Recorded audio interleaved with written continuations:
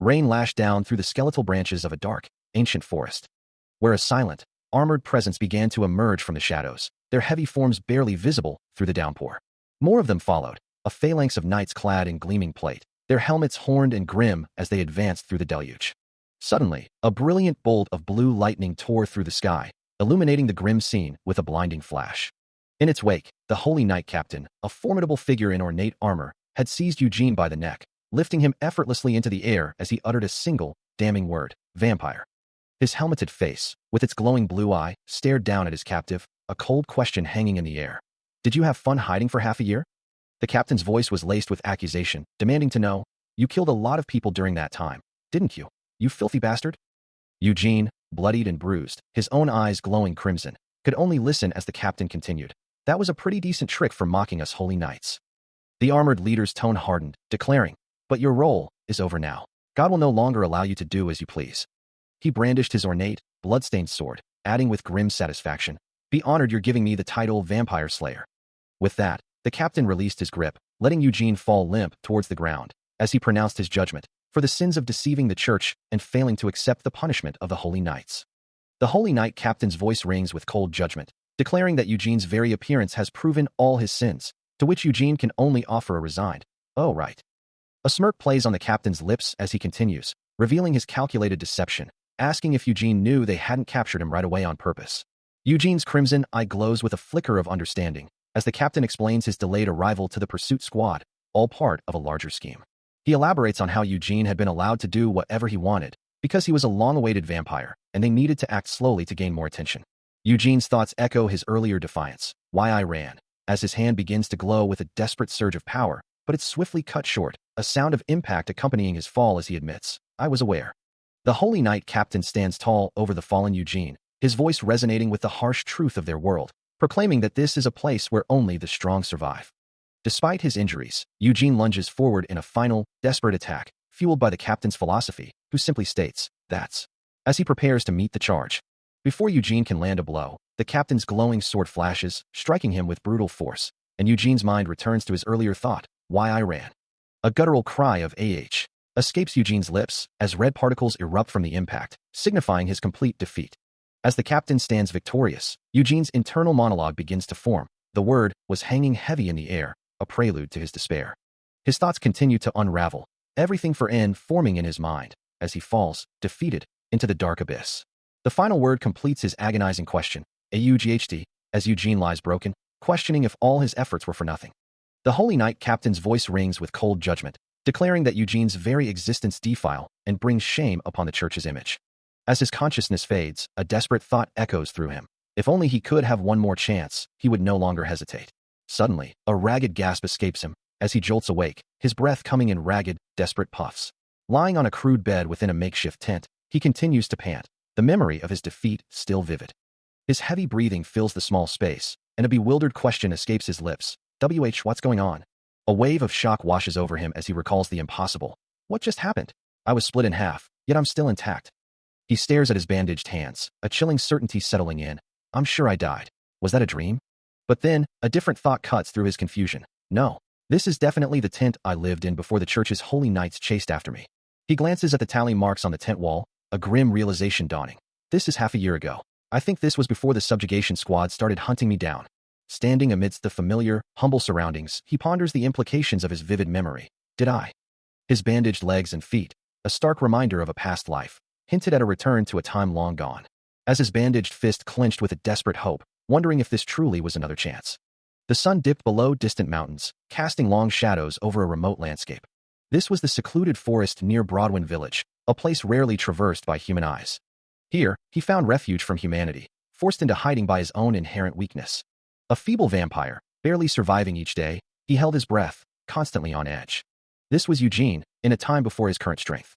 Though he never naturally craved human blood, he had succumbed to his instincts long ago, a single mistake that had ruined everything. The very next day, mercenaries swarmed the area, and within 5 days, the holy knights themselves had begun patrolling the village. No matter how well he hid, their relentless pursuit was inevitable. It was only a matter of time, they always found him eventually. Out of sheer terror, he had survived by drinking only the blood of beasts. Lying on a cold, hard surface, his body still wrapped in bandages, Eugene grapples with the impossible reality of his situation, having been returned to this point in time for 12 years. A single, burning question echoes in his mind. How could he have possibly returned to the past? As he moves through the desolate, dark forest, he knows with grim certainty that he cannot afford to repeat the same mistakes again. The path of hiding and avoiding conflict, he understands, will only lead him to the exact same tragic ending he experienced before. With a renewed, fierce resolve etched onto his bandaged face, he concludes that he has only one choice left. He must become so overwhelmingly strong that even if his enemies find him, they will be utterly powerless to kill him. Under the eerie glow of a full moon illuminating the dark, ancient trees, he makes a definitive decision. He will fully embrace the vampire way. Standing at the edge of a murky swamp, he declares his intention to fundamentally change his survival strategy from this moment forward. Armed with a simple blade, he wades into the dark, stagnant water, his resolve unwavering. He recalls the fundamental truth of his nature. A vampire can absorb power through blood, and the stronger the owner of that blood, the more potent the power gained. His gaze falls upon a cluster of glowing, ethereal bubbles rising from the murky depths, a clear sign of life and potential power stirring beneath the surface. With the knowledge that the greater the power gained, the closer he is to his goal, he mutters, "Here it is," as he prepares for what lies ahead. From the depths of the swamp, a monstrous creature with gaping jaws and sharp teeth suddenly erupts, its guttural roars echoing through the silent forest. Eugene launched himself into the fray, a blur of motion against the swamp's murky backdrop. Effortlessly maneuvering around the monstrous creature's immense, rocky form, its bulk shuddering with a guttural sound as he passed. His face, etched with grim resolve, betrayed no fear. Yet, the creature was not easily outmaneuvered, forcing him to the ground with a sudden, powerful movement, its massive leg looming nearby. As he recovered, the monster's multiple eyes flared with an eerie yellow glow, a silent warning of its predatory intent. He knew that with his current weakened state, all he could do was avoid its relentless attacks, but a single, small wound was all he needed. His gaze sharpened, a primal hunger stirring within him as he realized he could drink its blood. Until now, his entire survival strategy had relied on him erasing his presence, but that era was over. With his current weak body, he knew he was at a disadvantage, yet he launched himself again, a renewed ferocity in his movements. Now that he knew hiding would eventually fail, he had no reason to hesitate, letting out a guttural scream as he committed to the attack. He needed power, more desperately than anyone else. With that burning conviction, he plunged his blade into the monster's tough hide, a burst of light and energy marking the impact. The monstrous roamer's attack sent a shockwave through the swamp, forcing him to lose his grip on his weapon. A wave of despair washed over him, his face contorting as he realized the sheer power of his opponent. The creature lunged again, its glowing claw tearing through the air, but he managed to twist away just in time. He ducked under a sweeping tail attack, the swamp water erupting around him as the monster's brute force continued to press its assault. Despite his efforts, a heavy blow landed, sending blood splattering from his mouth as his crimson eyes flared with renewed determination. As the monster roared, he wondered, had he truly underestimated the strength of this roamer? The beast's massive maw opened wide, its glowing red interior threatening to swallow him whole. But instead of retreating, he lunged forward, thrusting his crimson glowing hand deep into its throat. These creatures, known as roamers, were not dungeon monsters, but wild predators that roamed the untamed wilderness. They were a diverse group, some resembling the massive beast he now fought, others smaller and more agile, lurking in the shadows of the swamp. Some roamers even possessed mana crystals, allowing them to appear in mana-scarce regions, these crystals valued more highly than precious gemstones. As he continued his desperate struggle, he mused that a mana crystal might change his situation, but the overwhelming difference in strength remained a stark reality. The sheer force of the forest master-level roamer's attack churns the swamp water into a violent froth, a clear sign that he had underestimated its power, finding it far too much to handle. Even as the monster thrashes, his arm remains stubbornly lodged deep within its gaping maw, a faint red glow emanating from his hand. He knew this creature's strength was immense, a power that could end his life before he could even land a single blow. Suddenly, a blinding burst of yellow-green energy erupts from the monster, a concussive wave that sends everything around it reeling. The spiky, vibrant energy continues to surge from the depths, creating a violent disturbance in the water, its raw power undeniable. The impact of the blast violently hurls him through the murky water and mud, his body a mere ragdoll against the monster's might. He is sent flying high into the air, ejected from the immediate vicinity of the roamer, which watches him fall from below. His face is bruised and bloodied, but a fierce resolve burns in his eyes as he thinks, since I got one second chance, I'll get another. He refuses to accept defeat, a defiant no, escaping his lips. Still suspended in the air, he turns his gaze back to the monster, his mind racing with a familiar thought. I've never overestimated myself. As his eye begins to glow with a fierce yellow-orange light, he recalls his past, remembering how he spent his entire life crawling, holding his breath, just to survive. With renewed determination, he plunges downward, diving directly back towards the roamer's wide-open, fanged mouth, a desperate gamble for survival. As he re-enters the monster's throat, his final thought echoes his life's philosophy. Doing anything just to survive. Deep within the monster's maw, a primal roar escapes him, his crimson eyes burning with renewed ferocity, as he declares, "Now I choose to fight." His resolve hardening amidst the grotesque, fleshy interior, he knows this is his only path. In order to live. With his right eye now glowing with a fierce yellow-orange light, he clenches his fist, vowing, I'll fight and win." Red energy begins to pulse around his body as he pushes forward, knowing, "I won't get another chance if I don't win." He plunges deeper into the abyss of the monster's form, the thought echoing in his mind. There is no next time after defeat. His hand reaches out, surrounded by pulsing red energy, towards a glowing red crystal embedded deep within the organic matter, a voice urging him, "Seize it." The crystal pulses with an intense light, a beacon of his ultimate goal, survival. Surrounded by countless smaller, glowing crystals, he understands that true survival has always come from standing on the blood of others. With a surge of power, the large red crystal shatters into a myriad of glowing pink and purple fragments, releasing a blinding burst of energy. Outside, under the pale glow of a full moon, the dark, swampy forest remains eerily still. Suddenly, a massive yellow-orange explosion erupts from the depths of the forest, sending shockwaves through the night. As the monstrous roamer is revealed, its body now contorted and emanating red energy, he remembers a promise he made to himself, that if I was given another chance. With a renewed surge of power coursing through him, he declared his unwavering resolve, knowing he would no longer flee from any challenge, but instead, confront it head-on. Under the pale glow of a full moon, Eugene stands alone in a desolate, swampy forest, reflecting on the path he's taken. He recalls needing enough blood to become the master of this very forest, but more importantly, he had absorbed the mana crystal of the roamers, those dark, blob-like creatures submerged in the murky water, a mana source whose power was beyond his wildest imagination. The crystal itself, he remembers, was unlike any he had seen before, both in its unusual color and immense size. This mana crystal now allows him to transform his skin into formidable black scales, a new ability that might even grant him the power to move freely during the day, if he can effectively block out the sun. He had learned about the master of the forest, a monstrous creature with razor-sharp teeth, through mercenaries, though not many people knew the full story. The wetlands, it turned out, weren't as vast as he'd initially thought.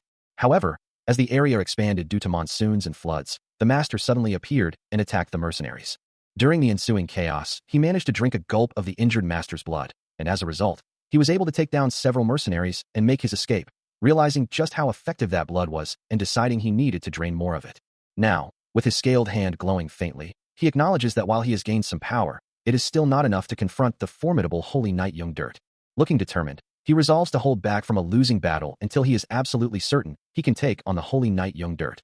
He considers the Holy Knight's relentless pursuit, realizing that his foe possesses an extraordinary ability to track monsters and the undead, no matter where he hides. Instead of attempting to evade him indefinitely, Eugene resolves to gather his strength, preparing to directly counter the Holy Knights. As dawn approaches, he notes the impending sunrise. It is still too early to fully test the mana crystal's power, so he must retreat before the sun fully ascends. A low chuckle escapes him, his crimson eyes glinting in the dim light.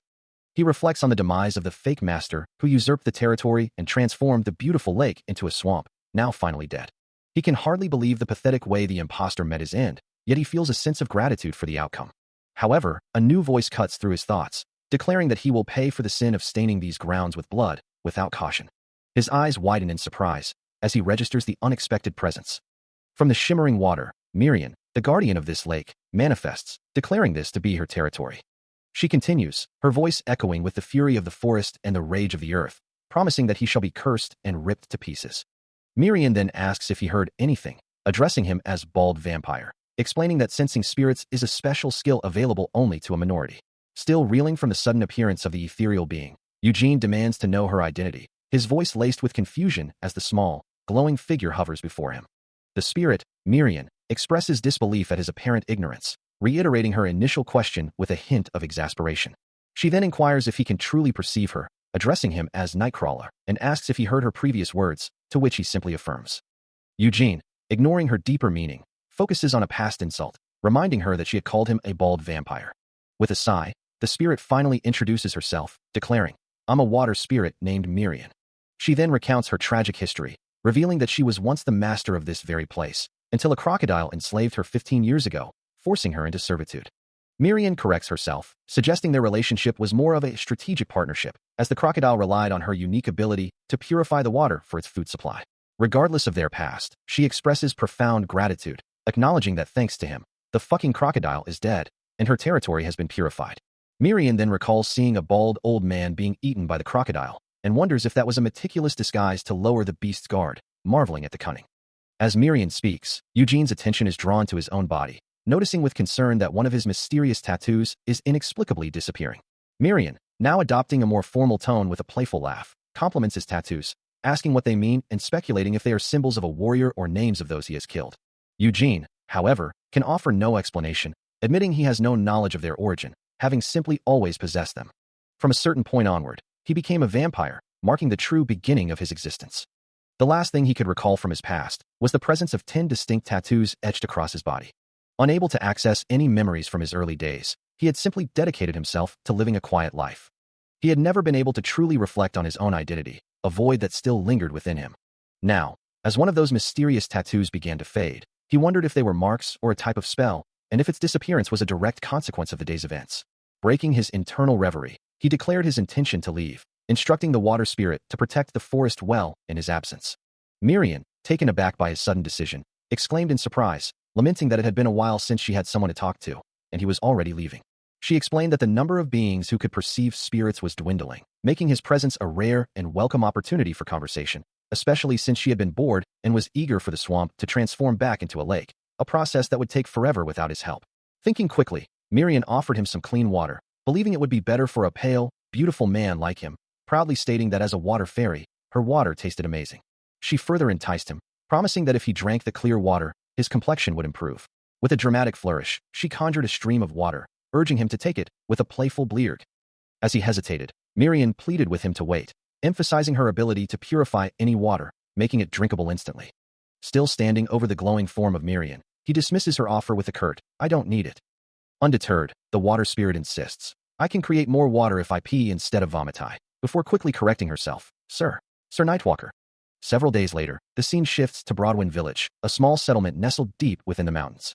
Under the soft glow of the full moon, the village lights twinkle, a beacon of life in the vast wilderness. Suddenly, a young villager bursts into the chief's home, his voice urgent, Village chief, please come with me. The red-eyed monster has appeared." The chief and other villagers gather outside, their expressions a mix of awe and apprehension. Before them lies a massive, freshly hunted boar, its dark hide glistening in the dim light. But it's not just one, a child exclaims, "Mom, look at that. It's a boar." As a pile of various game animals, more boars, deer, and ducks, reveals itself, prompting another villager to marvel. "Meat? This much?" The young villager points out, "Look, village chief, there's more today," while another wonders, "Can we really take them all?" And a third ponders, "I wonder what the red-eyed monster is thinking." The young villager observes, "He usually gives us these animals once every fortnight." The chief, however, looks troubled, muttering, "It's not time yet."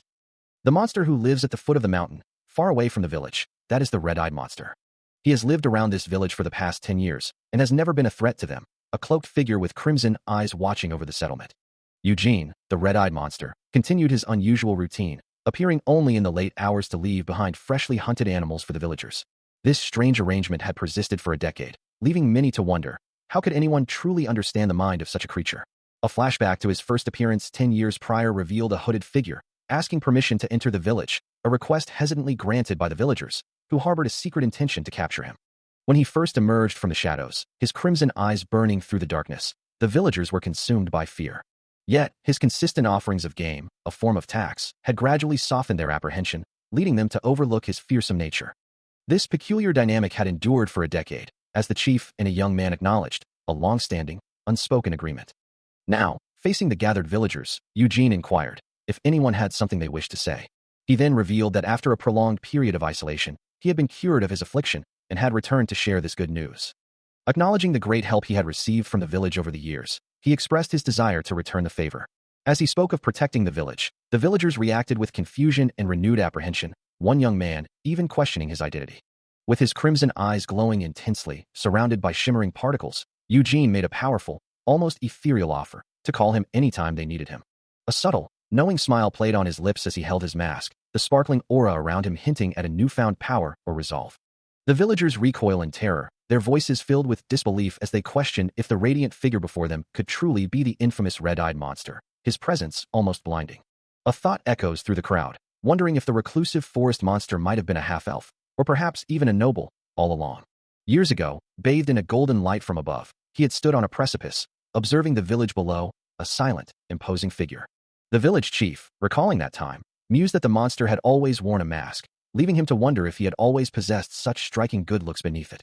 Back in the present, Marin confronts Eugene, demanding to know why he had given all the hunted animals to the villagers. Her mask-like face showing concern, she presses him, asking what he could possibly be thinking.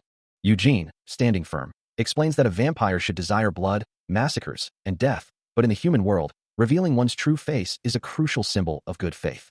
Marin, however, remains unconvinced, accusing him of trying to be buddy-buddy with humans instead of preying on them, reminding him he had promised to leave in a few days and had no reason to get involved. Eugene's crimson eyes narrow, a realization dawning on him that his initial assessment of the situation had been gravely mistaken. He brings a hand to his face, a grim determination setting in, knowing he cannot simply stand by and watch what is about to unfold. Marin, sensing his shift, reveals that mercenaries will soon raid the village, intent on killing everyone, leaving Eugene to question, what? A flashback then shows a young boy, as Marin explains that mercenaries had once come to Broadwin village, not to kill, but to kidnap him and bring him to the castle of the region's Lord Sid. A brutal memory flashes through his mind, a scene from the past where a knight, under the command of Sir Terwin, mercilessly cut down villagers, ensuring no witnesses remained. He knows that if he fails to prevent a similar incident from unfolding, the future where the holy knights swarm his sanctuary will inevitably come to pass, prompting Marin to question if his dire prediction is truly accurate. Her ethereal form glows faintly as she ponders how he could possess such knowledge, finding it difficult to accept that an entire village could be wiped out. Even after days spent together, Marin still struggles to comprehend Eugene's thoughts, wondering what he is truly planning, but he simply assures her that she will discover the truth if she believes he is lying. He resolves that, regardless of the circumstances, he must first earn the villagers' trust to appear harmless in their eyes. Marin, still confused, presses him further, asking what connection there could possibly be between mercenaries causing havoc and his goal of gaining the villagers' trust. Before she can finish her thought, Eugene abruptly silences her, his sudden movement causing her ethereal form to recoil sharply.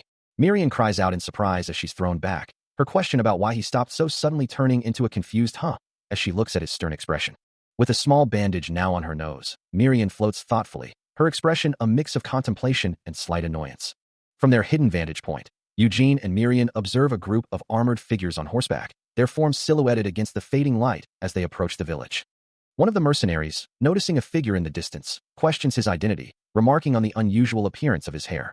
Another mercenary speculates that the figure must be from the village, then asks what their next move should be, given their original plan to ambush the settlement. The mercenary leader, flanked by his men, surveys the scene with a predatory gaze, confident in their impending ambush. He muses on their target's vulnerability, noting that he lacks a proper weapon and is alone, while another mercenary adds, "It'll be bad if he screams." With a silent command, the leader urges his men not to give their target any opportunity, and an axe blade descends with blurring speed. The mercenary, his face obscured by a red mask, lunges forward, his axe raised high for a devastating strike. A heavy boot slams down, narrowly missing Marin, who cries out a desperate warning to Eugene. But he is already moving, his hand glowing with a faint blue energy as he prepares to intercept the attack, a small, crystalline shard held firmly in his grasp.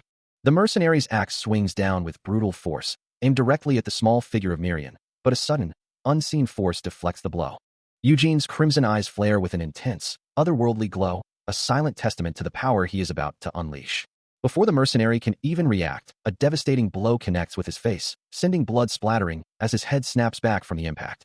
The mercenary is thrown violently through the air, his body twisting amidst a spray of crimson. His axe and boot lie discarded on the forest floor, a stark testament to his swift and brutal defeat. As the mercenary leader and his remaining men stare in stunned silence, Eugene reflects on the necessity of gaining the villagers' trust, a crucial step in his larger plan. As Marin fully manifests her ethereal form, glowing with a soft blue light and delicate wings, Eugene's thoughts drift to the necessity of his actions, believing he must maintain a facade of normalcy. His hand, now transformed with sharp, claw-like nails, is covered in the fresh blood of his defeated foe. A close-up reveals his face, eyes burning with a crimson glow, a stark contrast to the blood splattered across his cheek.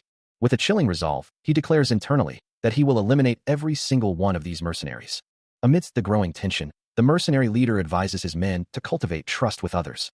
Suddenly, a brutal impact echoes through the air, followed by a spray of crimson. A monstrous, blood-soaked claw emerges from the shadows, its sharp talons dripping with fresh gore. His face, splattered with blood, is contorted in a mask of pure, unbridled fury, his eyes burning with a terrifying crimson glow. A terrified scream pierces the night as one of the mercenaries realizes the horrifying truth. That guy's a vampire. He's not human. Undeterred by the revelation, another mercenary, sword raised, shouts, "Vampire? Don't be scared. That's actually good. If we hand him over to the church alive," he begins, his voice filled with avarice. Before he can finish his thought, a sudden, brutal impact cuts him off, followed by a sharp gasp of pain. "We'll get a huge reward for it," he manages before the blow lands. Eugene's bloodied, crimson-eyed face looms inches from the mercenaries, who lets out a choked cry of agony as the full force of the attack takes hold. He effortlessly parries a sword strike, the mercenary behind it realizing this was no ordinary vampire, demanding his corpse at the very least. Another mercenary, driven by greed, lunges forward, convinced the vampire's head would be his, only for his twin blades to be met with the same impossible defense. A sickening splurt of blood erupts as Eugene's counterattack finds its mark. His movements a blur of lethal force. The mercenary is sent flying, screaming in terror, calling him a demon. As the first mercenary is dispatched, a bald mercenary with a spiked mace charges in, ignoring the warning from a comrade not to rush in so recklessly. He bellows his intent to smash Eugene. But his powerful mace strike is met with an unyielding, glowing hand, the weapon beginning to buckle under the immense pressure. The mercenary stares in disbelief, his hand caught in a vice-like grip, shocked that his attack was stopped. Eugene's crimson eyes glow with predatory intensity as he maintains his hold, the setting sun casting long shadows around them. With a brutal twist, he snaps the mercenary's arm, eliciting a pained scream. The brutal assault continues as a mercenary's leg is violently crushed beneath an unseen force. A chilling declaration echoing the vampire's growing power as darkness descends. Amidst the carnage, Eugene kneels, surrounded by the fallen, while the remaining mercenaries, their faces etched with terror, desperately try to rally, one of them shouting that they must attack him all together. The deepening twilight offering a grim advantage, as the blood of the fallen is more easily concealed by the encroaching shadows. One mercenary, his back to the viewer, watches the unfolding horror, as another warns his comrades not to simply charge, recognizing the monstrous nature of their foe, while the setting sun casts long, ominous shadows across the forest. A piercing scream of terror erupts from one of the mercenaries, as the crackling of a nearby fire begins to illuminate the deepening gloom. A group of villagers, torches held high, stumble upon the gruesome scene, their faces contorted in shock and disbelief. One of them gasps, uttering a prayer in horror. Another villager questions how such a tragedy could have occurred, staring at a body near the flickering flames. The village chief, his expression grim, is confronted by a young villager who hesitantly asks if this devastation is the work of the red-eyed monster, before correcting himself to inquire if it was the chief's doing, to which the elder quickly denies, stating he merely found them. The village chief, still reeling from the discovery, listens as Eugene explains his presence, stating he was merely checking his traps on the way back from his hunt. He continues, observing the scene, that the mercenaries seem to have been ambushed on their way to Broadwin village, identifying the dead as the culprits behind the recent troubles. A sudden realization dawns on the chief, his eyes widening as he questions, "Black wolves?" The grim reality of the situation is underscored by the sight of a massive, lifeless black wolf, its fangs bared in a final, silent snarl. Eugene calmly elaborates, explaining that there were many wolves, and he pursued them after they began devouring the corpses. He points out that while some mercenaries are dead, the number of wolves far exceeded them. The chief, still processing the information, voices his concern, worrying that any wolves who escaped might still be watching them. He then expresses his disbelief, questioning how Eugene, alone, managed to defeat such infamous nuisances. A young villager, looking distraught, interjects, asking if this truly isn't the work of the red-eyed monster, while another points out the undeniable wolf claw marks on the corpses. Another villager confirms the discovery, finding similar claw marks on other bodies, solidifying the evidence of a wolf attack. The chief, now convinced, declares that the mercenaries were indeed attacked by wolves, though he still struggles to reconcile the idea of hostile black wolves ambushing such a large group of mercenaries. Turning to Eugene, the chief offers a sincere apology, admitting his doubt. Eugene, with a calm demeanor, simply replies that such misunderstandings happen. The chief then asks about the fate of the corpses, to which Eugene explains he informed them precisely because he couldn't just abandon the bodies there. As if summoned by the conversation, Marin, the water spirit, appears floating ethereally between them, her blue form glowing softly, as the chief concludes that they will have to bury the bodies in the village. The village chief's voice rings out, accusing Eugene of lying every time he speaks, asserting that the wolves only appeared after he had already killed the mercenaries, implying his culpability. His words hang heavy in the air, as Eugene stands silently, facing the skeptical villagers and the grim evidence of a dead wolf. The chief continues his tirade, pointing to the gruesome wounds on a fallen mercenary, insisting that Eugene was the one responsible for the claw and teeth marks on the corpses. He argues that there would have been no need for such a deception if Eugene had simply left the bodies, though he concedes that people would naturally suspect him regardless, as Marin, the water spirit, observes the exchange with an ethereal glow. Eugene simply acknowledges the chief's words, his gaze fixed on something unseen, while Marin hovers nearby, her form shimmering with light. Suddenly, a villager steps forward, holding a blood-stained, wax-sealed letter, revealing that one of the fallen mercenaries carried it and asking if anyone would read its contents. The village chief takes the letter, his eyes widening as he recognizes the distinctive wax impression, declaring it to be Sir Terwin's, the Lord's own seal. A look of profound shock washes over the chief's face, as he gasps in disbelief at the implications of the Lord's involvement. His voice trembling with urgency, he demands to know the whereabouts of Felid, his eyes wide with a sudden, desperate concern. Other villagers, equally bewildered, question what the letter revealed and why Felid's presence in the village is now a matter of such grave importance. The shocking truth emerges. Felid, a young man quietly eating a meal, is apparently Sir Terwin's bastard son, a revelation that casts a new light on the entire situation. As the pieces fall into place, Eugene's expression hardens with understanding, realizing that the mercenaries were not after him, but were specifically here for Felid. He processes the shocking revelation, the words echoing in his mind. That kid is a noble. Before the mercenaries can even react to his presence, a flurry of unseen blows erupts, sending crimson splatters across the forest floor. The mercenary leader, witnessing the sudden carnage, can only stare in disbelief, a single question escaping his lips. What the hell? As one of his men lunges with a desperate sword strike, he wonders how this monster could have killed so many, so fast, while the figure in black effortlessly evades the attack. A sickening crunch echoes through the trees, as the attacker is met with a brutal counter. The remaining mercenaries, including the one with the red mask and the bald man with the mace, huddle together, one of them declaring that retreat is not an option, as they would be killed anyway, urging them to fight instead of hesitating. Another mercenary is sent flying through the air, a broken puppet, as the dark figure looks up, a voice asserting that even if he is a monster, he only has one pair of arms and legs. Following their leader's desperate command, the remaining mercenaries charge as a group, weapons raised, determined not to fall one by one. But the mercenary leader, already wounded and struggling to breathe, finds himself unable to run, cursing the timing of this monster's appearance. Another mercenary falls, blood gushing from a fatal wound, as the dark figure continues his relentless assault. He moves with impossible speed, a mere blur in the mercenary's vision. Finally, with eyes glowing crimson, he delivers a devastating blow to the mercenary leader, ending the desperate struggle. His face splattered with blood, Eugene delivered another devastating blow, the impact echoing through the forest. A mercenary reeled back, a choked cry escaping him as the force of the attack sent him sprawling. Another mercenary was struck down, his body crashing to the ground as a desperate plea to stop echoed through the trees. From above, the scene was one of utter devastation, the mercenaries scattered and broken, their pleas for mercy lost in the silence that followed. The mercenary leader, battered and bruised, struggled to speak, his breath ragged as he questioned if Eugene had been waiting for them from the start, demanding to know why they were targeted. He tried to explain, insisting they were just trying to do their job, the sound of cracking bones a stark reminder of his predicament. A chilling silence fell, broken only by Eugene's cold demand. He wanted to know what this job truly was. Towering over the defeated leader, Eugene's crimson eyes glowed with an ominous light, his presence radiating raw power. He declared the village his, and the leader, trembling in fear, immediately apologized, claiming ignorance of its ownership. Still terrified, the leader insisted they weren't hunting Eugene's kind, but rather the bastardized son of someone important. He elaborated, explaining that the Terwin family was hiding in that village, and though people thought the target had gone missing, he was merely concealing his true identity.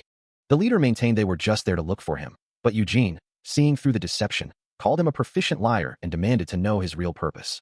His bloodied face impassive, Eugene considers the mercenary leader's earlier statement, finding no logical reason for such a large force to be deployed for a seemingly simple mission. He presses the man, asking if they had intended to wipe out the entire village, his voice laced with a chilling calm. The mercenary leader, terrified, quickly denies it, stammering that while he wasn't entirely wrong, their true objective was different. He reveals they weren't hired by the Terwin family's patriarch, as Eugene had assumed, but by other members of the noble house. The mercenary leader then produces a sealed document, confirming their clients were actually Kamara Terwin and Vertel Terwin, a detail that catches Eugene's attention. He explains that he assumed their mission stemmed from political squabbles among the nobles, and their true task was simply to kidnap a bastard son. As for the large number of mercenaries, he clarifies it was merely a precaution, a safety measure in case their plans went awry. The mercenary leader, still kneeling and pleading for his life, begs for forgiveness, while Eugene internally acknowledges that he had suspected this individual's involvement all along. A flashback image of a blonde knight appears in Eugene's mind, as he identifies him as Vertel Terwin, the commander of the vampire hunter squad, and the very knight who had previously harassed him alongside young Dirt. Eugene muses that Vertel, being a knight, likely wouldn't have ordered the massacre of the village, suggesting the mercenaries' brutality was their own initiative. He concludes that the decision to inflict such violence was probably the mercenaries' own, a grim thought as he looks down at the cowering leader. This revelation about Vertel Terwin brings a chilling clarity to Eugene, as he realizes that this knight's past actions were the very reason he was eventually discovered by the paladins, a connection that now makes perfect sense. The mercenary leader reflects on the extensive search for the missing village, realizing the gravity of his actions, having simply seen it as a good opportunity. Now, facing his captor, he desperately pleads, wishing he had never gotten involved if he had known who he was up against. Eugene, turning to leave, simply tells him to watch out for wolves on his way back. The mercenary leader, stunned, can barely comprehend that he is being allowed to live. A wave of relief washes over him, and he mutters a thank you for the unexpected mercy. Marin, floating nearby, questions Eugene's decision to spare him. Eugene explains that the man knows he is a vampire, and therefore cannot be allowed to live. A subtle sound indicates Eugene's movement. He adds that there's another reason for his decision. Deep within the dark forest, numerous pairs of glowing yellow eyes begin to emerge from the undergrowth. A chilling realization dawns. The wolves are here, drooling. Meanwhile, the village chief and a young villager discuss the dead mercenaries, confirming they were guards sent to take Felid to the castle. In the village, an elderly man questions if Felid, who lost his mother last year, is the same boy who arrived 8 years prior. While another villager reports that the mercenaries tasked with taking Felid to the lord's castle have been killed, leaving them to wonder what their next move should be. The chief then turns to the dark-haired figure, asking if this boy named Felid truly needs to be taken to the lord's castle, to which he simply replies, "Huh? Yes." Acknowledging that the mercenaries likely didn't survive the beasts, he confidently states that he can escort Felid to the city past the wolves, having lived long in the woods. The chief, taken aback, asks if he means he would protect Felid, his expression a mix of surprise and apprehension. The young villager interjects, suggesting they can't ask such a thing, but Eugene dismisses their concerns, assuring them it's all right, as a knight would never decline a chance to help, while Marin, observing him, thinks to herself that he truly has skin made of steel. Marin, with her ethereal form glowing faintly, remains silent, her expression unreadable. The villagers murmur amongst themselves, one of them tentatively asking, "Knight?" Standing beside the glowing spirit, Eugene's gaze is sharp, his presence commanding attention. A slight smirk plays on his lips as he offers, "Sorry for the late introduction." With a confident declaration, he reveals his full identity, "I am Jan Eugene from the Eugene house." Marin, however, remains unconvinced, her expression clearly conveying, "Who would believe you?" A villager gasps, recognizing the name, as Eugene stands calmly beside Marin, who glows with ethereal blue energy. With a slight, knowing smile playing on his lips, he offers a polite, if somewhat delayed, introduction. He reveals his true identity, declaring himself Jan Eugene of the Eugene family, a statement that hangs heavy in the air, Marin's small form still glowing beside him. The villagers struggle to process this information, one voice exclaiming disbelief that the red-eyed monster they knew could actually be a noble. Amidst the murmurs of the crowd, another villager, perhaps the village chief, scolds the first, insisting they address him as Sir Eugene now. Marin, ever protective, voices her concern, telling Eugene that even if it's a lie, this revelation is going too far, while he internally notes the villagers' reactions, understanding their unfamiliarity with nobility. He reflects on the village's uproar, acknowledging that they have no way to discern a true noble from a pretender, especially after he had hidden away in their mountain village. The villagers, now more curious than fearful, bombard him with questions, asking if he's truly a knight and why he's lived secluded in the forest for over a decade.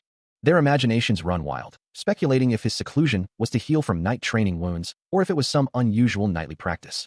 Facing the torch-bearing crowd, Eugene calmly explains that due to various circumstances, he cut all ties with people and chose to live in the forest. The villagers, now seemingly convinced, express their understanding, noting that his unique demeanor and ability to provide food had always set him apart, attributing his survival in the forest to his excellent swordsmanship.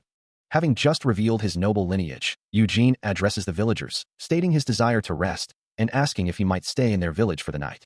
Without hesitation, the village chief, his face beaming with hospitality, assures him it's no trouble at all, humbly offering his own home for the night's stay.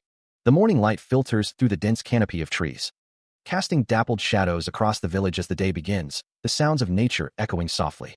From a window within one of the humble homes, Eugene gazes out at the tranquil forest, his thoughts hidden behind a calm facade. Suddenly, dark, claw-like scales begin to form and spread across his skin, a manifestation of the skin reinforcement ability he acquired from the master of the forest. His crimson eyes glow with an inner light as the transformation continues, the scales rapidly covering his body. With a soft crackling sound, his hand is fully encased in the hardened, black scales, shimmering faintly. He observes the new covering, noting that these black scales offer some protection against the sun, a welcome development that will undoubtedly ease his future travels. Suddenly, the small, glowing form of Marin appears before him, her voice sharp with disapproval as she chastises the ignorant night-dwelling vampire for his recent deception. As Eugene holds the tiny spirit in his hand, She continues her scolding, pointing out the irony of him calling himself a knight when he cannot even read. He muses that he will leave the village anyway, so the current situation doesn't truly matter, urging himself to speak smoothly and consider his next goal, wondering why Marin, who had lived quietly in the forest all this time, is suddenly making friends in this village and even taking on their requests, prompting him to cut her off with a simple, "Sir." He then declares that they are all ready and can depart whenever they wish, noting with a hint of satisfaction that he had gained social status overnight. He understands that humans sometimes trust a person's authority more than any fancy words, realizing he can lie as much as he wants, but if he presents himself with status, he can reduce 100 lies to 10. He acknowledges that this might be the only village that would accept such a hastily made-up lie, as nobles are much less likely to simply believe it. Therefore, from now on, he resolves to turn this lie into the truth. Meanwhile, the village chief, holding a written statement, assures Eugene that he wrote it to prevent any misunderstandings, then asks him to take good care of the young master, referring to Felid. The young man, Felid, introduces himself, expressing his anticipation to work under Eugene's guidance. Eugene internally reaffirms his need for high status to solidify his fabricated identity, then addresses Felid directly, acknowledging his name and stating his own, Jan Eugene, before expressing his own anticipation for their collaboration. With a mask now covering his eyes, he gazes forward, his resolve hardened.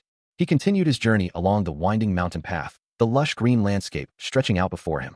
Behind him, the young villager followed, their footsteps echoing softly as they passed through a small settlement, the sounds of their travel the only disturbance in the quiet afternoon. The sky above remained a clear, expansive blue, offering a peaceful backdrop to their trek. They continued onward, the path narrowing as they ventured deeper into the wilderness, the distant mountains looming majestically. Spotting a sign, Eugene inquired if the village ahead was called Brahms, to which Felid confirmed that, judging by the signboard, it should be. Surprised, Eugene asked if he could read, and Felid, looking up, explained that his late mother had taught him. He continued, explaining that his mother's low status meant she never received a formal education, but someone she loved had taught her instead. Eugene mused internally, never imagining that person would be Sir Terwin, while Marin, a small ethereal figure, floated nearby, observing his thoughts. He then suggested to Felid that this worked out nicely, and he should ask him to teach him letters, following up with a direct request for Felid to teach him how to read and write as well. Felid reacted with a startled, "Huh?" his face showing clear surprise as he stammered, "And me?" Eugene, meanwhile, reflected that being a knight was just for show, and with his family already fallen, there was nothing left to boast about. Felid, overhearing this, looked concerned, realizing that until now, it wasn't letters that kept him alive, but a single sword, and he hadn't realized Eugene's family had already fallen. As they continue their journey, the rhythmic crunch of footsteps echoes on the path. He muses that once trust is earned, it becomes a thick enough shield to cover any lie. Marin, however, scoffs, reminding him that his acting skills are truly top-notch. She warns that even an esteemed lord like him shouldn't overuse lies, as people might eventually grow suspicious, a sentiment that causes Felid to gasp in alarm. Observing the young man's earnest gaze, Eugene wonders if Felid has already begun to believe in him. Felid, now in a darker, more secluded setting, apologizes to Eugene, confessing his initial suspicion because the villagers had called him a monster, not a noble.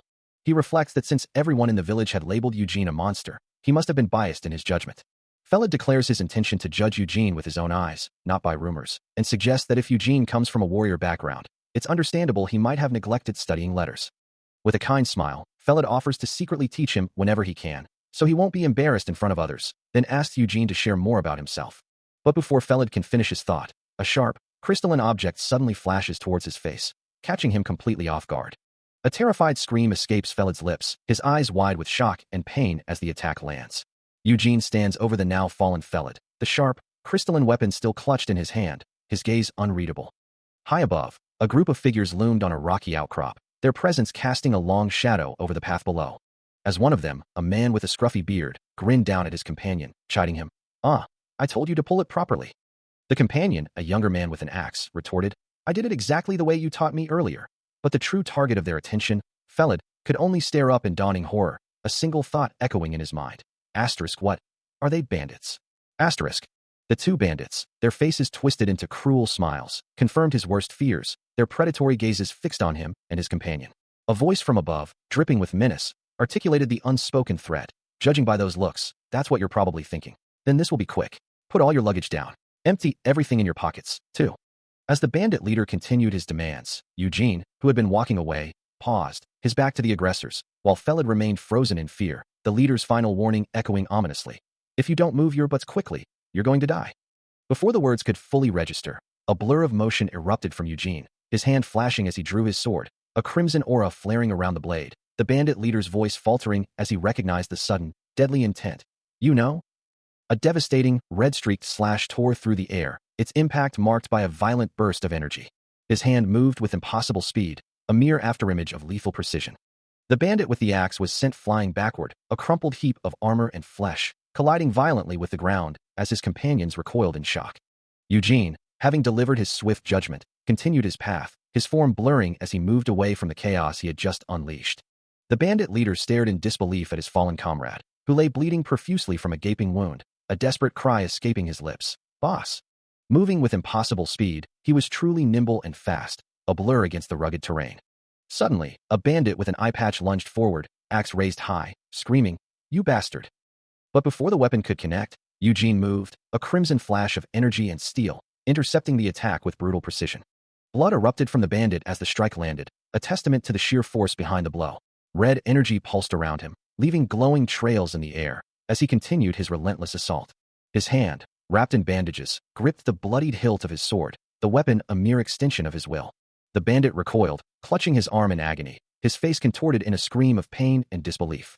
Before the leader could even react, he was there, a knife pressed against his throat, the man's terrified plea for help dying in his mouth. The blade, still slick with blood, glinted menacingly, a silent promise of swift demise. Both bandits lay defeated on the ground, their leader staring up in disbelief, muttering, "I really can't understand it." Leaving the incapacitated figures behind, he continued his journey, the encounter a mere blip in his path. His bandaged hand, still stained with the fresh crimson of battle, rested casually on the hilt of his sword, a silent testament to the violence he had just unleashed. A bandit, bloodied and screaming in agony, struggles on the ground, his mind reeling with a desperate question. If someone appears weak, does that truly justify tormenting them? His bandaged hand trembles, as the thought continues, "Felad, once I learn to read, will I be able to understand things like this too?"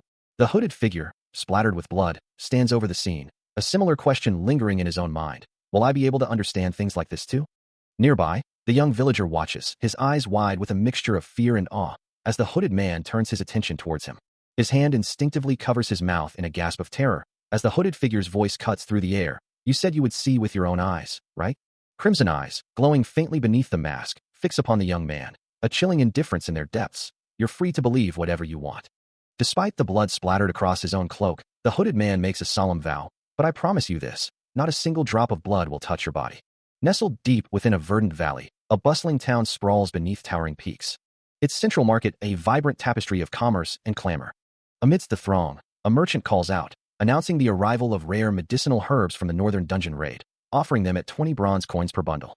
Nearby, a group of villagers argues over prices, one exclaiming that their goods are of a higher grade than what's found elsewhere.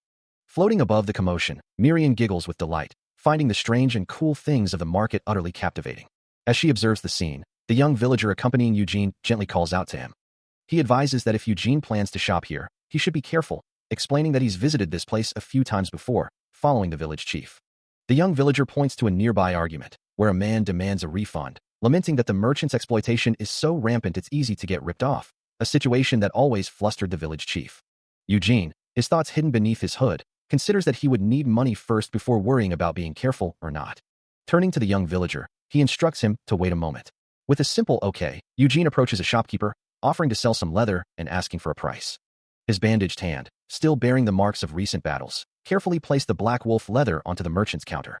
The bald merchant, eyeing the goods with a shrewd gaze, remarked, "You don't see these much around here, and this many too?" He looked down at the cloaked figure before him, his expression shifting from curiosity to a calculating assessment. As he took hold of the bandaged hand, a smirk played on his lips. "Judging by those shabby clothes, he's not a trader. A wanderer, then?" His grin widened, a silent thought echoing his predatory intent. "He's easy pickings." He then turned his attention back to the pile of leather, feigning disinterest as he offered a paltry sum. "Oh, come on now. The damage on the leather is this bad. Can you even use it? This be 18 silver coins at best." A chilling silence descended as Eugene's eyes, hidden beneath his hood, began to glow with an ominous crimson light, radiating an intense, oppressive aura. The merchant recoiled instantly, a wave of purple energy crackling around him as he felt the sheer weight of the vampire's presence, his smug expression replaced by stark terror. Sweat beaded on his brow as he stammered, "To this guy? Why are his eyes so red?" Trying to regain his composure, the merchant cleared his throat and quickly revised his offer. "Oh, of course, black wolf leather is limited in quantity, and its rarity is high, so I could pay a bit more." Eugene remained silent, his glowing red eyes fixed on the sweating merchant, who visibly trembled under his gaze. The merchant forced a nervous laugh, attempting to lighten the oppressive atmosphere. If you're dissatisfied, say it with words instead. Ha ha ha. Still attempting to haggle, the merchant, his face etched with a mix of greed and apprehension, offered a paltry sum, claiming it was a generous offer for a newcomer, raising his bid to a mere 23 coins. But Eugene remained unmoved, his silent, a chilling refusal. The merchant, sensing the shift in atmosphere, nervously tried again, asking if he was still unsatisfied, then reluctantly increasing his offer to 25 coins. His desperation growing, the merchant stammered out a new price of 27 coins, only to be met with another firm from Eugene. Eugene's crimson eyes flared with an intense, silent pressure, his echoing the unspoken threat. The merchant's face contorted in a grimace of defeat, internally cursing the bastard for trying to squeeze every last coin from him. Finally breaking, the merchant conceded, offering 30 silver coins, declaring he could go no higher. With the negotiation concluded, Eugene simply agreed, let's do that. Later, by the warmth of a crackling campfire, Eugene sat alone, examining an ancient scroll.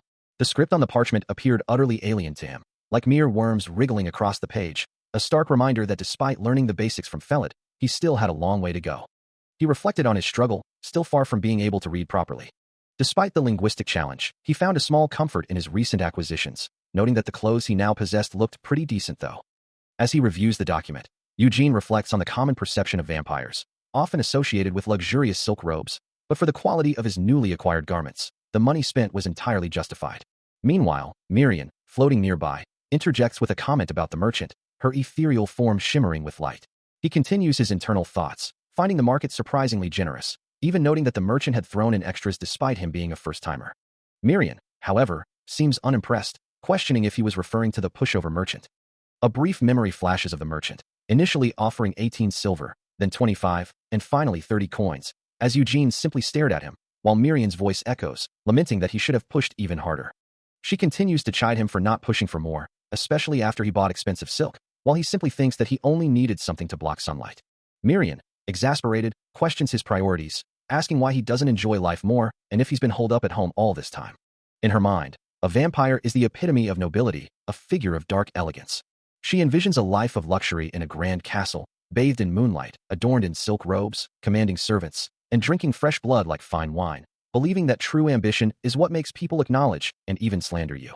Eugene, listening to her impassioned speech, remarks that for someone who claimed to have only lived in a swamp, Marin certainly knows a lot, to which she clarifies that she was originally from the spirit realm. By a crackling campfire, she explains that seniors who had made it big in the human world would sometimes visit her, imparting words of wisdom that deeply resonated with her. Marin then asks him if he knows how to read ancient characters and the imperial language, to which he bluntly replies, nope. Still by the campfire, he hears a small voice question if he can do anything beyond simply creating water, causing him to flinch, then ask who she was speaking to. A visible tremor runs through him, his expression betraying a moment of unease. He quickly recovers, explaining that he was merely talking to himself, before inquiring about her well-being. Marin apologizes for the unsightly display, clarifying that preparing the rabbit had reminded her of a morning incident, and she had simply reacted without thinking, concluding that the experience was a bit too intense for him. Indeed, the sight had sent him sprawling backward, a visible shockwave of distress emanating from his form as Marin floated above him. She reassures him that it's understandable for ordinary people to be unaccustomed to corpses, and that he shouldn't worry, as she still possesses ample stamina, and the night is long. With the tension eased, Eugene offers to teach her to write, revealing a stack of paper and a quill, promising to impart as much knowledge as she desires. The night deepens around them, the forest a silent witness to their quiet exchange. By the warm glow of the campfire, Eugene patiently guides Marin through the intricacies of written language. As she observes his rapid progress, Marin wonders aloud if learning letters is typically this effortless. She attributes his quick grasp to his exceptional abilities, recalling that even she, a quick learner herself, had required several months to master everything. Marin emphasizes that it typically takes about a year to learn, while Eugene, holding the scroll, dismisses her praise as excessive. He considers the implications of his rapid ascent, realizing that simply being able to read a little might not be enough for the challenges ahead. After all, becoming a noble's child overnight is a significant change, and Marin admits she'd never truly considered the details, still finding it hard to believe. She adds that her mother never shared such specifics, and she certainly isn't expecting a grand welcome from Sir Terwin. As the night deepens, a full moon casts its pale glow over the forest, when suddenly, a distant sound catches their attention. From the shadows, a group of armed figures emerges, their footsteps crunching on the forest floor, approaching the warmth of the campfire. The leader of the group, a man with a scruffy beard and a confident demeanor, offers a friendly greeting, explaining that they are having trouble finding a good spot to camp and asking if he might inquire about something. Eugene observes the newcomers with a keen, masked gaze, his crimson eyes betraying no emotion. The mercenary leader notes their proper weapons, armor, and disciplined formation, concluding that these are true mercenaries, unlike the drifters they've encountered before. Turning back to Eugene and Marin, the leader points out the child in their group, then directly asks where they are headed. Eugene internally recognizes this as a typical mercenary tactic, knowing that a reckless lie would only breed more suspicion, and so he responds truthfully that they are on their way to Lord Terwin's castle. Upon hearing this, the mercenary leader exclaims that they are also headed to Lord Terwin's castle, then asks if they might share the space around the campfire. To sweeten the deal, he offers some alcohol, water, and lamb meat, a seemingly generous gesture from the seasoned mercenary. A blonde mercenary, his face alight with a challenging grin, declared their intention to share the campsite, demanding no objections from the masked figure. The masked figure, Eugene, remained silent, his crimson eyes glowing faintly beneath the dark fabric, observing the brazen display with an unreadable expression. The mercenary leader, Partek, then stepped forward, excusing the blonde man, Rabin, as a new recruit who simply didn't know his place yet, asking for forgiveness for his subordinate's forwardness. Partek introduced himself, and then, in a bold move, Rabin declared himself to be Knight Jan Eugene, a name that hung in the air with a strange weight.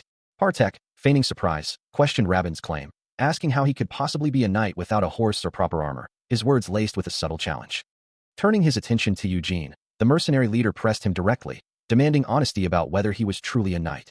Partek pointed a finger at Eugene, his voice sharp with suspicion, questioning the very existence of Jan of House Eugene, claiming he had never heard of such a noble lineage. Rabin's face twisted into a chilling, wide grin, his eyes suddenly glowing with an ominous red light, as he accused Eugene of faking his identity. Eugene's hand clenched tightly, a silent testament to the tension building within him, his composure barely holding. His masked face remained impassive, but the intense crimson glow in his eyes betrayed the surge of power and frustration he felt, a subtle aura of energy shimmering around him. Internally, Eugene acknowledged his predicament. Having already told Felid he was a knight, he couldn't possibly concoct a different lie now.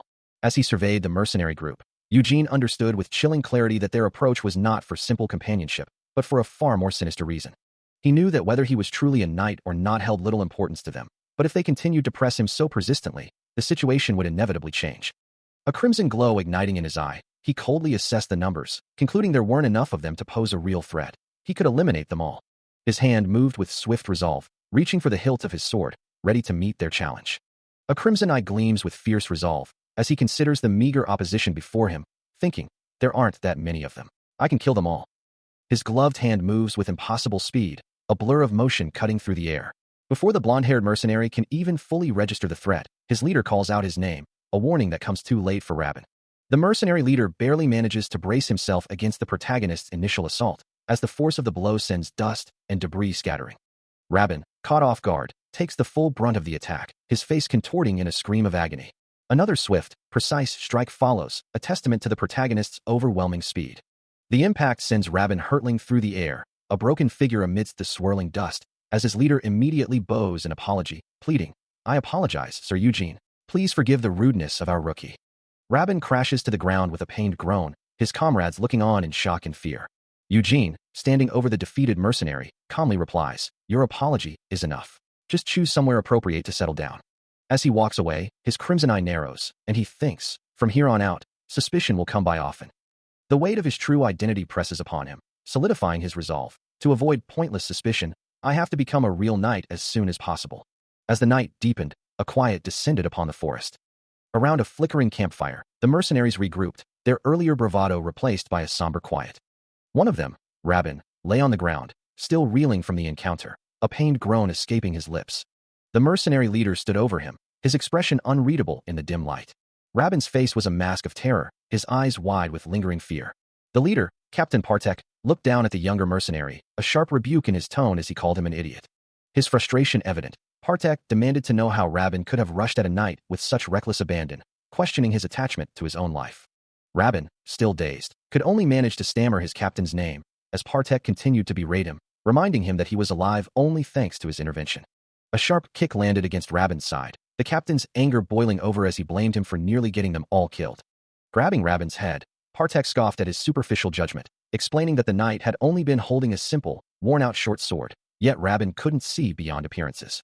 He then shifted the conversation, asking Rabin if he had any idea how much the knight's robe cost, revealing it was a high-grade garment padded with lycanthrope leather. Even the cheapest versions of such robes cost over 10 silver coins, a fact that stunned Rabin, who was then informed it was at least 3 times his monthly pay. The hooded figure, Eugene, is seen in a dimly lit space, his crimson eyes focused on a letter he holds, confirming his literacy. Back in the forest, the mercenary leader continues his stern lecture to Rabin, explaining that because they saw him reading the letter, it meant he was no ordinary individual, and furthermore, he was on the verge of drawing his sword, a move that would have resulted in their demise, or at best, only one of them surviving. The captain's eyes narrow, recalling the tense moment, as he reveals that while Rabin was carelessly running his mouth, the knight had already prepared for combat. He elaborates, explaining that the knight had his right hand concealed within his robe, and his left foot was subtly drawn back, a clear sign of a ready stance. The captain continues, describing the knight's precise footwork, a person who can skillfully set their center of gravity to match the arc of their sword, indicating a master of combat. A vivid image of Eugene flashes, his sword arcing with deadly precision, surrounded by a crimson aura of destructive energy. Returning to the present, the captain reiterates his point to Rabin, stating that if he had been even a fraction slower, Rabin's head would have been severed. Rabin, still reeling from the captain's words and the implied threat, protests, asking why the captain hadn't simply stopped the knight himself. The captain looks down at Rabin with a knowing expression, realizing he truly has no idea how terrifying knights can be. He begins to define the true nature of a knight, explaining that a knight is more than just a warrior. A knight, he clarifies, is someone born into an old, distinguished family who grasps a wooden sword from birth and spends their entire life learning how to kill professionally. These are individuals who willingly enter unknown dungeons, facing the fear of death to stab monsters, a stark contrast to common mercenaries. The captain's voice echoes, describing the brutal reality of knighthood, how it's not just about glory, but about staining one's hands with blood, a monstrous act that can lead to serious consequences if one merely impersonates such a role. He continues, explaining that true knights must first prove themselves on the battlefield, cutting down fellow humans and accumulating military achievements. Only those who have truly stained their hands with that much blood can catch the eyes of nobles and finally receive an official appointment. This is the path to true knighthood, a solemn oath taken before royalty. The captain then reiterates his point, emphasizing that it's a problem whether the man is a real knight or a fake, and impersonating one is a serious crime. He continues, asserting that anyone bold enough to falsely claim to be a knight can't be normal, unless they possess extreme confidence in their swordsmanship, because out of all the people who devote their lives to the sword, very few actually become knights. The captain concludes that if someone who looks to be over 20 publicly declares himself a knight, it means his skill is pretty high. A bead of sweat trickles down Rabin's face as he processes this information. Then he asks, "Could he be stronger than you, Captain?" The captain, leaning back with a thoughtful expression, simply replies, "Probably." Meanwhile, Eugene's crimson eyes glow in the darkness as he recalls the captain's words, remembering that he also mentioned heading to Lord Terwin's castle, where a newly discovered dungeon might soon open, a dungeon he's probably trying to get into. A smirk plays on his lips as he thinks to himself, "Good thing I've got good ears." So the title of a knight really carries that much weight. His gaze drops, a calculating glint in his eyes, hoping this method keeps working, but acknowledging he'll need a bit more preparation. He silently observed the mercenaries, their conversations still echoing in his mind, wondering why the Terwin family would hire such low-grade trash when they could easily employ more capable individuals. It seemed odd to him that they hadn't simply sent their own soldiers, a thought that lingered as the mercenaries suddenly reacted, sensing his presence. As he stepped into their light, a subtle smile played on his lips, announcing his intention to join them on their journey to Lord Terwin's castle. Under the watchful eye of the full moon, he proposed they travel together, their destinations aligning perfectly. Extending a hand in a gesture of camaraderie, he reiterated his offer to travel as a group. The mercenaries, particularly Rabin, were taken aback by his sudden appearance and proposal, a golden aura of surprise radiating from them. The mercenary leader, despite his initial shock, quickly recovered, his thoughts betraying a grudging admiration for the newcomer's striking looks. His journey continued, now heading towards Martella, a town deep within Terwin territory. The bustling streets of Martella were alive with activity, a stark contrast to the quiet forest paths. Amidst the crowds, he moved with purpose, his hooded figure blending into the urban landscape. Fortunately, his disguise as a knight was convincing, allowing him to gather valuable information as he traveled towards his ultimate destination. However, the true challenge lay beyond his current objective, a problem that would soon present itself as a villager suddenly called out his name, recognizing him despite his efforts to remain unnoticed. As ordered, he had listened in on the mercenary riffraff, blue magical energy swirling around his arm. Now, facing his ethereal companion, he awaited her assessment, wondering if he had gathered any truly useful information. Mirian's voice echoed with the details she had uncovered, revealing that Lord Terwin's health was so precarious, his death could come at any moment. The frail, elderly lord lay in his bed, his life fading, while a new dungeon had been recently discovered within his territory. This dungeon, with its skull-carved entrance, promised immense fortune to anyone capable of clearing it. However, the Terwin family, lacking both funds and troops, was currently unable to open it for exploration. A new dungeon opening, he mused, his masked face thoughtful, as the small, glowing Marin floated beside him. But Marin urged him to listen, her small form glowing, asking what would become of the young boy if Lord Terwin were to die soon, wondering if he would simply become an orphan again the moment they arrived. Eugene, moving through the bustling town square, dismissed her concern, declaring it none of his business.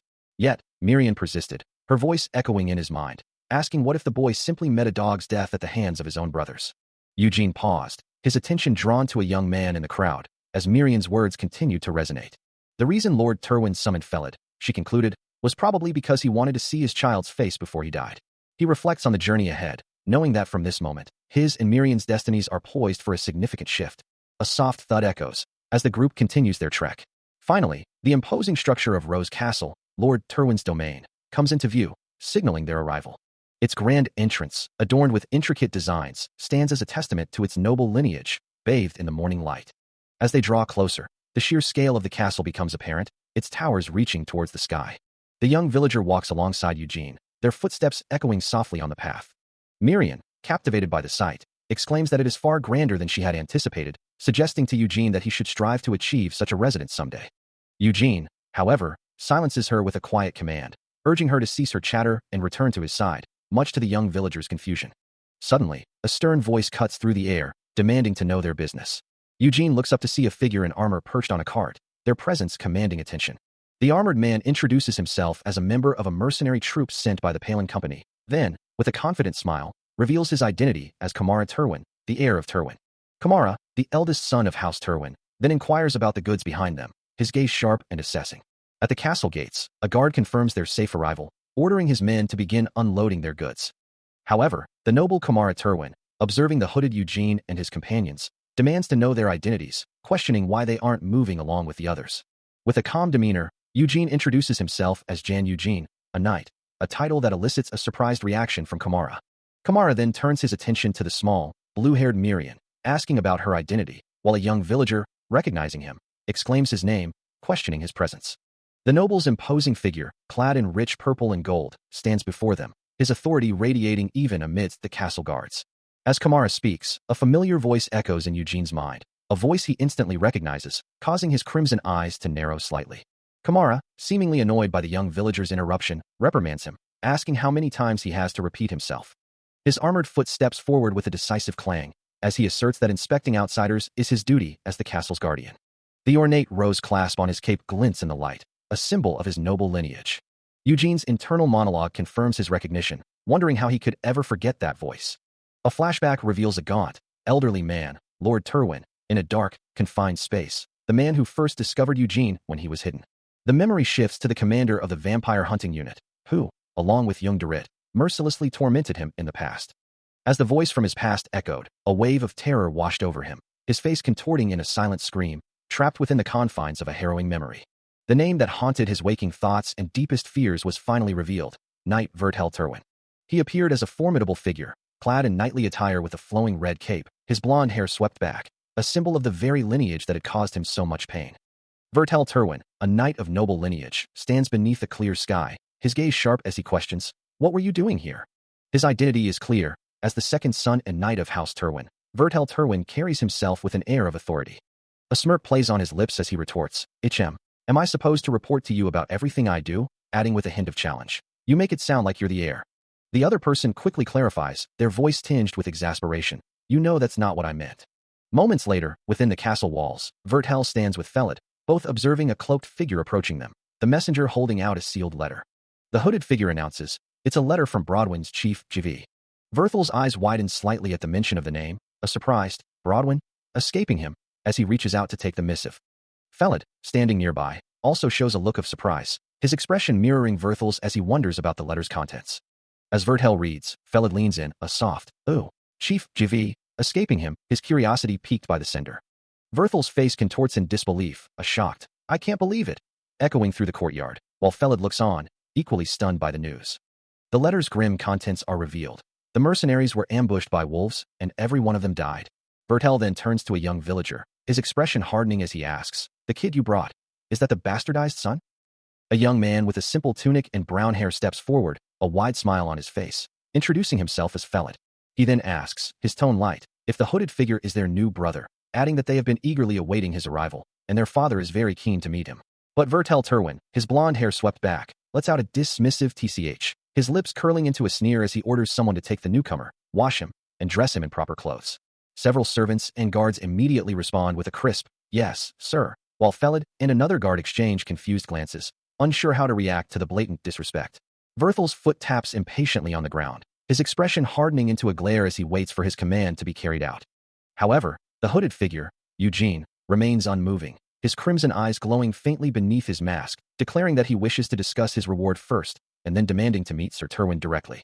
Verthel's eyes flash with a cold, blue light, his jaw clenching, as he vehemently states that he cannot allow such a thing. The tension in the air is palpable, as the red fabric of Verthel's cape seems to ripple with his barely contained fury. Outside the grand castle, the crisp air carries the weight of their standoff.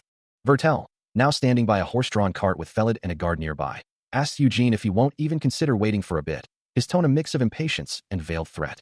He explains that their father is not well at the moment, and offers to pay Eugene his reward in golden coins if he simply leaves now.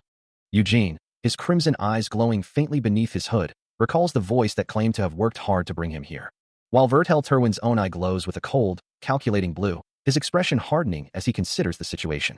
He demands that Eugene repeat himself, then, with a sneer, challenges his audacity, asking, "Why not?" Kamara Terwin, the eldest brother, steps forward with a placating smile, suggesting they introduce their new brother to their father anyway, wondering aloud what could be wrong with him seeing their father for a little while. Vertel, however, turns his back, dismissing the idea with a wave of his hand, explaining that their father cannot even stay awake for an hour during the day, and they cannot allow him to meet a random stranger at such a delicate time. Kamara's smile widens into a mocking grin, as he asks his brother if he intends to control their father's schedule now too, his tone dripping with sarcasm. Verthel's expression remains impassive, a silent note of music hanging in the air as he considers the provocation. Before he turns back to Eugene with a dismissive gesture, informing him that he won't be able to see their father because of his brother, who apparently wants to roleplay as the heir. Kamara then places a hand on Eugene's shoulder, his smile unsettlingly wide, wishing him a safe journey home. He then offers to show the new brother around, asking if they should look around the castle first, to which Eugene, resigned, simply agrees. Eugene's red eyes narrow, a grim realization dawning on him. They never intended to let him meet their father from the start. As Kamara leads Eugene away, a voice calls out, addressing Vertel as second son Terwin, interrupting their departure.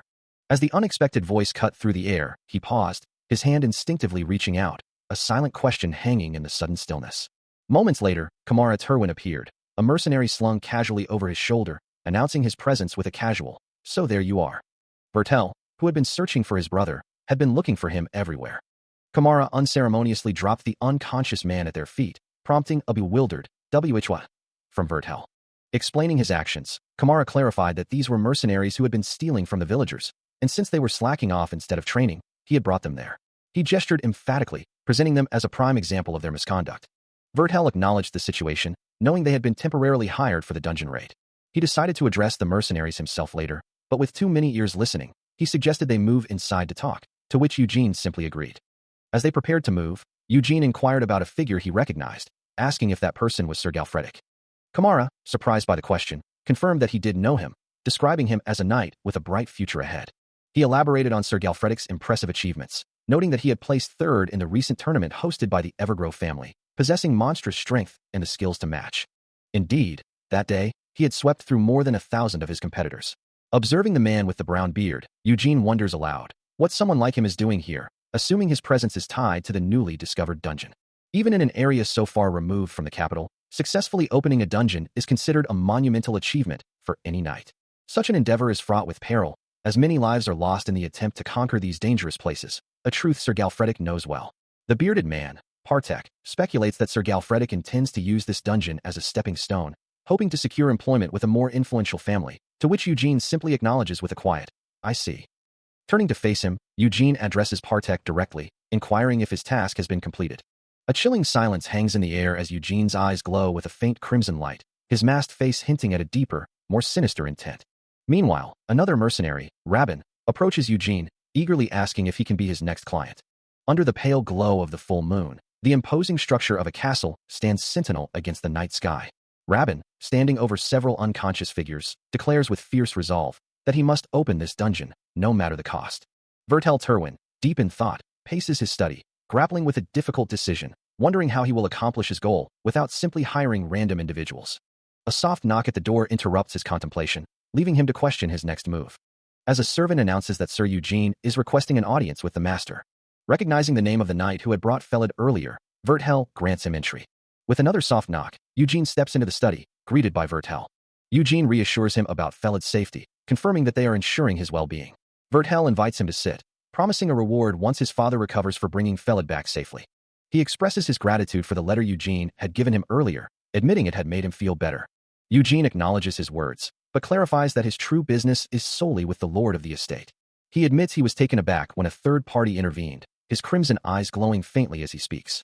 Vertel, sensing the shift in conversation, asks about Eugene's true intentions, wondering if he seeks identity certification through his father, to which Eugene confirms that is part of it, but he also has an offer. With a direct gaze, Eugene states his demand. He wants to be included in the dungeon raid. Vertel Terwin, composed and seemingly unbothered, subtly adjusts the cravat at his throat, maintaining a facade of calm as he listens. Then, from across the table, Eugene, his face partially obscured by a dark mask, lets out a dry, almost mocking, chuckle, a sound that quickly escalates into a booming, unrestrained laugh from Vertel, filling the chamber with his mirth. He leans back, still chuckling, finding the masked man's proposition far more intriguing than he had anticipated. His laughter subsides into a thoughtful hum as he considers the implications of Eugene's words. Then a smirk plays on his lips as he questions if the self-proclaimed knight, who reportedly killed 5 robbers, is merely trying to improve his public image by participating in a dungeon raid. He leans forward, his expression now serious, demanding a compelling reason to allow such an unusual request.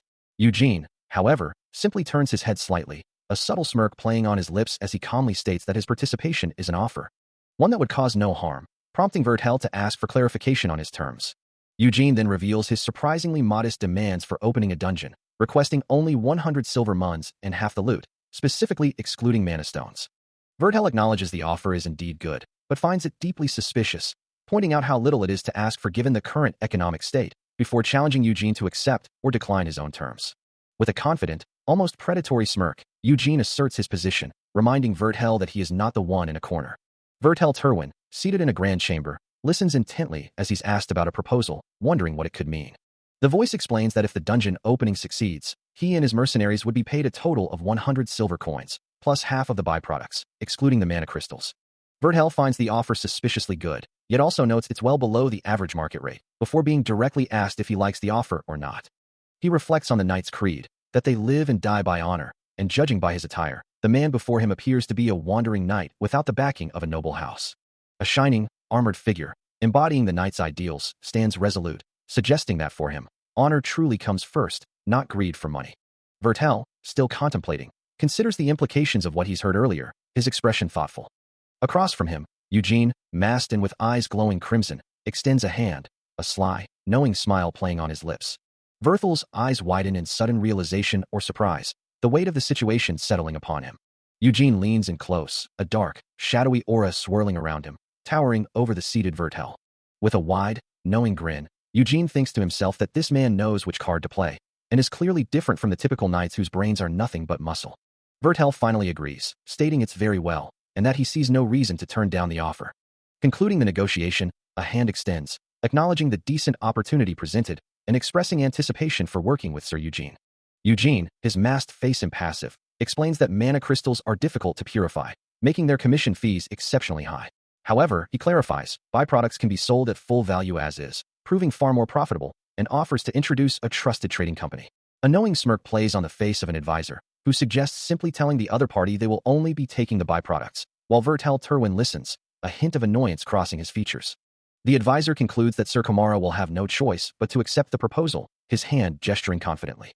Vertel, gripping his sword, dismisses the idea as ridiculous, as the conversation shifts to the subjugation party.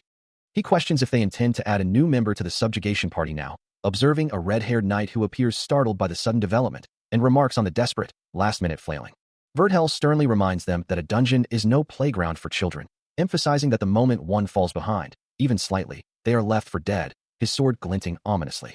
His gloved hand still resting on his sword, he continues, describing the dungeon as a place where only life and death exist. He firmly states his opposition to any half-baked amateur hindering their advance, and adds that since this new knight was recruited by his brother, he holds no expectations either. The red-haired knight, listening intently, reveals that his brother doesn't get along with the neighboring nobility, and his connections aren't exactly broad. Vertel, with a smirk, suggests that if it comes down to it, the red-haired knight should tell the new recruit himself, leaving the other knight to question why he's dumping that responsibility on him. Vertel Terwin addresses his red-haired companion, apologizing for the delay, explaining that he had been conversing with his new knight. He then reveals the purpose of their meeting, announcing that this new knight would be joining their subjugation party. The focus shifts to the masked figure on the ground, who is introduced as Knight Jan Eugene. Eugene rises, his dark cloak flowing, as he stands amidst a group of other figures, his presence commanding attention. Indeed, behind him stands his mercenary band. Vertel observes the masked knight, recognizing him as the man from before, and noting that he now leads a mercenary band. Kamara's voice cuts through the air, his skepticism evident, declaring that they cannot accept someone whose origins and skills remain unknown. Kamara questions Eugene's origins, but Vertel quickly interjects, vouching for the masked knight's skill, at the very least. Vertel turns to Eugene, revealing he had heard something earlier, about a bandit group causing trouble on the edge of the territory. He reminds Eugene of the bandits, the very ones who had been a considerable headache for them. Eugene's hand grips a short sword, a testament to his skills. Vertel concludes, his voice firm, that Eugene is more than capable, his words underscored by a flash of power. As a heavy weapon arcs down with crushing force, Eugene deftly twists his body, the blow narrowly missing him with a sharp ah of exertion. The weapon, a massive hammer or axe, slams into the ground where he stood moments before, sending a shower of sparks flying. Still moving with incredible speed, Eugene glides away from the impact, his dark cloak swirling around him. The heavy implement remains embedded in the splintered wooden floor, a testament to the raw power of the attack he had just evaded. Meanwhile, a smirk plays on Kamara's lips, his reddish-brown hair catching the light as he watches the display with keen interest. Later, in a grand hall, Kamara sits casually with his foot propped on a table, while Vertel stands beside Eugene, who remains composed despite the tense atmosphere. Vertel offers a polite apology, acknowledging his brother's rudeness upon their first meeting. Kamara, however, remains unimpressed, observing Eugene with a critical eye and remarking on his seemingly sheltered upbringing. His expression turning more challenging, he directly asks Eugene to demonstrate his skills. As night falls over the castle, the stage is set for the impending confrontation. Within the castle walls, a crowd gathers as a fiery aura erupts, and the declaration rings out. Sir Galfredic wants to duel. Amidst the shadowed streets of a town, a brutal attack unfolds, a larger figure striking down a smaller one with a guttural cry of pain. Meanwhile, in a grand arena, a buzzing crowd anticipates a different kind of confrontation, murmuring, "Let's see how good the knight who placed third in the tournament truly is." They continue, describing his legendary prowess. They say he's so strong, he can tear monsters apart with his bare hands. Geez, is he even human? The crowd's gaze shifts, their collective thought turning to the unknown challenger, wondering who could possibly stand against such a formidable opponent. Meanwhile, Eugene stands ready, his long dark hair falling around a black mask that conceals his identity, his crimson eyes sharp and focused. Across the arena, Vertel Terwin grins confidently, his vibrant red hair a stark contrast to his dark armor, a picture of arrogant power. With a swift, metallic whisper, he draws his gleaming sword, its polished surface reflecting the arena lights. His blue eyes, sharp and determined, peer from behind the blade, ready for the impending clash. Eugene remains still, his masked face betraying no emotion, his posture calm and collected. He glances to the side, perhaps assessing the crowd or his own thoughts, before returning his focus to the center. Finally, the two combatants stand face to face in the arena, a palpable tension hanging between them, their duel about to begin. A man with a mustache, acting as the announcer, raises his hand high, his voice booming across the arena, declaring, "Ready?" The duel begins with a thunderous clang, as Vertel Terwin unleashes a powerful swing with his massive, bell-like weapon, the force of his attack kicking up dust from the arena floor.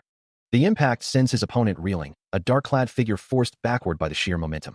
Yet, with a flash of steel, Eugene manages to parry Verthel's follow-up sword strike, a shower of bright sparks erupting between their blades.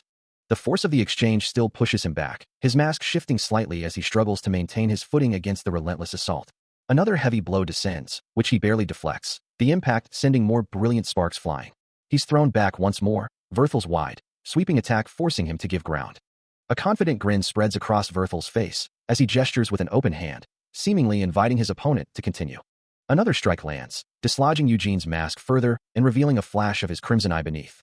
The final, overwhelming blow sends him hurtling backward, impacting the stone wall of the arena with an explosive burst of sparks and debris. He slides down the damaged surface, leaving a trail of crumbling stone and lingering magical energy. From the stands, a blonde knight exclaims, As expected of Sir Eugene, Sir Galfredic is being completely pushed back, while a bearded man beside him counters, "Push back? No, that's just him sizing his opponent up." The bearded man, with a knowing look, reiterates his belief that Sir Galfredic is merely allowing himself to be pushed back. He continues to parry the relentless assault, sparks erupting with each clash of steel, as Vertel Terwin presses his attack with fierce determination. The blonde-haired knight's blade flashes with blinding speed, forcing Eugene to react instantly, his own weapon a blur of defensive motions. Each impact sends tremors through his arms, yet he calmly observes, noting that his opponent's swordsmanship is cruder than he had initially expected. There is no discernible pattern or technique to grasp onto, making it impossible to predict his next move, as he's not exactly a polished swordsman. Verthel's wild, sweeping strikes continue to push him back, but the masked fighter realizes his opponent gives off the distinct impression of someone who grew up fighting in the wild. A subtle shift in his stance betrays his internal thought, confirming his earlier assessment of the knight's unrefined technique. As their blades clash once more, Eugene's voice cuts through the din, challenging his opponent directly. "You being a knight is a lie, isn't it?" As Eugene's blade arcs with golden energy, the mercenary observes his opponent's movements, noting that he gives off the feeling of someone who grew up in the wild, just as he had suspected. A wide, confident grin spreads across his face as he taunts, "You being a knight was a lie, wasn't it?" The mercenary's assessment continues, dissecting the raw, unrefined nature of his opponent's technique, describing it as rootless swordsmanship, a sloppy stance. He elaborates, his eyes glowing with a predatory red, "You've never properly trained, and just rely on your physical abilities. You can't say swordsmanship is everything to a knight," he muses, a smirk playing on his lips. Yet, even as he speaks, he admits, "But if you exchange a few blows, you can generally tell." Eugene, however, has no time for talk, launching a swift, low attack, prompting the mercenary to exclaim, "You sure talk a lot." With a defiant smirk, the mercenary challenges, "If you beat me, I'll shut up." Eugene's crimson eyes narrow, his blade a blur of golden light as he presses his relentless assault, forcing the mercenary to parry with a desperate clang of steel. The force of the blow sends a shockwave through the mercenary's arm, a pained grunt escaping him as he struggles to maintain his footing against the vampire's brutal efficiency. Unyielding, Eugene closes the distance once more, his grip firm on the hilt, preparing for the decisive strike. His blade flashes, a streak of pure, destructive energy, shattering the ground and sending debris flying as it connects with its target. As the battle raged, Eugene found himself reacting with urgency, a red-haired combatant launching a swift, powerful attack that forced him to brace for impact. A sword met its target with a deafening clang, sending a brilliant shower of yellow and orange sparks across the darkened scene. Amidst the explosive energy, Eugene, now masked and his eyes glowing crimson, swung his blade with devastating force, a powerful aura radiating from him. Not to be outdone, the red-haired combatant executed a sweeping, spinning attack, her blade carving a wide arc of dark energy that tore through the air. The force of her strike descended with incredible speed, a blinding column of light indicating a massive impact. The ground itself seemed to buckle under the sustained pressure, as the powerful blow continued its destructive path. Finally, with a resounding crash, the impact shattered the surrounding structure, sending fragments of stone and wood flying. From a distance, Rabin watched the chaos unfold, a smirk playing on his lips, wondering aloud if his opponent had finally been knocked unconscious. The aftermath revealed a hammer lying discarded on the broken ground, a testament to the ferocity of the recent exchange.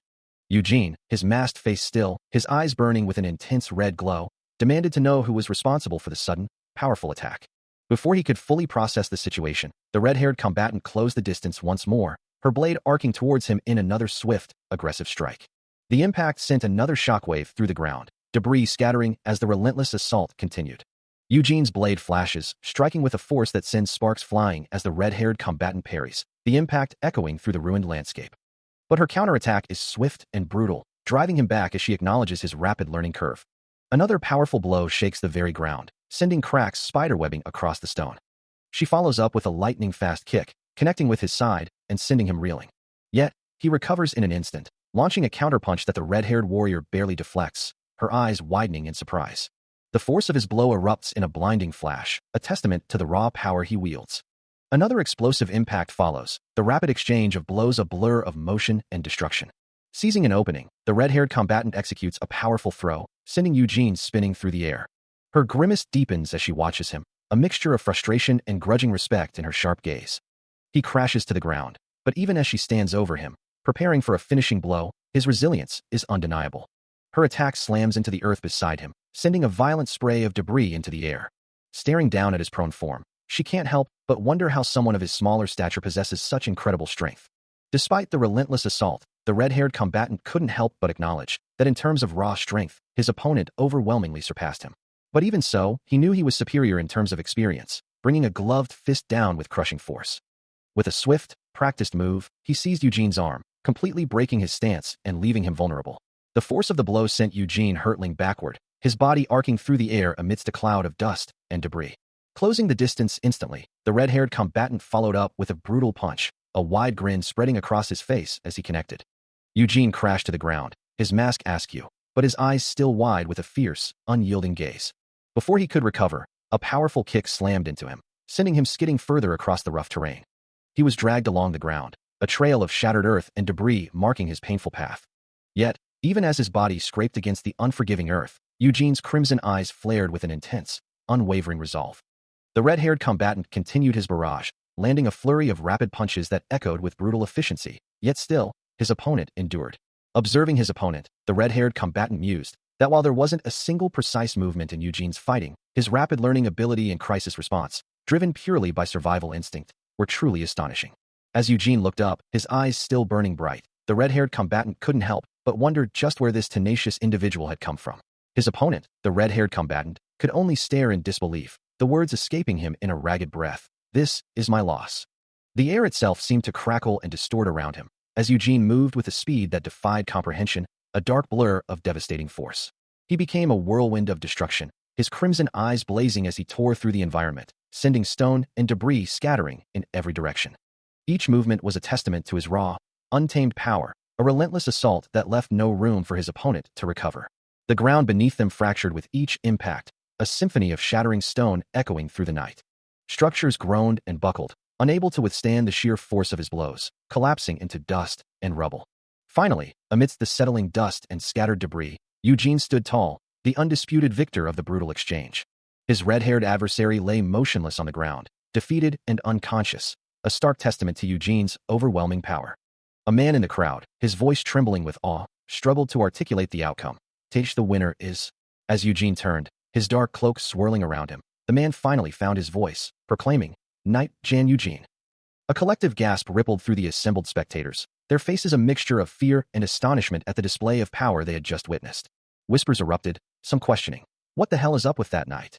He's insanely strong," while others admitted, "Jan Eugene? Never heard that name before." The crowd erupts in a mixture of shock and excitement, one voice rising above the din, exclaiming that they had just witnessed something incredible. The ground itself bears witness to the raw power unleashed, cracked and shattered from the force of the battle, as the voice continues, already claiming the victor as their knight. Amidst the dust and debris, the red-haired combatant lies defeated, his body broken and his spirit crushed. His eyes, wide with disbelief and pain, reflect the sudden, overwhelming nature of his defeat. A final, devastating impact echoes through the arena, sealing the combatant's fate. Standing tall amidst the wreckage, the masked figure of Jan Eugene surveys his defeated opponent, while the assembled crowd, including the noble Kamara Turwin and Sir Galfredic, watches in stunned silence. Just moments before, the red-haired combatant had surged with renewed power, his body tensing as a desperate red aura flared around him. But the masked victor had merely observed, his dark form a stark contrast to the fiery display, his movements precise and calculated. Now, the announcer's voice booms, declaring, "Once again, give up your applause for the winner of tonight." In a swift, brutal motion, Eugene had countered the red-haired combatant's desperate attack, twisting his arm and delivering a decisive blow that left him reeling. The impact was absolute, a final, resounding strike that sealed the victory. As the masked figure stands triumphant over his fallen foe, the crowd roars his name, their voices echoing through the arena. "Jan Eugene! Jan Eugene!" From behind, the figure of Jan Eugene stands, his blonde hair tied back, as a voice calls out his name. His eyes glow with an intense blue light, reflecting a past moment of raw power and fierce determination. The world around him, once a battlefield, now offers the spoils of victory, a lavish feast laid out in celebration. Indeed, from that day forward, public perception of him shifted dramatically, as onlookers wondered aloud about the identity of this formidable knight, Sir Jan Eugene. Now, in a more private setting, the red-haired combatant, still recovering from their recent clash, teases Eugene, asking if he slept well last night. Sir Galfredic, observing the exchange, chuckles, noting that Eugene had refused all the amenities sent to him. As the red-haired combatant calls out to him, Eugene turns, inquiring if he was summoned. He considers the situation, finding a certain amusement in the current dynamic. The red-haired combatant, still clinging to Eugene, exclaims about his friend and comrade in arms, Sir Jan Eugene, while Sir Galfredic warns him not to cling so much. He complains about his throbbing face, barely able to sleep, and points to his bruised features as proof. Eugene, seemingly unconcerned, asks if he wants to get hit more, then casually inquires if he's free for a sparring match, while Sir Galfredic muses that Eugene doesn't seem to care about his knightly status. Elsewhere, Kamara and Vertel Terwin observe the unfolding events, their expressions unreadable as they stand amidst the opulence of their surroundings. A lavish feast is spread before him, a stark contrast to his usual solitary existence. As he sits at the opulent table, Sir Galfredic approaches, explaining that they are acting under Lord Kamara Terwin's direct orders, and that he is tasked with personally overseeing his meals in detail. This meticulous attention is apparently necessary for him to eat and rest well in order to open the dungeon. Sir Galfredic even offers to recommend wine if he shares his taste, while Marin floats nearby, observing the scene with amusement. Marin playfully remarks that vampires can't exactly say they don't need food, and that eating all of this might give him a stomachache, to which he simply accepts the sentiment, finding her observation hilarious. He then firmly states that from next time, he will take care of his own meals, and everyone should withdraw. Sir Galfredic hesitates, but he insists, telling him to relay this message to Sir Kamara. Alone once more, he reflects on his preference for solitude, a habit forged over a dozen years deep in the mountains. He acknowledges that his desired outcome is being achieved, with those who doubted him slowly letting go of their suspicions, yet he still hasn't grown accustomed to the constant swarm of people around him. It's the result he wanted, but even after several days, he still hasn't gotten used to people swarming around him. Suddenly, the red-haired combatant confronts him, remarking that he looks like he truly wants to get hit again, to which he retorts that one never knows until swords are crossed. His foot steps forward with a decisive sound, signaling his readiness for the challenge. A faint, almost imperceptible smile plays on Eugene's lips, his crimson eyes reflecting a complex mix of amusement and anticipation. As the red-haired combatant addresses him directly, the tension in the air becomes palpable, drawing the attention of the surrounding nobles and knights, all watching with bated breath. He meets the challenge head-on, his voice cutting through the silence, asking if his opponent has been well, a subtle taunt veiled in polite inquiry. Under the cold gaze of a full moon, a desperate plea echoes through the night, a voice begging for mercy, for life itself. Before a pained cry of agony rips through the air, as a figure lies broken and bleeding on the stone floor, offering a sincere apology to their unseen lord. A sigh of exasperation escapes the lord, who coldly remarks that if his subordinate had simply done their job properly, this entire mess could have been avoided, questioning their competence for failing to foresee the consequences and passing off his request to others. Kamara Terwin, his blonde hair swept back, stands in his armor, his voice laced with venom as he laments that if the brat in the village had been killed, the red-eyed knight would never have come to Rose Castle, disrupting his carefully laid plans. His blue eye glows with a chilling intensity, reflecting his fury that his schemes have been thrown into disarray. With a dismissive ha, Kamara acknowledges the mercenary band was usually reliable, but quickly adds that they were nothing more than worthless riffraff, easily wiped out by a pack of black wolves. He then turns his wrath on a young villager, striking him across the face with a brutal backhand, demanding to know if his eyes are merely for decoration. Kamara's eyes glow with an ominous blue light as he declares that if his subordinates are useless, he sees no reason not to gouge out their eyes himself. A blade is brought terrifyingly close to the young villager's eye, tears streaming down his face in sheer terror, as the threat hangs heavy in the air. The other subordinates recoil in horror, their faces contorted in fear, witnessing the brutal display of their lord's wrath. The blade clatters to the blood-stained floor, leaving the fate of the young villager uncertain. Kamara Terwin, his brow furrowed in thought, considers his next move, wondering how to proceed after the recent debacle, knowing he cannot openly eliminate someone who has already gained entry into the castle. Suddenly, a wicked idea sparks in his mind, a solution that feels like the only viable path forward. He muses on the plan, which promises a clean and efficient disposal of the body. Meanwhile, the young villager lies bruised and defeated on the wooden floor, a stark reminder of Kamara's cruelty. From the shadows, Eugene watches, his eye glowing with an intense blue light, observing the unfolding events with a piercing gaze. A new chapter begins, as Sir Vertel instructs someone to enter a dungeon, a task seemingly tied to the current volatile situation. Vertel Terwin, his masked face impassive, addresses his companion, his red eyes fixed on the other man. He asks if his companion understands the implications of the situation, before revealing his own presence there was not by choice. Felid, looking distraught, laments his fate, feeling as though he is being sent to his death. He recalls the incident with the mercenaries who were attacked by black wolves on their way to the village, a memory that now takes on a sinister new meaning. The realization dawns on him that those mercenaries were likely sent by one of his own brothers, a chilling thought. Vertel confirms his suspicions, stating that they clearly did not want Felid to reach the castle safely, revealing the depth of the treachery. Eugene's voice echoes with a chilling demand, his words cutting through the air as Felid Terwin's eye widens in fear. The young man's face contorts in terror, his gaze fixed on the imposing figure above him. Eugene continues, reminding Felid that he is 16 and has already had his coming-of-age ceremony, thus needing no guardian's consent, and is free to choose his own path. His crimson eye glows with an unsettling intensity as he offers a chilling choice. Felid can keep holding his breath and wait for someone to put an end to him. A sinister smile spreads across Eugene's face, his voice dropping to a menacing whisper, or he can struggle until the very end. The oppressive darkness of the confrontation slowly fades, giving way to a new dawn.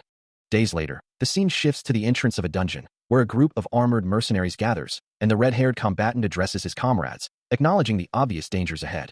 He speculates on the types of monsters they might encounter, from low-rank goblins or kobolds to mid-rank trolls or giant spiders, admitting that high-rank monsters are impossible to predict.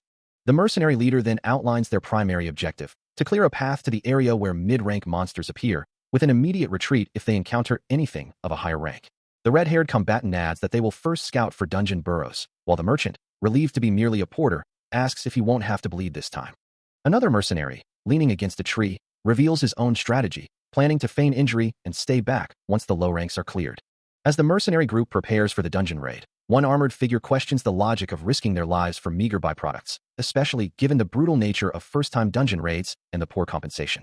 Another mercenary, with brown hair, begins to suggest they could simply abandon their comrades if things go south, but is cut off by an exasperated interjection from a third, unseen voice.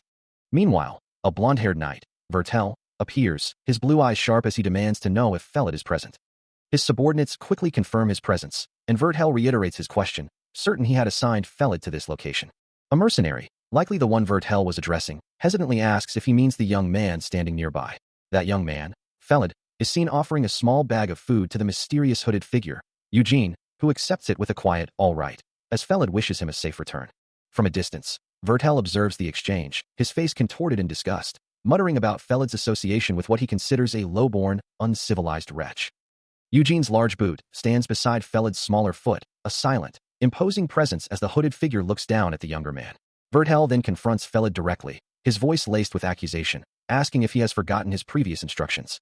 Felid flinches, his expression showing clear distress as Vertel orders him to immediately shoulder his pack and take his assigned position.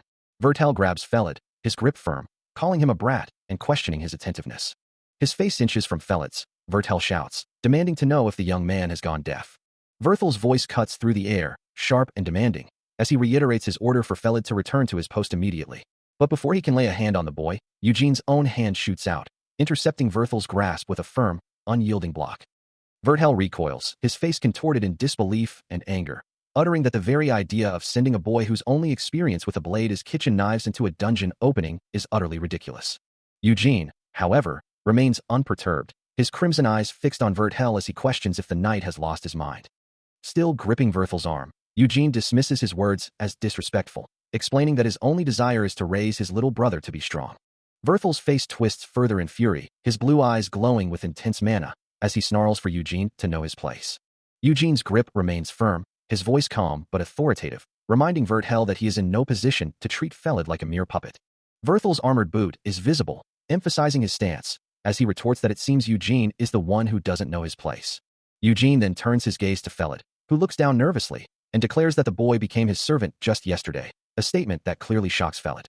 With the other mercenaries now fully attentive, Eugene challenges anyone present to attest to his claim, leaving Vertel visibly stunned. The red-haired combatant, standing among the other mercenaries, listens intently as Eugene continues, asserting that this new bond is thicker than blood, and any harm to Felid will be considered a direct challenge to him. Eugene leans in close, his face inches from Verthel's, his voice a low, dangerous promise, suggesting that if Vertel wishes to lightly loosen up his body, he's welcome to try. Eugene's hand rests on his sword hilt, a silent warning, as he addresses Vertel, telling him to prepare himself right before they enter the dungeon.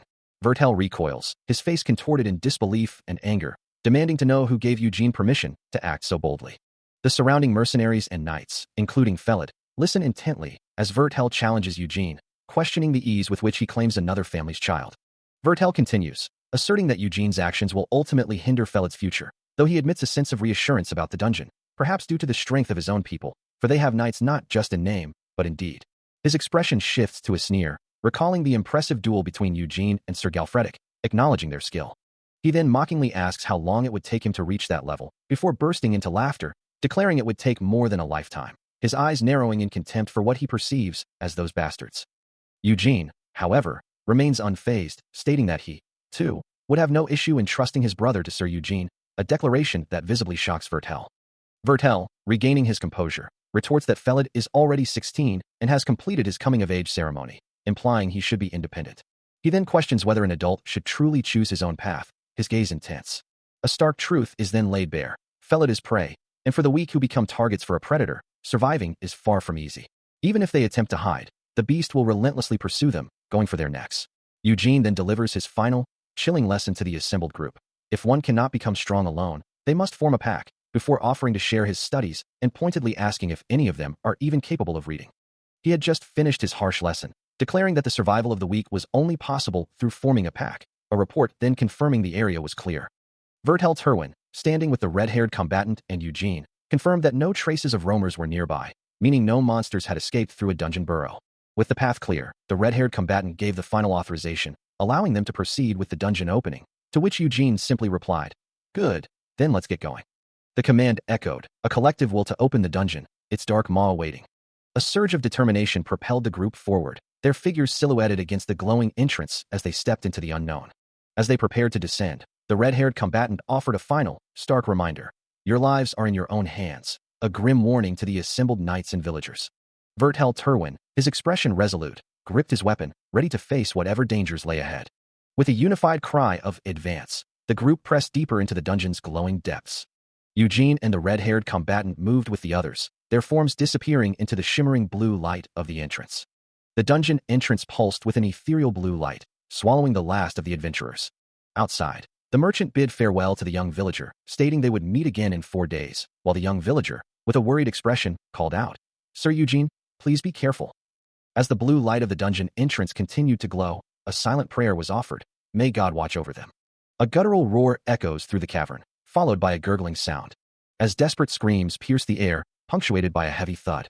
A massive blade, streaked with blood, carves a swift arc through the chaos, sending green-skinned creatures scattering. Amidst the frantic cries of the goblins, a figure in light armor moves with deadly precision, dispatching foes with practiced ease. Nearby, a young villager lies bloodied on the ground, struggling to draw breath, his face contorted in pain. A desperate plea for help escapes his lips, just as a faint blue light begins to emanate from the darkness. Before the red-haired combatant can react, a brilliant blue blade flashes past him, its speed leaving a shimmering trail. The dark-haired figure, now fully engaged, unleashes a powerful strike. The young villager, miraculously alive, scrambles to his feet, his anger boiling over as he berates his comrades for their disarray. The red-haired combatant cries out in agony, blood splattering across his face from the impact. He continues to shout orders, urging his archers to defend the ceiling, even as he struggles to maintain his own position. The desperate struggle against the green-skinned creatures continued, with knights thrusting their spears and swinging their swords, each impact sending sparks flying through the cavern. One of the monstrous goblins cried out, as a spear pierced its chest, but the sheer number of foes threatened to overwhelm the defenders, who desperately shouted to hold the line. Captain Partek, the mercenary leader, bellowed orders to his men, urging them to maintain their formation against the relentless tide of creatures. Another goblin fell with a shriek, but the fear was palpable among the ranks, a knight lamenting that he knew it would end this way. A panicking knight cried out, his mind racing with regret, believing that volunteering for this dungeon subjugation was a foolish mistake from the start. He desperately thought of escape, wondering if he should just head back towards the entrance, convinced he had to get out of there. Meanwhile, the goblins continued their relentless advance, their glowing red eyes piercing the darkness as they swarmed forward. His moment of hesitation proved fatal, as a goblin lunged, striking the knight down with a brutal blow. Before the knight could be dragged away, the red-haired combatant appeared, grabbing him by the collar with a stern expression, demanding if he truly thought he wouldn't run into monsters by trying to flee. With a fierce gaze, the red-haired combatant commanded him to pull himself together. He emphasized the critical truth of their situation, that they were safest only when they stuck together in this perilous place. Then, with a forceful push, he ordered the knight to get back to his position, leaving no room for further argument. Amidst the chaotic din of clashing steel and monstrous roars, a red-haired figure stood at the rear of the mercenary formation, observing the desperate struggle against a horde of goblins. A scoff escaped him, his blue eyes narrowed in frustration as he internally lamented the poor state of the mercenaries he had hastily gathered, wondering how he was ever going to subjugate this dungeon with such unreliable people. Suddenly, Sir Galfredic's urgent voice cut through the din, alerting him to even more incoming enemies. The knight frantically reported that monsters were pushing in from the rear, necessitating a switch to a two-pronged formation. Without hesitation, Eugene declared his intention to take the rear, his foot already moving, only to be met with a surprised cry of "Wait, Sir Eugene," from his concerned ally. Sir Galfredic reached out, grabbing his arm, warning him that going alone was too dangerous. Ignoring the warning, Eugene broke free, his footsteps echoing with a rapid clatter as he plunged into the oppressive darkness of a narrow passage. He continued to sprint deeper into the cavern, his red hair streaming behind him as he moved with incredible speed. Suddenly, his eyes widened in surprise, a sharp intake of breath indicating an unexpected sight ahead. Before him, the ground swirled with dark energy, a strange, ominous vortex forming directly in his path. Nearby, a massive, jagged piece of debris lay shattered, suggesting a recent, violent impact. Without breaking stride, Eugene barked orders to the blonde knight, Partek, commanding him to follow and cover his rear, a directive Partek immediately acknowledged. Deep within the dark passage, a blonde knight engaged a swarm of small, green-skinned monsters, his sword a blur against their numbers. Meanwhile, Eugene had already surged far ahead, leaving a trail of defeated creatures in his wake, a thought escaping him about the sheer distance he'd covered in such a brief moment. His crimson eyes, momentarily flashing an intense blue with surprise, widened at the realization of his own incredible speed. Having already dispatched the monsters at the crossroads, he casually presented a glowing blue flower he'd found tucked away in a corner. A mercenary leader, Partek, watched him with a mix of awe and disbelief, muttering to himself about Eugene's ignorance of glow grass, despite his evident power. Surrounded by the fallen creatures Eugene had effortlessly defeated, Partek couldn't help but wonder how anyone could possess such overwhelming strength. Unconcerned by their reactions, Eugene continued his solitary trek deeper into the watery darkness, the glowing flower he'd found now visibly withered in his grasp.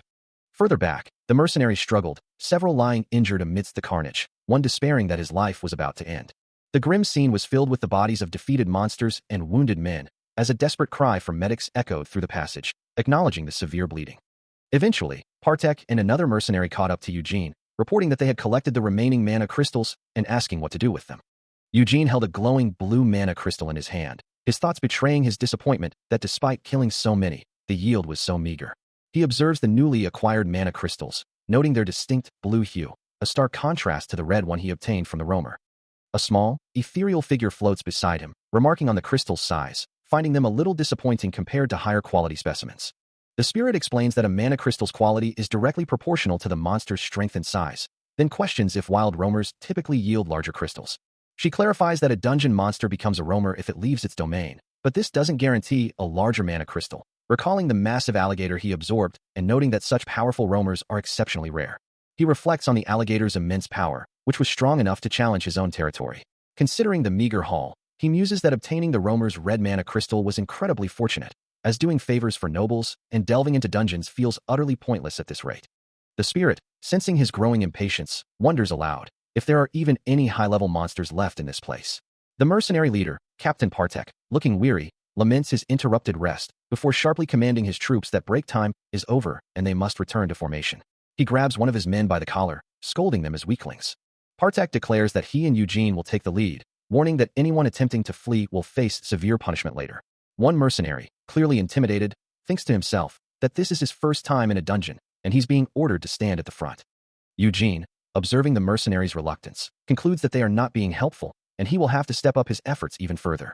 The monsters they were about to face were on a completely different level, and as they ventured deeper into the dungeon's core, the air grew heavy with anticipation. Eugene observed the path ahead, noting that the creatures with military power within the dungeon would likely be using goblins as their foot soldiers, meaning they were about to face at least intermediate-level monsters. These were not the weaklings they had encountered before, but a more organized and dangerous threat. If they managed to eliminate these, the high-level monsters would be waiting for them, deep within the dungeon's depths. The journey led them further into the core, where the true challenges lay. Eugene's mind drifted back to a pivotal moment, a day that changed everything. That day, right after he consumed the red mana crystal of the roamer, the master of the swamp, he gained a very useful ability. The memory of the monster's essence flowing into him was vivid, a surge of power he had never known.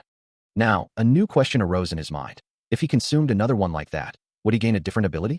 His crimson eyes glowed with a mix of curiosity and determination, the thought consuming him. Suddenly, his heightened senses picked up movement. He could hear at least 50 footsteps, approaching from approximately 100 meters away. As the monster horde surged forward, the red-haired combatant observed their ranks, noting that 3 heavier, more formidable creatures were positioned deeper within the approaching mass. A smirk playing on his lips, he turned to Eugene, offering him the chance to personally engage the threat. Without hesitation, a searing crimson beam erupted from Eugene's position, tearing through the air with immense force. The beam struck its first target, erupting in a violent burst of energy and debris.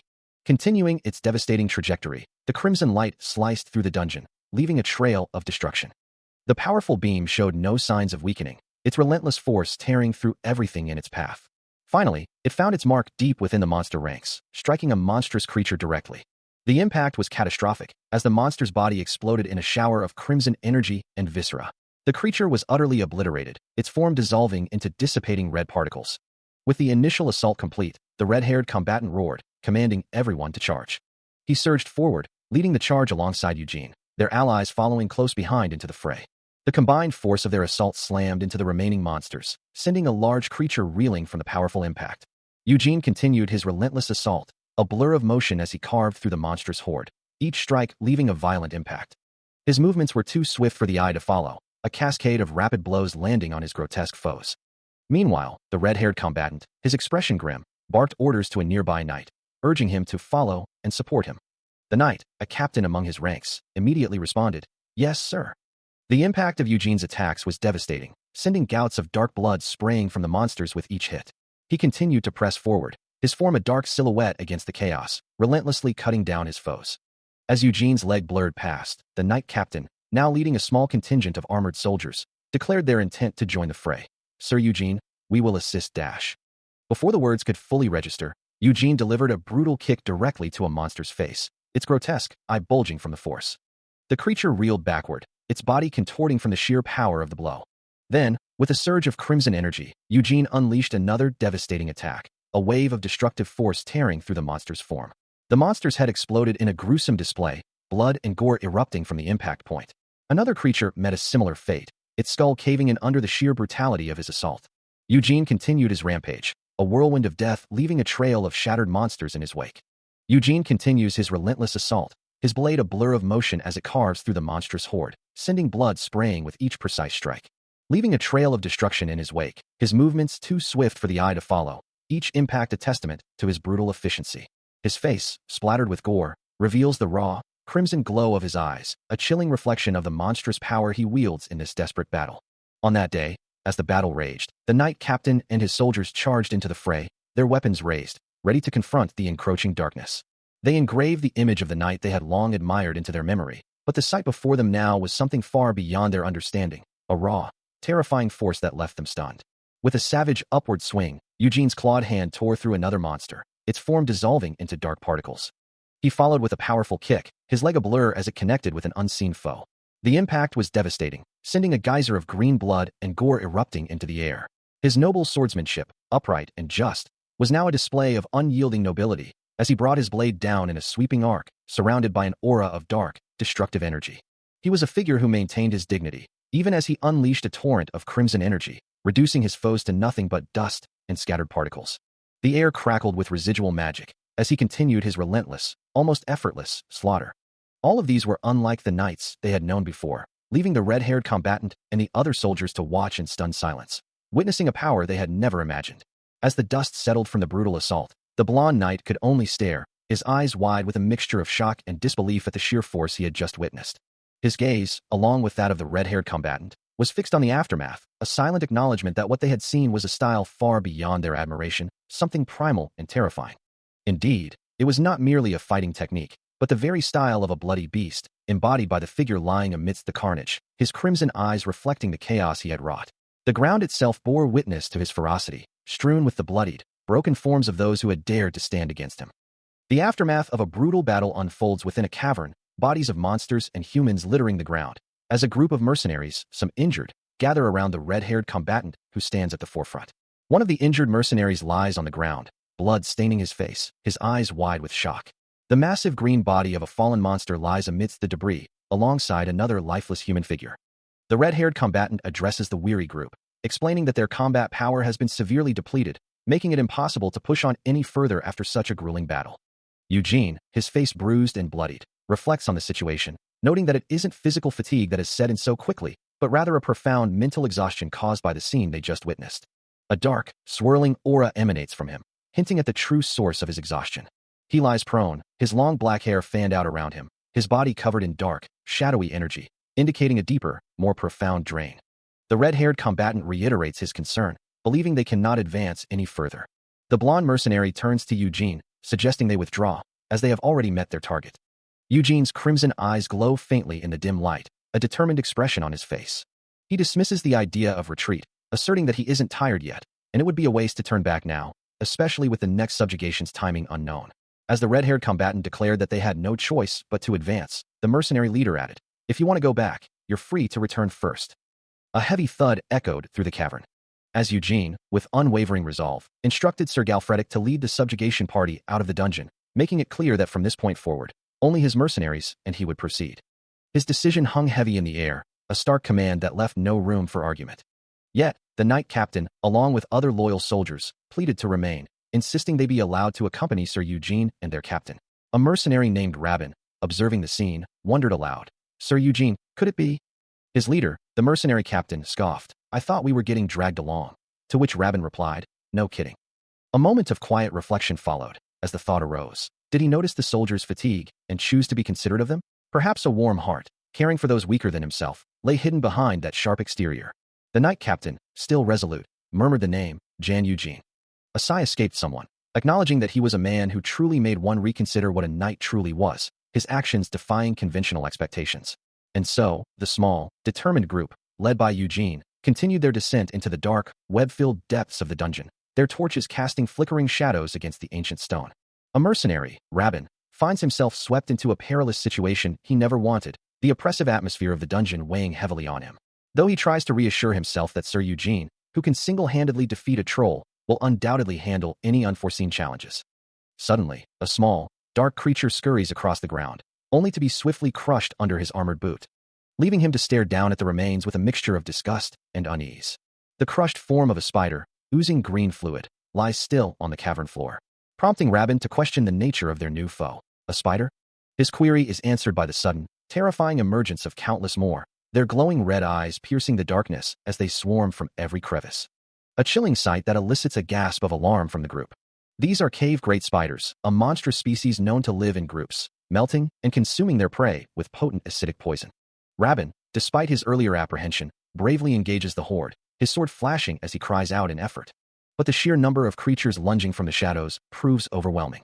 The red-haired combatant, assessing the dire situation, suggests a tactical retreat, only for Eugene to respond with a questioning gaze. "There are too many of them. For now, we should fall back, fall back." He continues his relentless assault, his blade a blur of motion as it carves through the swarming spider-like creatures, each strike accompanied by a sharp, tearing sound. The glowing edge of his weapon slices deep, sending crimson blood and chitinous fragments spraying into the air with another violent impact. His crimson eyes burn with an unyielding intensity, his expression a mask of grim determination as he presses deeper into the monstrous swarm.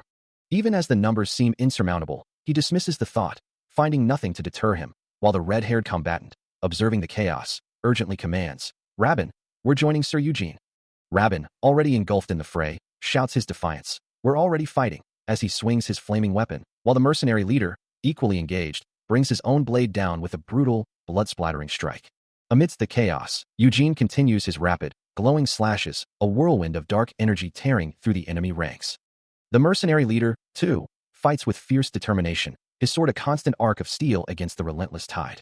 Eugene's crimson eyes remain fixed on his targets, his every movement precise and deadly as he cuts down another foe.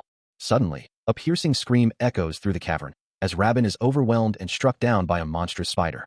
Trapped beneath a pile of the creatures, Rabin cries out in desperation, "Save me," his voice trembling with fear.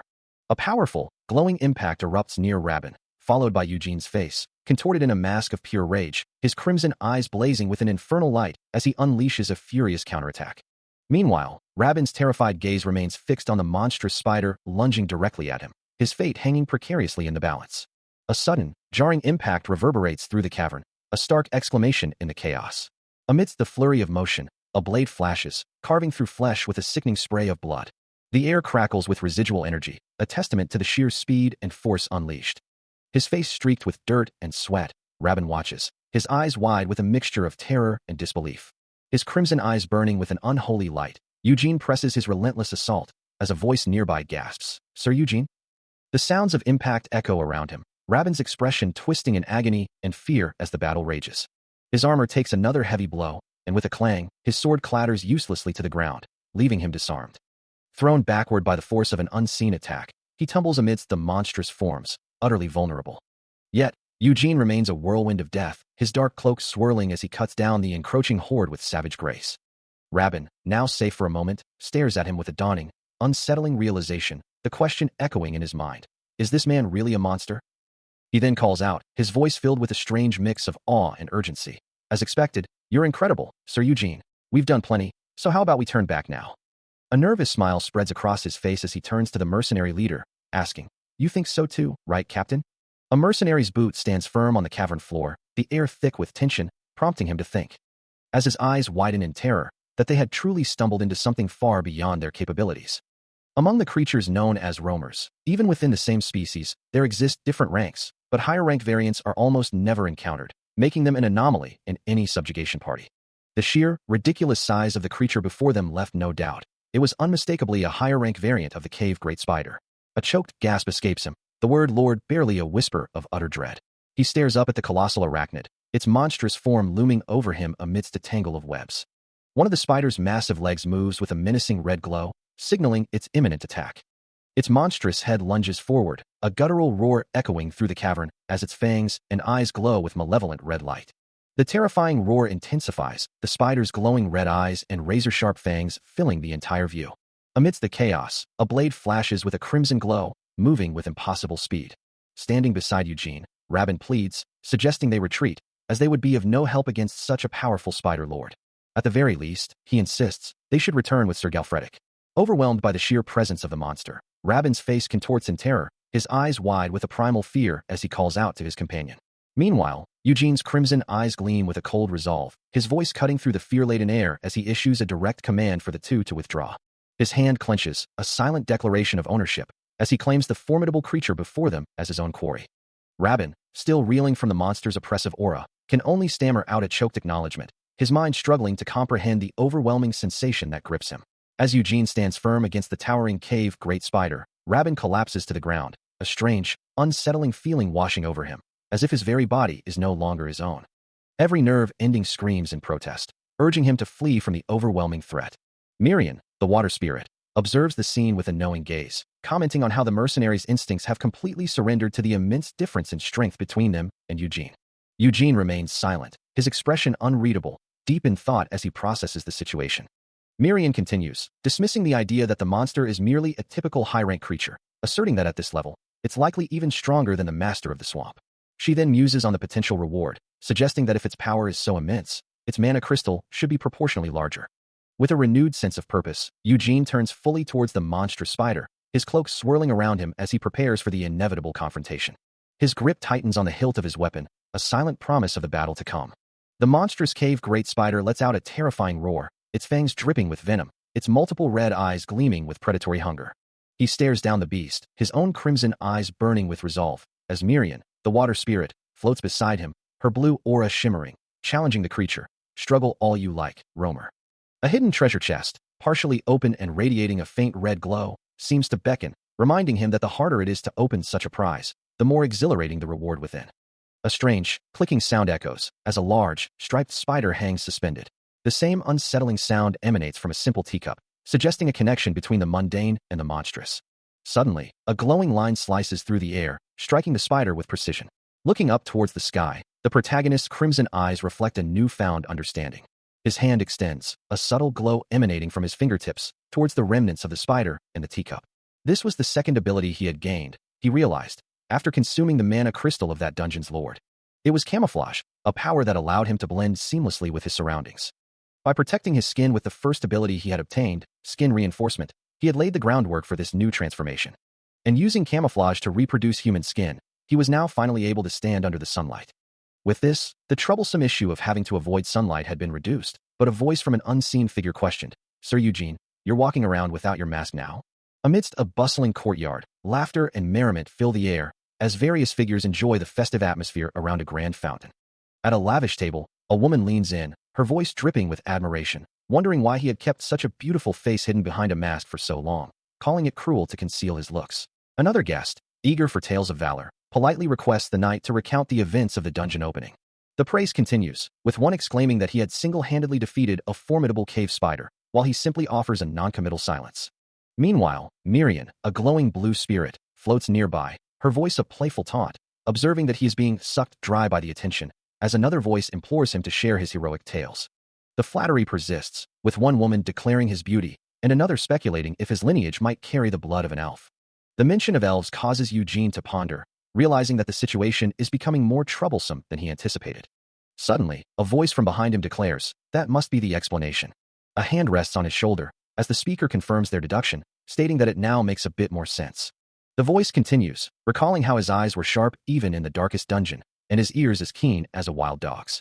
A red glow emanates from Eugene's eye as the speaker details his agile movements and the monstrous strength he displayed when he threw the spear. With a final, knowing look, the speaker concludes that he couldn't possibly be an ordinary human. Amidst the boisterous celebration, the red-haired combatant beams with pride, surrounded by the villagers who cling to him, one exclaiming about his impressive physique, while another marvels at the notion of him possessing elven blood.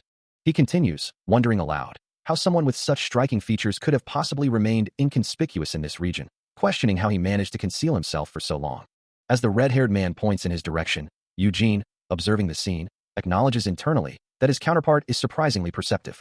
A subtle smirk plays on his lips as he offers a simple, "Well." His expression remains unreadable, a mask of calm contemplation. The festivities continue around the red-haired combatant, with the villagers still captivated by his presence, their excitement undiminished. Later, at a candlelit table, Eugene sits with Marin and two other women, his thoughts deep, as he processes the day's events. The red-haired combatant approaches, remarking on Eugene's unchanging demeanor, while Marin adds her own wry observation, a knowing my escaping her lips. Eugene's eyes narrow slightly, a flicker of annoyance crossing his features as he ponders, if this is truly what they mean by seeing what you want to see. A calculating thought forms in his mind, realizing the potential utility of this misconception, that from now on, if ever suspected, he could simply claim elven ancestry as an excuse. His gaze hardens, reflecting on the true nature of his recent transformation and what he had truly gained. The consumption of that mana crystal was not merely an ability this time. The moment the mark disappeared, something far more profound had occurred within him, his crimson eye glowing with newfound power. Memories he had never seen before played across his mind. As he saw himself, as he was now, lying in an unknown place. A soft hand was holding his, and in that unfamiliar space, a bell was ringing out. Everyone had their eyes on him, but he wondered, who was the woman in those memories? Or rather, before that, he questioned, were those memories even his, as someone who had no recollection of his past? The only thing he could remember was. Then, a voice called out his name, Eugene. His crimson eyes snapped open, a sharp jolt of awareness bringing him back to the present, as the voice cried out again, Eugene. A long-haired figure, seated at a table, pleaded desperately, "Sir Eugene, please help me." A red-haired combatant, holding a young blonde figure by the head, smirked, "You utterly hopeless brat. I heard everything." The red-haired combatant's grip tightened on the blonde mercenary, his voice sharp with accusation, demanding to know why he had become nothing but dead weight for Sir Eugene. The blonde mercenary, his face contorted in fear, could only stammer out a defense, claiming it was only because Sir Eugene wasn't human, and that any normal person would have fled. His words only fueled the red-haired combatant's anger, who scoffed at the implication, asking if he was truly calling Sir Eugene a monster, before promising him a hellish and intensive training.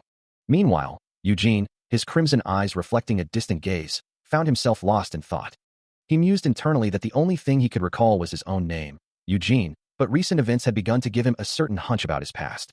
The red-haired combatant continued to hold the terrified mercenary, Partek, firmly, who desperately pleaded for help, only to be met with a chilling question about how he could possibly be saved. Eugene sat at an outdoor table, surrounded by others, while the red-haired combatant stood nearby, his thoughts drifting to the possibility of uncovering his true self by systematically erasing the false memories he possessed. He sought to discover not some fabricated identity like a knight or someone with elven blood, but the truth of who he truly was. Later, in a grand hall, a new voice spoke, acknowledging the successful subjugation of a dungeon as Eugene stood among a gathering of nobles. A red-haired man with a braided hairstyle then stepped forward, introducing himself to Eugene as Krema, the third son of Galfredic, expressing his honor to meet Lord Terwin. A young man with vibrant red hair introduces himself to Eugene, declaring, "I am Jan, eldest son of Eugene," while acknowledging the hardships he must have endured. With a gesture, Jan instructs someone to hand a scroll to Eugene. The scroll, presented in an ornate box, is accompanied by Jan's words, "Sir Eugene, I heard you needed a certificate to guarantee your status. I don't know how much help it will be, but..." As Eugene takes the document, a faint blue aura emanates from it, and Jan assures him, "This should perfectly guarantee your identity, Jan of House Eugene." Eugene's eyes glow crimson, a subtle sign of his inner satisfaction. Meanwhile, in a different chamber, a blond man in noble attire is racked with a violent, hacking cough. Kneeling beside an elderly, ailing man, the blond man, Kamara, cries out, "Father." The dying Lord Terwin responds, his voice weak, "Kamara, your younger brother's ambitions weigh heavily on my mind. I cannot close my eyes in peace." Kamara, with a determined expression, reassures his father. Please don't worry about him, father. I will guide this domain that you've built up over a lifetime safely and properly. Holding his son's hand, Lord Terwin imparts his final wisdom. My beloved firstborn son, a domain is nothing but dust and earth. Remember this. A lord must always. Kamara, now standing among other figures, recalls his father's words. Look after his people, not his land, and lead them. His hands are clasped together, a gesture of solemnity and acceptance. Another hand reaches out to his, offering comfort and support. Jan and Eugene observe the scene. As someone remarks on the passing of Lord Terwin, kind of Lord Terwin was, there are quite a lot who grieve his death. Even in the solemn presence of a person's passing, not everyone shares the same sentiment, as Eugene and Jan observe the mourning. Indeed, some individuals harbor entirely different feelings, their faces contorted in anger or frustration, unable to conceal their true emotions. Outside the castle walls, Kamara approaches Eugene and Jan, apologizing for his early departure from the Lord's funeral, to which Eugene replies with understanding, acknowledging his schedule. As the conversation shifts, Jan turns to Eugene, questioning his decision to remain, his expression hinting at concern. Jan's back is turned, his braided red hair a cascade of concern, as he awaits Eugene's response. Eugene, however, reveals his true intention. He plans to re-enter the dungeon, deeming it a waste to abandon it after the effort of opening it. A slight smirk plays on Jan's lips, as he remarks that the Count of Evergrow would have greatly admired Eugene. Eugene looks down at Jan's gloved hand, which is now extended towards him, a silent question in his gaze. Jan, with a respectful expression, declares that it was an honor to cross swords with a knight of Eugene's caliber, his words carrying genuine admiration. His hand remains outstretched, a gesture of camaraderie and future alliance. Eugene meets his gaze, taking his hand, and expresses a hope that their next encounter will not be as adversaries. As their hands meet in a final gesture of respect, Eugene and Jan share a fleeting glance, a silent acknowledgement passing between them. Their handshake firm, the two part ways, their paths diverging once more. Jan rides off into the distance, leaving Sir Galfredic to wave a fond farewell, calling out for him to take care. Meanwhile, Eugene turns to his mercenary captain, instructing Partek to prepare for their departure, to which the captain readily agrees. Partek then muses aloud, recalling that Sir Galfredic had also left on horseback. His subordinate, Rabin, questions the need for a horse, but Partek quickly reminds him that knights, as a rule, ride horses. Eugene, listening to their exchange, announces their next destination, the trading company. Rabin, with a confident smile, explains their dual purpose there, to acquire a horse for Eugene and to sell the byproducts from the monsters they've defeated. Understanding the plan, Rabin enthusiastically declares that as Eugene's retainer, he will do his utmost to assist him. However, Eugene's response is curt, informing him that his assistance won't be needed for the time being. As Eugene turns away, Rabin watches him, a flicker of confusion crossing his face. His expression shifts to one of surprise, as he questions the meaning behind Eugene's words. A young man with wide, blue eyes looks on with a bewildered expression, as a voice from behind him sharply demands, "Hey, get that over there quickly." Still looking perplexed, he carries a heavy wooden crate, as another figure, a balding man with an exasperated face, shouts, "Are you working even properly?" Far from the bustling docks, the majestic kingdom of Kaler, renowned as the greatest commerce city, stands proudly under a clear blue sky, its grand castle overlooking a sprawling urban landscape. Within its vibrant expanse lies the Marin harbor, a hub of activity where ships dock amidst the city's intricate waterways, their sails catching the light. Seagulls cry overhead as the vast blue ocean stretches out beneath the clear sky, a journey that began not long ago. Soon, the bustling port city comes into view, its docks teeming with merchants and goods, the air filled with the sounds of commerce. Amidst the commotion, a knight in shining armor exclaims, wondering if all these dungeon byproducts could truly have been brought in by a single individual. Another voice confirms that indeed, all the byproducts were brought in by Sir Jan Eugene, the very knight responsible for the dungeon opening subjugation in the Terwin territory not long ago. The crowd gasps in disbelief, shocked to hear that the up-and-coming knight, rumored to have ripped off a troll's head while it was still alive, is not only real but actively working. Meanwhile, Eugene himself is hard at work, moving heavy sacks of goods, while a merchant nearby warns others not to handle the precious cargo carelessly. Taking a moment to catch his breath, he wipes sweat from his brow, clearly exhausted from the strenuous labor. Looking up at a nearby building, Eugene hears a voice from within, chiding him that his conversation is taking quite some time. Through a window, a man with a green cap and mustache reassures him, telling Sir Eugene not to worry. Introducing himself as Billmore of the Palin Trading Company, he steps forward with a confident smile. Billmore declares that he, the pride of Marin, will personally take responsibility for handling all of Eugene's byproducts. Billmore, a representative of the Palin Trading Company, continues his pitch, recalling his initial skepticism when Partek first mentioned a good trading company, yet now boasting that his own company is a major player, and based on their extensive experience, they can offer the best possible base price for Eugene's byproducts. Eugene listens, reflecting on the unexpected turn of events, To think that Partek, of all people, would introduce him to such a large-scale company. He considers the implications of this new connection, realizing this could be incredibly useful for someone like him, who remains largely ignorant of human social networks. Billmore, eager to close the deal, presses on, promising that if Eugene signs an exclusive contract, he will personally guarantee the best possible base price for his byproducts. As Billmore extends his hand, a new voice cuts through the air, demanding to know which of them is Sir Eugene. A knight, Sir Galfredic, steps forward, his presence commanding attention, and he addresses Eugene directly, suggesting the situation could become awkward. Eugene, unfazed, simply asks why. Sir Galfredic explains that the person in question is a secretary working directly under the deputy manager of the Palin Trading Company, a revelation that prompts Eugene to ask for a simpler explanation. The knight clarifies, stating that, in short, this means the secretary represents someone with more power than Billmore, the man they were trying to deal with. He warns Eugene that this more powerful figure is likely to snatch his byproducts at a lower price. Therefore, if Eugene desires a stable trade partner, Sir Galfredic advises, it would be best to proceed very carefully right now, a sentiment Eugene echoes thoughtfully. Sir Galfredic then turns his attention to Billmore, dismissing him with a stern command to step aside, and not to pointlessly challenge someone he cannot possibly beat, adding pointedly that he doesn't see any signed contract papers anywhere. Sir Galfredic addresses Eugene, noting the widespread talk about him across the harbor, specifically mentioning the knight who ripped off a troll's head with his bare hands and brought in a mountain of dungeon byproducts. He dismisses the rumors as a transparent tactic, suggesting they are merely an unverified spread to inflate the value of Eugene's goods, a newbie's obvious ploy. Continuing his proposition, Sir Galfredic informs Eugene that the Palin Trading Company's deputy manager wishes to sign a contract with him personally, urging him to leave this shabby place and accompany him. The deputy manager, a stern figure in a suit, contemplates the situation, thinking of Eugene as a mere brat of a knight who only understands brute strength, and resolves to strip him down to the bone. Sir Galfredic's expression shifts to one of surprise and discomfort, as if sensing an unseen pressure, while Eugene's eyes narrow, a subtle red glow hinting at his growing irritation. Eugene, his gaze sharp, questions the source of this sudden, oppressive pressure. Sir Galfredic quickly composes himself, apologizing for his rudeness and introducing himself as Grail, the secretary to the Palin Trading Company's deputy manager. He reiterates that this will be a good opportunity for Eugene, who, with a skeptical glance, questions what kind of opportunity he means. Grail clarifies, explaining it's a chance to sell his byproducts under better terms. Eugene's crimson eyes glow with intensity as he repeats the phrase, better terms? Grail, visibly sweating, confirms that their deputy manager would personally handle the transaction. Eugene's eyes widen in surprise at the mention of the deputy manager's personal involvement, causing Grail to immediately apologize profusely, fearing he has offended him. His crimson eyes glow with an intense, almost predatory light, as the memory of Grail's desperate plea echoes in his mind.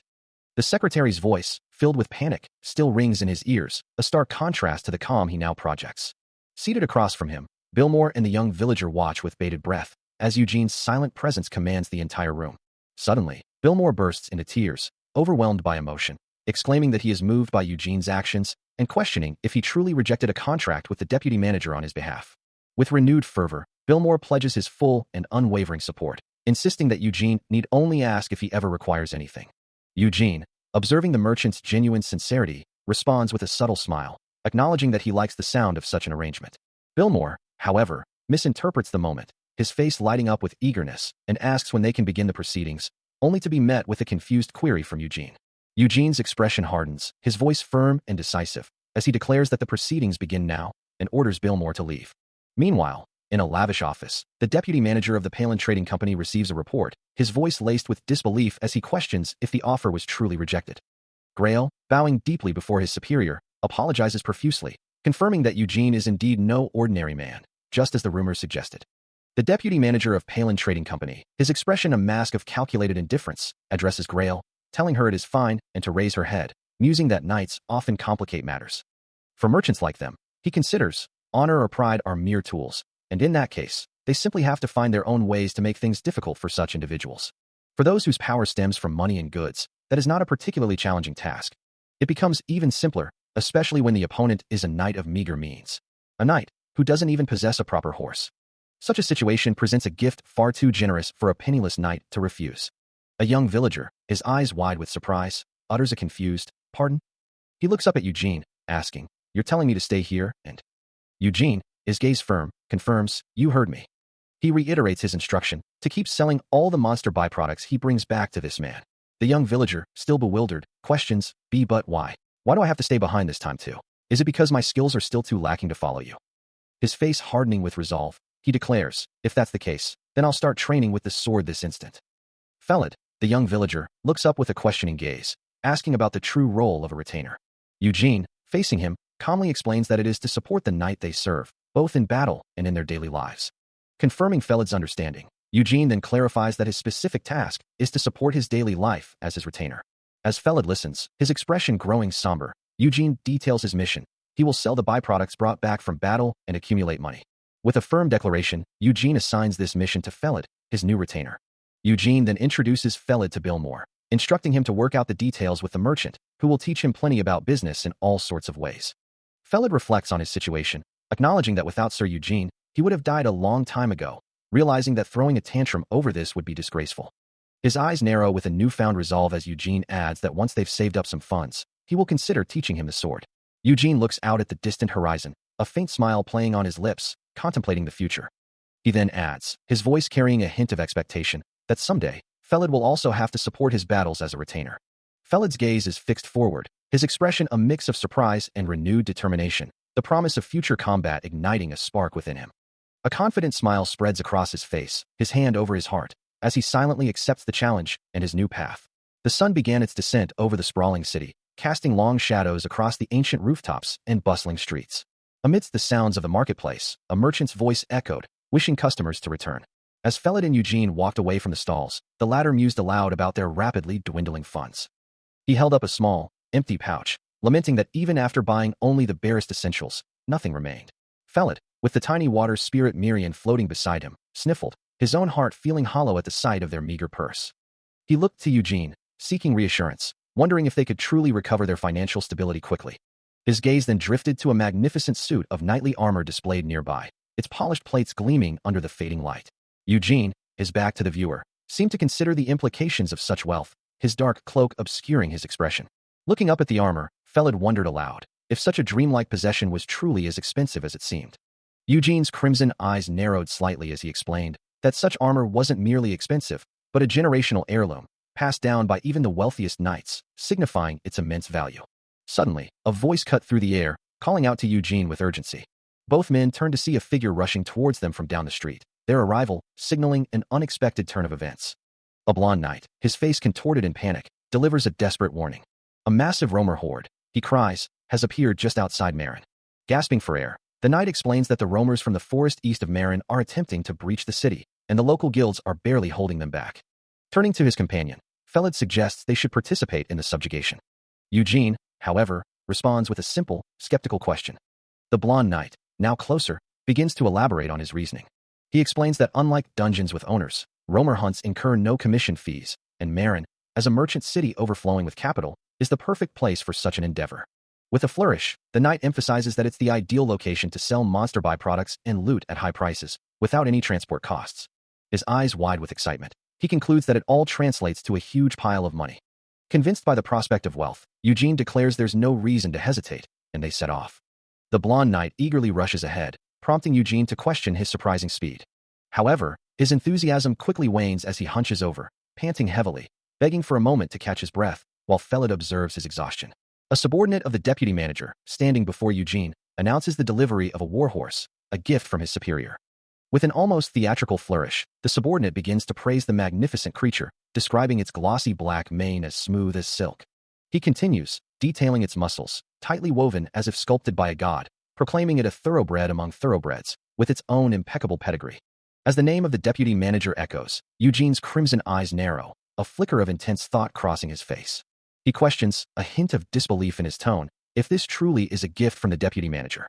Sweat beading on his brow, the subordinate quickly reassures him, confirming it is indeed a gift, not a veiled demand for something in return. Now mounted on the magnificent warhorse, Eugene offers a simple, yet profound, expression of gratitude. The subordinate, visibly relieved, instructs him to convey his thanks to the deputy manager. With a powerful surge, Eugene spurs the warhorse forward, leaving the building behind. Still sweating profusely, the subordinate is given a final instruction. Tell her. The warhorse's hooves thunder against the ground, carrying Eugene swiftly away from the city's structures. As Marin floats beside him, a small, glowing spirit, Eugene declares their new objective, to go forth and rake in some money. Eugene rides his new warhorse, leaving the city behind. Meanwhile, back in the city, a mercenary questions his captain. He's already gone ahead, So what do we do, Captain? That horse is really fast. The captain, clearly frustrated, barks back. What do you mean? What do we do? Run after him, you idiot, receiving a quick affirmation.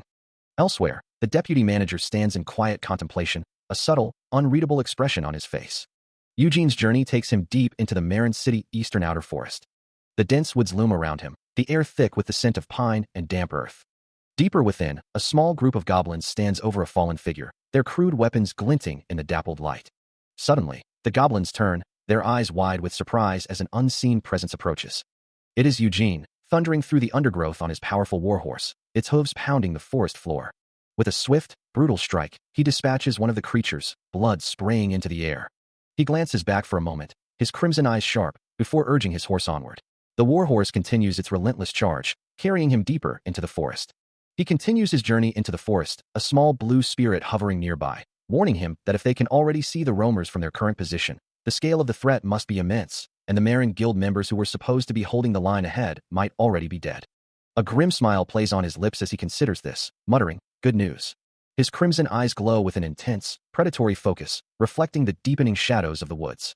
With a determined stride, he presses onward, his dark cloak billowing behind him as he plunges deeper into the unknown. The clash of steel rings out as he engages unseen foes, his horse galloping through the sun-dappled undergrowth, a thought echoing in his mind. I don't like sharing loot after all. A dense forest canopy stretches overhead, dappled sunlight filtering through the leaves, as something moves with incredible speed through the undergrowth. Leaves and branches whip past, the forest floor a streak of motion as the unseen force continues its relentless charge. With a powerful impact, the ground trembles, sending a shower of leaves and dirt flying into the air. A leg descends with blurring speed, its movement a testament to the raw power behind it. The foot lands with another resounding thud, kicking up more debris as the momentum carries him forward. Above, the sun breaks through the canopy, illuminating the path ahead as the rapid movement continues. Emerging from the shadows, Eugene's crimson eyes gleam with fierce determination, his long dark hair flowing around him as he prepares for what lies ahead. His arm swings with deadly precision, a dark blade a blur in his grasp, ready to meet any challenge. He plunges into a chaotic melee, a lone figure against a horde of green-skinned creatures, his movements swift and brutal amidst the clash of steel and roars. The battle rages across the open field, bodies falling as he carves a path towards a prominent red and gold banner, planted firmly in the ground. The banner, emblazoned with a sun and wheel motif, flutters defiantly against the bright sky, a symbol of resistance in the heart of the conflict. Surrounded by the monstrous creatures, a blonde knight in gleaming armor stands firm, her face contorted in a furious cry. You scoundrels! You shall not move forward unless you kill me. The green-skinned creatures pressed in, their glowing red eyes fixed on their prey. Suddenly, her white horse, panicked by the encroaching horde, reared violently, throwing her to the ground. The terrified steed bolted away, leaving her utterly vulnerable. Madrika, the Knight of Justice, lay injured on the ground, struggling to declare her name amidst the pain. Her eyes widened in terror as the horde of glowing-eyed monsters advanced, their numbers overwhelming. A massive green-skinned creature loomed over her, its crude weapon raised high for the killing blow. She screamed, a desperate cry for help echoing across the battlefield. The creature lunged forward, its attack swift and brutal. Madrika could only watch, paralyzed by fear, as the weapon descended towards her. But before it could strike, a blur of motion and a flash of steel, and the creature was cut down, blood spraying into the air. Eugene appeared, his crimson eyes glowing with fierce intensity, his sword already mid-swing, a dark aura radiating from him. Nearby, his black steed, eyes burning with an ethereal white light, stood ready. He moved with a blur of motion, his strike a crimson streak against the green-skinned creature, sending it reeling. Another monster fell before his relentless assault, as the female knight watched, her expression a mix of shock and awe. With a powerful kick, he sent a third creature flying, its body tumbling through the air before crashing to the ground. His movements were too fast to follow, a dark whirlwind of destruction tearing through the remaining horde. As the last of the creatures fell, the female knight, now standing, offered a grateful, if slightly breathless, acknowledgement. She then inquired about his identity. Still in the throes of battle, he continued to dispatch any stragglers, his expression grim and focused. Another creature met its end, its body contorting from the force of his blow. The impact was brutal, a spray of blood marking the final moments of the monster. Finally, the last threat vanquished, he stood tall beside his loyal steed, the female knight now fully recovered and observing him with renewed curiosity. When she repeated her question about his name, he simply countered, asking if such a detail was truly important in their current predicament. His gaze unwavering, he added that her survival would have been pointless had he not intervened. Acknowledging his valid point, the female knight agreed, her thoughts already turning to their eventual return from this hell on earth. A night, Her face alight with fierce determination, plunged her blade into the horde of green-skinned goblins, their numbers overwhelming the city's defenses. Even amidst the chaos, her voice rang out, clear and resolute, demanding to know the name of the one who fought alongside her. I shall ask for your name once more. The memory shifted, recalling the sheer scale of the invasion, as hundreds of goblins had rushed over the great city of merchants, Marin, like a swarm of ants. Addressing a gathered crowd, the female knight continued her tale, explaining that despite the overwhelming odds, they had fought until the very end. She recounted the pivotal moment of crisis, when a knight had mercilessly slain the goblins, a feat she herself had contributed to. And in the end, with a flourish of sparkling magic, they were able to secure victory and protect Marin. The crowd, having heard the tale many times, grew restless, one voice exclaiming, "We get it," before another eagerly pressed, "So who was that knight?" Among the eager faces, the protagonist listened intently, a villager's hand resting on his shoulder, as the question was posed directly to him. "Oh, are you curious?" The image of the celebrated hero appeared, a blonde knight pointing confidently, his name finally revealed, Eugene. The villagers buzzed with excitement, one recalling, "Isn't he the same knight who subjugated the dungeon in the Terwin territory?" While another added, "From what I heard, he pulled out the spine of a live troll." The collective admiration swelled, culminating in a fervent declaration, "Sir Eugene is our hero." A grand building stands tall as the sounds of a cheering crowd echo through the air, their voices rising in a unified chant, proclaiming the name Eugene. Inside, a man with a striking red beard gazes down at the adoring masses, a calculating glint in his eyes. Louis Palin, the current mayor of Marin, muses that the more fame Sir Eugene gains, the harder he becomes to control. Later, in a lavish chamber, Louis Palin questions his granddaughter, Treachery, about their strategy, asking if they should truly leave Sir Eugene to his own devices, to which he confidently assures him that everything is under control. With a sly smile, Treachery reveals her true intention, hoping Sir Eugene becomes even more reputable. As her fingers toy with a delicate necklace, she explains that the higher he soars, the worse the fear of his inevitable fall will be. Meanwhile, a young man asks Louis Palin if he knows about the squire Eugene has with him, to which Louis Palin clarifies if he means the child supplying byproducts to the trading company. Treachery confirms this, adding that from her investigation, the child is more than just a squire. Her eyes gleaming with malicious intent, she reveals the child to be a hidden illegitimate heir of the powerful Terwin family. Louis Palin's expression shifts to one of understanding, realizing the implications of this revelation. He concludes that this means they can sponsor the illegitimate child of the Terwin family, while Eugene, unseen, observes the young man, his crimson eyes fixed on the boy's glowing form. With a cunning smile, Treachery considers the implications, believing that if they can secure the illegitimate child, they might be able to build a relationship with the future head of the Terwin family. Her grandfather, Louis Palin, chuckles, acknowledging her shrewdness, having understood her plan to buy off a knight sponsoring an illegitimate child, and decides that in that case, he'll also have to send Sir Eugene a gift. He muses that it would only be proper for him, as the mayor of Marin, to reward a hero who solved their problem. Treachery's smile widens as her grandfather adds that he'll put her in as a referral, urging her to make good use of this opportunity. With a subtle bow of her head, she expresses her gratitude, thanking her grandfather for his support. The grand, ornate building stands tall against the evening sky, a silent witness to the machinations within. Later, as she delicately sips from a cup, Treachery reflects on her philosophy, believing that those who are thirsty will always seek the water's edge to drink. Her eyes gleam with ambition as she continues, asserting that as a merchant, she has only one thing to do. A soft, deliberate sound echoes, marking her measured steps. She holds her cup, the liquid swirling within, and reiterates her belief, dig a well before the right person's thirsty. Her foot taps impatiently, as she resolves to wait until her targets restlessly drink the water she has prepared. A soft click of a door opening signals her arrival, as Treachery sits regally, attended by two servants, her plans firmly in motion. She steps into the opulent chamber, her presence commanding, knowing her plans are unfolding exactly as intended, without resistance or doubt. A subtle, knowing smile plays on her lips, a testament to her calculated machinations. Meanwhile, the renowned hero of Marin, Sir Jan, stands tall and formidable, dark red and black armor, his long black hair framing a stoic face. Every inch of his new gear, from the gleaming pauldrons to the reinforced greaves, speaks of immense power and protection, befitting a hero like Eugene. As he enters the room, Eugene addresses the woman seated before him. "I'm here to give my thanks. Are you Treachery, the Marin branch owner of the Palin Trading Company?" With a composed demeanor, she confirms her identity. "Yes, that is me. Please, take a seat," inviting him to join her in the lavishly appointed space. Treachery sips her tea, her thoughts turning to the man before her, Eugene, a figure of both beauty and terrifying strength. She muses on his reputation, a beautiful individual, yet also a terrifying knight capable of decapitating a troll with his bare hands. Observing the intricate details of his armor, she concludes, "He's different from the knights I've met so far." Preachella then compliments his attire. The armor that our mayor gifted you suits you well. It's a commission from the best workshop in Marin. The armor itself is a marvel of craftsmanship. It's made from a special steel forged by mixing Elsic iron with ogre bones, a combination that imbues it with incredible resilience, giving it a hardness even a dragon's fangs cannot easily pierce.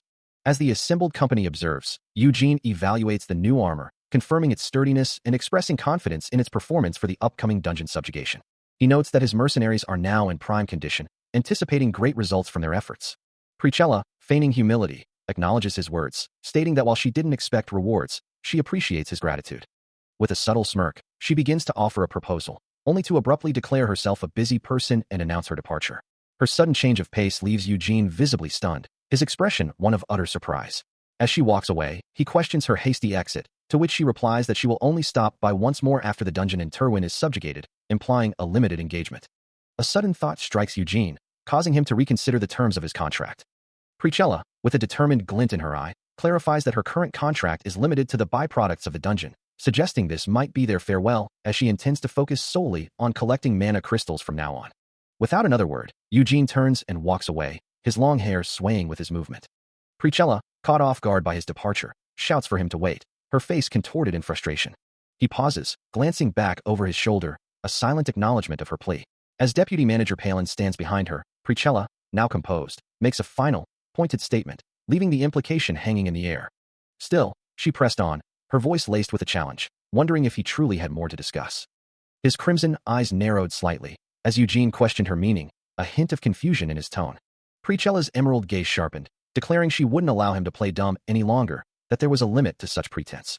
From the sidelines, Deputy Manager Palin chimed in, reminding Eugene that the company had provided him with their highest quality hotel and dishes. He continued, his voice firm, asserting that the byproducts Eugene sold weren't even enough to cover half the services rendered, and questioning if he truly didn't know that. Preachella's smirk widened, as she added her own cutting remark, recalling his past as a mere squire. Her eyes glinting with malice, she warned him not to claim ignorance about the universal truth that everything in this world came with a cost, then directly accused him of being a shameless knight who knew no honor. Her words echoed in his mind, as Eugene, the supposed hero of Marin, processed the stinging insult.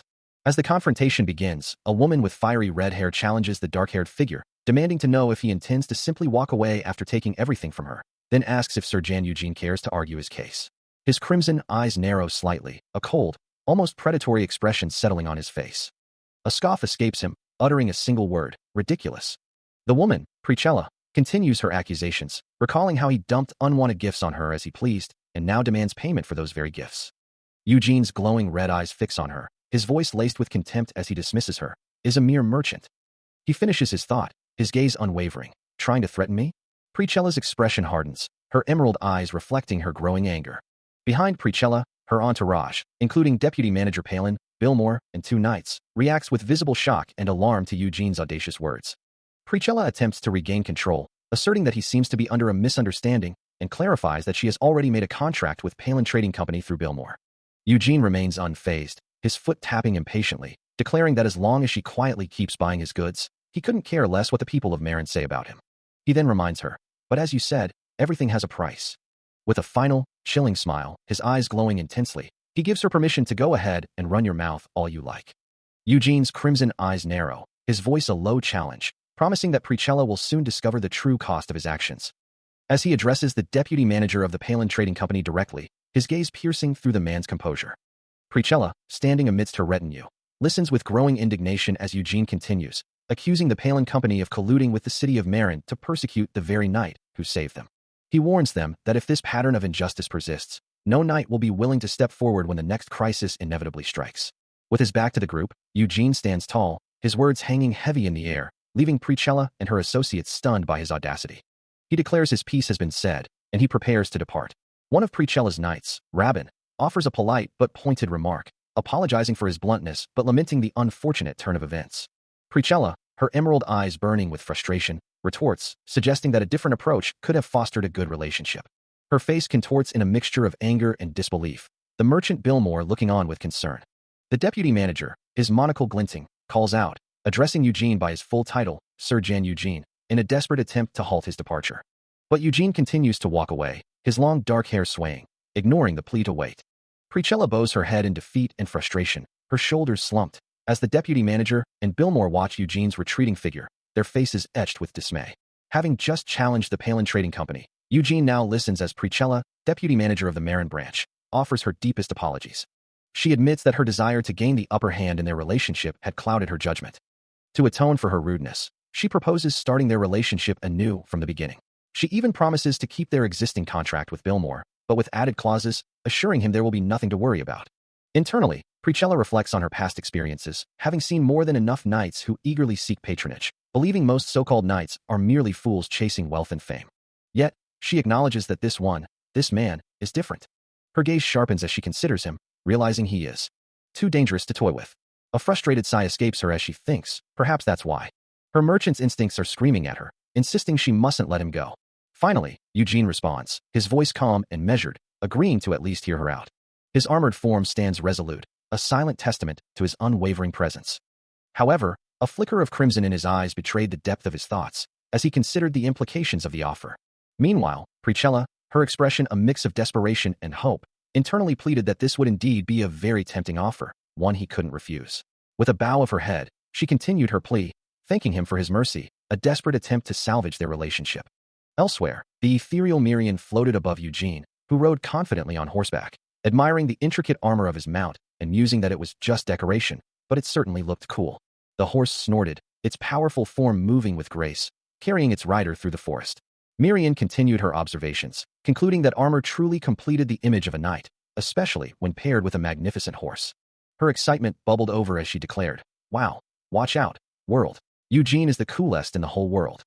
Later, Billmore addressed Eugene, confirming that he had secured quite a favorable contract, to which Eugene, with a slight smirk, asked if he thought so too, receiving an affirmative yes. Billmore then elaborated on the Palin Trading Company's influence, explaining that its business scale was so large and far-reaching it couldn't be ignored, with hundreds of branches across the Roman Empire, and Marin as their main base. The Palin Trading Company, a vast network with its main base in Marin, primarily engaged in vigorous trade with noble houses that possessed local magic domains, such as House Turwin.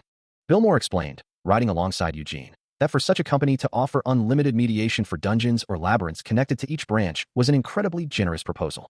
He continued, praising Eugene's shrewdness, remarking that at this level, it was far better than receiving an appointment from a noble house, a truly brilliant push and pull on his part. Eugene, however, dismissed the praise, stating he only said it because he was annoyed. As they rode through the forest, Eugene mused aloud, wondering if someone wrapped in shiny armor automatically made them a knight. His thoughts drifted to a bald, bearded man, who had clearly made an impression on him. The mercenary leader, with his stern, bearded face, had spoken with disdain. He had questioned who knew if one could even hold a sword properly. Marin, floating beside Eugene, reacted to his inner turmoil, exclaiming in surprise at what the rotten potato-face guy had said, while Eugene remained silent, a subtle frown on his face.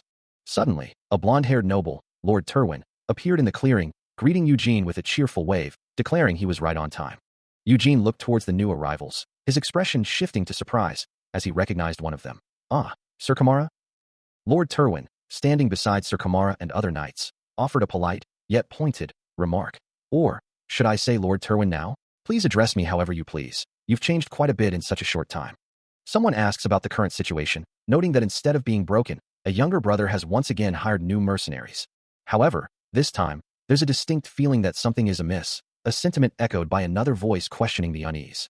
The speaker then recalls the previous mercenary band hired to bring Felid, the ones who were wiped out by wolves, as a group of new mercenaries sits idly by. Lord Turwin, standing beside Eugene, adds that from his recollection, they were indeed a rather nasty bunch. And for some reason, the mercenaries brought this time give off a similar sort of feeling, a bald, bearded mercenary leader among them listening intently. Eugene's crimson eyes narrow slightly, his expression unreadable as he processes the implications. Lord Turwin then turns to Eugene, offering him a position to serve as commander of this dungeon subjugation party. Sir Kamara, standing nearby, urges Lord Turwin to proceed, as a sword is drawn into view. Meanwhile, the mercenary leader, his hand resting on the hilt of his blade, mutters to himself, considering the possibility that if the new commander dies in the dungeon, he might just become the commander himself, his face contorted in a greedy sneer. His brazen comment draws shocked gasps from the surrounding mercenaries, who stare in disbelief, questioning what he just said. Lord Turwin, his back to the viewer, also reacts to the mercenary leader's audacious words, his posture stiffening slightly.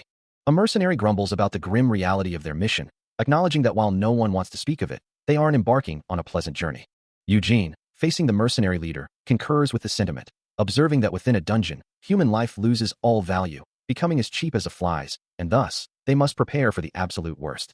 A tense silence hangs in the air. As Eugene's gaze sharpens, his voice firm as he states his reliance on the mercenary leader. The mercenary leader's face twists into a knowing, unsettling grin, a hint of malice in his eyes. He then addresses Eugene directly, calling him commander. With a casual, almost mocking tone, the mercenary leader suggests that if Eugene were to fall, they could simply let Rabin, whom he derisively calls Baldy, take command in his place, a statement that draws the attention of Lord Terwin and Kamara. Eugene's eyes widen in a flash of surprise and anger, his composure momentarily broken by the blatant disrespect. Marin, equally incensed, floats forward, her small form radiating indignation as she curses the mercenary leader, while Eugene, regaining his focus, asserts that they have countermeasures in place and will charge forward immediately. A grim understanding settles on Eugene's face as he acknowledges the underlying machinations.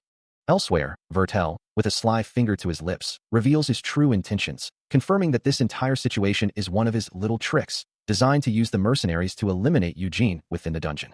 However, watching things not go the way he planned. As the mercenaries press deeper into the dungeon, their leader, Partek, observes the blonde-haired Rabin, who voices his concern, wondering why their employer would want them to enter such a dangerous place. Meanwhile, Eugene's expression hardens, his crimson eyes reflecting a grim determination as he prepares for the inevitable confrontation.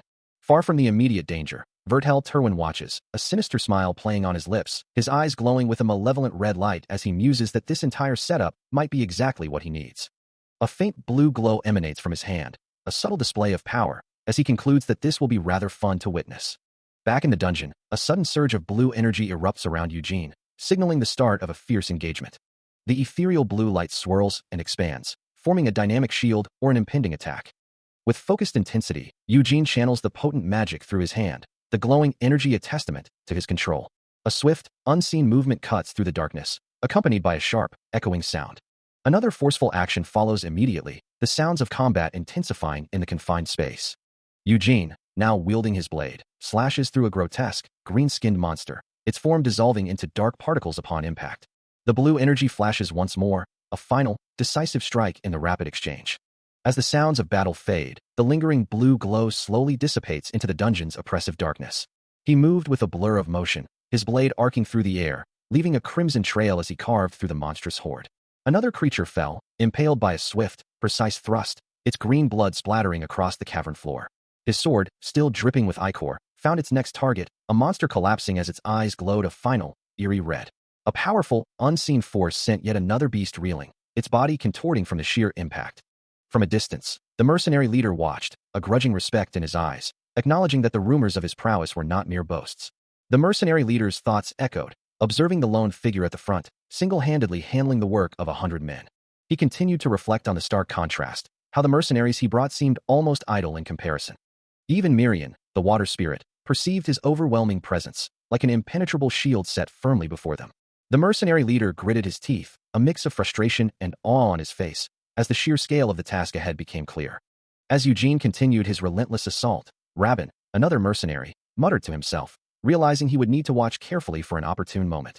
He yearned for just one chance, to land his poison-coated sword on that infuriating face. Turning to face the mercenaries, Eugene announced that they were approaching an area where only mid-rank monsters appeared, and from that point on, he could no longer guarantee their lives, inviting only those willing to follow. Eugene, his crimson eyes gleaming, reiterates his warning, making it clear that only those confident in their abilities should attempt to follow him deeper into the dungeon. Among the mercenaries, a voice rises, declaring that if their commander is going, they too must follow. The mercenary leader, a wide grin spreading across his face, sees this as their golden opportunity. Rabin, eager to press forward, exclaims that they should go as well, but another mercenary cautions him to wait and observe for a moment. The mercenary leader's grin remains fixed, his eyes glinting with a predatory anticipation. Suddenly, Rabin looks surprised, realizing that Eugene seems to have a different plan in mind.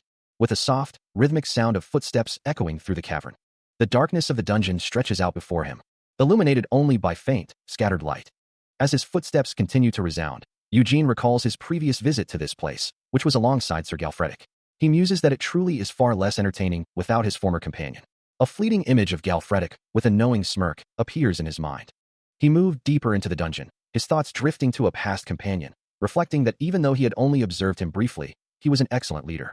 He recalled how the man had raised fallen morale at just the right moments, personally taking the most dangerous positions at the very front as he advanced.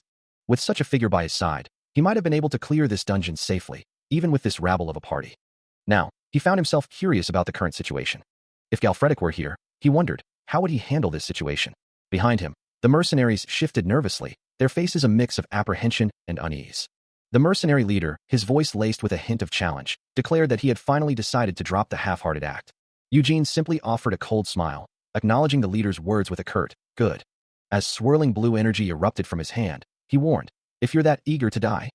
His eyes gleaming with crimson light, he finished, "I'll oblige you." The mercenaries, including their leader and rabbin, recoiled in shock, one of them shouting, "Wait." As a monstrous, blue-skinned creature with sharp teeth and yellow eyes also reacted with alarm. "What is that?" Eugene's hand continued to gather the potent blue magic, a sphere of crackling energy forming, ready to unleash its power. A blinding, swirling vortex of blue energy erupts from Eugene, pushing outward with immense force, as a voice commands, "Get away." His powerful magic engulfs the mercenaries, who are caught mid-attack, their own fire spell struggling against the overwhelming blue current. One mercenary, desperate, attempts to force a fireball through the chaotic blue energy, shouting, "A fireball." The clash of opposing magics creates a blinding flash, plunging the immediate area into an oppressive darkness, punctuated only by lingering magical glows. Amidst the sudden gloom, the mercenaries recoil in terror, one exclaiming, "Damn it, that bastard can use magic too," as another adds, "We can't see anything up front." Their leader, his face contorted in frustration, barks orders through the chaos, "Fire, calm down and relight the torches." But the panic only escalates as unseen figures jostle, one mercenary snapping, "You idiot, don't shove me," and another warning, "Careful, will you? I almost cut you just now." Below them, a pair of malevolent yellow eyes pierce the oppressive darkness. Rabbin, disoriented and unable to see, curses the impenetrable gloom. "Damn it, I can't see a thing." Suddenly, a mercenary screams as blood splatters across the darkness, his eyes wide with terror from an unseen assailant. More blood erupts, accompanied by a guttural cry of pain, as the unseen attacker continues its assault. Another mercenary is violently struck, his body recoiling as he cries out, "Was that? We're under attack." The leader, now fully aware of the new threat, roars, "We're being attacked. Let's attack too." As another mercenary lets out a final, desperate shriek. Eugene watches the scene unfold, a flicker of surprise crossing his face as he realizes the monster is attacking his own allies. Amidst the swirling darkness, a mercenary cries out as an unseen force strikes, the impact echoing through the void. Another mercenary is thrown back, the sounds of struggle and pain filling the oppressive silence. A desperate cry of "My leg" escapes a mercenary as he collapses, clearly injured by the relentless, invisible assailant. From the shadows, Eugene's crimson eyes glow, observing the chaos he has unleashed, the red energy of his magic still swirling around him. Another swift, tearing sound indicates yet another mercenary falling victim to the monster's assault. The cacophony of impacts and piercing blows continues, the mercenary's desperate struggle growing more frantic in the impenetrable darkness. The mercenary leader, caught off guard, reacts with a sharp clang of metal, his face contorted in frustration and disbelief. Struck by the unseen attacker, he cries out for help, sparks flying from the impact as he struggles against the monster. Without any light, the situation has become an ideal hunting ground, allowing the monster to rampage with terrifying ease. Desperate, the mercenary leader fumbles for a light source, pleading for it to ignite, his voice strained with urgency. As he struggles to create light, a sudden, chilling presence makes him flinch, the unseen threat closing in once more. The mercenary leader, his face slick with sweat, stood frozen in the oppressive darkness, a silent plea escaping his lips. His heart hammered against his ribs, his eyes wide with a terror that reflected the unseen horror lurking just beyond his vision. A chilling thought pierced the silence, as he wondered why the monster had suddenly gone quiet, the stillness more terrifying than any roar. But the quiet was merely a prelude, as a swift, unseen strike tore through the air, splattering blood into the oppressive gloom. Another brutal impact followed, this time striking low, sending more crimson droplets flying as the mercenary leader stumbled. A voice, deep and menacing, echoed from the shadows, taunting him with the question, "Do you need fire?" From above, Eugene watched the unfolding terror, his crimson eyes glowing faintly in the gloom, a silent observer of the mercenary's desperate struggle. The mercenary leader could only gasp, his face a mask of pure, unadulterated fear as the unseen predator closed in. Then, a new voice cut through the darkness, calm and deliberate, offering assistance. "If you're having trouble breathing, allow me to help," as a small orb of light began to form in Eugene's outstretched hand. He continued, his tone almost conversational. "Human eyes are terribly inconvenient in the dark, aren't they?" With a subtle shift in his gaze, Eugene then asked, "So how about now? Can you see more clearly?" As the light flared, revealing the monstrous form of the creature, It continued its brutal assault on the mercenary leader, who was now fully exposed and screaming in terror, while other mercenaries recoiled in horror. Still reeling from the unseen assault, the mercenary leader hears a chilling voice echo through the darkness, asking if he now understands who the true hunter is, and who, in turn, has become the hunted. The shadowy form of the monster looms over him, its glowing red eyes piercing the gloom. Suddenly, a new light pierces the oppressive dark, revealing the mercenary leader's terrified face, his eyes wide with horror as he sees not only the monster, but also the figure of Eugene standing behind him, a single word of expletive escaping his lips. His face contorts further, a primal scream tearing from his throat as he curses the creature, his fangs bared in an expression of absolute, unadulterated fear. The sheer terror of the situation, amplified by the sudden illumination, overwhelms him, leaving him a screaming, fanged mess on the ground. A fierce storm rages outside a grand, Gothic estate, rain lashing against its ancient walls as thunder rumbles ominously. Inside, a heavy boot descends a stone staircase, its owner moving with a quiet, determined tread. The sound of his arrival echoes through the hall, drawing a sharp, urgent call from the shadows.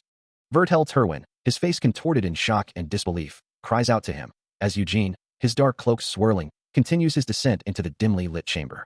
Each step he takes is deliberate, his presence commanding the space as he approaches the waiting figures. A faint smirk plays on Eugene's lips, his crimson eyes glowing with an unsettling calm. Vertel Terwin, accompanied by another blonde knight, presses him, his voice laced with urgency as he demands to know if the unsettling news about Eugene is true. As the two knights look down at something unseen, Vertel Terwin questions the commotion, deciding they should hear the full story directly from the person involved. Below them, a man lies sprawled on the floor, blood staining the polished stone around his injured form. A hand reaches out towards the fallen figure, a gasp escaping the observer as the grim reality sets in. Vertel Terwin recognizes the injured man, Sir Maverick, with a shocked exclamation, who then, with a pained groan, confesses his desperate act. I tried to kill him. Sir Maverick, his face contorted in anguish, finally confesses, admitting he tried to kill Jan Eugene. His voice cracking, he reveals it was all on Vertel Terwin's orders. Vertel, however, dismisses the accusation with a sneer, claiming the man is spouting nonsense and has finally lost his mind.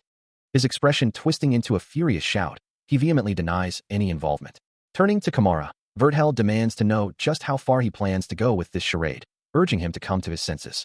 He presses the point, questioning if Kamara truly believes the words of someone who has clearly lost his mind. Kamara, however, remains unconvinced, simply asking Vertel if that's truly the case, Sir Maverick. As Eugene's crimson eyes glow ominously, he calmly suggests Maverick stop babbling nonsense and properly explain what exactly he tried to do. Maverick, now held firmly by Eugene, cries out in despair, lamenting how he could dare raise his hand against his lord. Struggling against Eugene's hold, Maverick declares that trash like him deserves to die, his body writhing in self-loathing. Vertel watches in horror, his eyes widening as he realizes Eugene is about to do something drastic. With a sudden, brutal force, Eugene hurls Maverick from the high window, sending him plummeting into the stormy night below. A desperate cry echoes through the air as Vertel Terwin leans over the railing, his voice strained with disbelief, calling out Maverick's name. Below, a sickening thud reverberates, confirming the knight's brutal impact with the ground. His body, a crumpled heap, lies far below, a stark testament to the swift, merciless judgment he received. Turning to Kamara, Vertel attempts to rationalize the horror, insisting that Maverick had simply gone mad after witnessing a man torn apart by a monster. But Kamara, her expression etched with doubt, challenges his convenient explanation, asking if it isn't stranger to believe such ravings. From the shadows, Eugene's voice cuts through the tension, his crimson eyes fixed on Vertel as he coldly observes that he seems relieved someone died. The accusation visibly stuns the knight, leaving him speechless and sweating under the weight of Eugene's gaze. Eugene's voice hardens, declaring that Vertel is no different from himself. Enraged by the comparison, Vertel lashes out, demanding to know if Eugene has no pride as a knight, and accusing him of slander with absurd, paranoid delusions. Unfazed, Eugene's gaze remains unwavering, as he challenges Vertel's honor, asking if he is truly innocent. Vertel, visibly struggling to maintain his composure, can only stammer out a strained affirmation of his innocence. With a chilling finality, Eugene's gloved hand begins to glow with a sinister red energy, as he declares his next move, sealing Vertel's fate. Vertel Terwin, his expression resolute, issues a formal challenge, declaring his intent to engage in a trial by combat, staking both his knightly honor and his opponents on the outcome.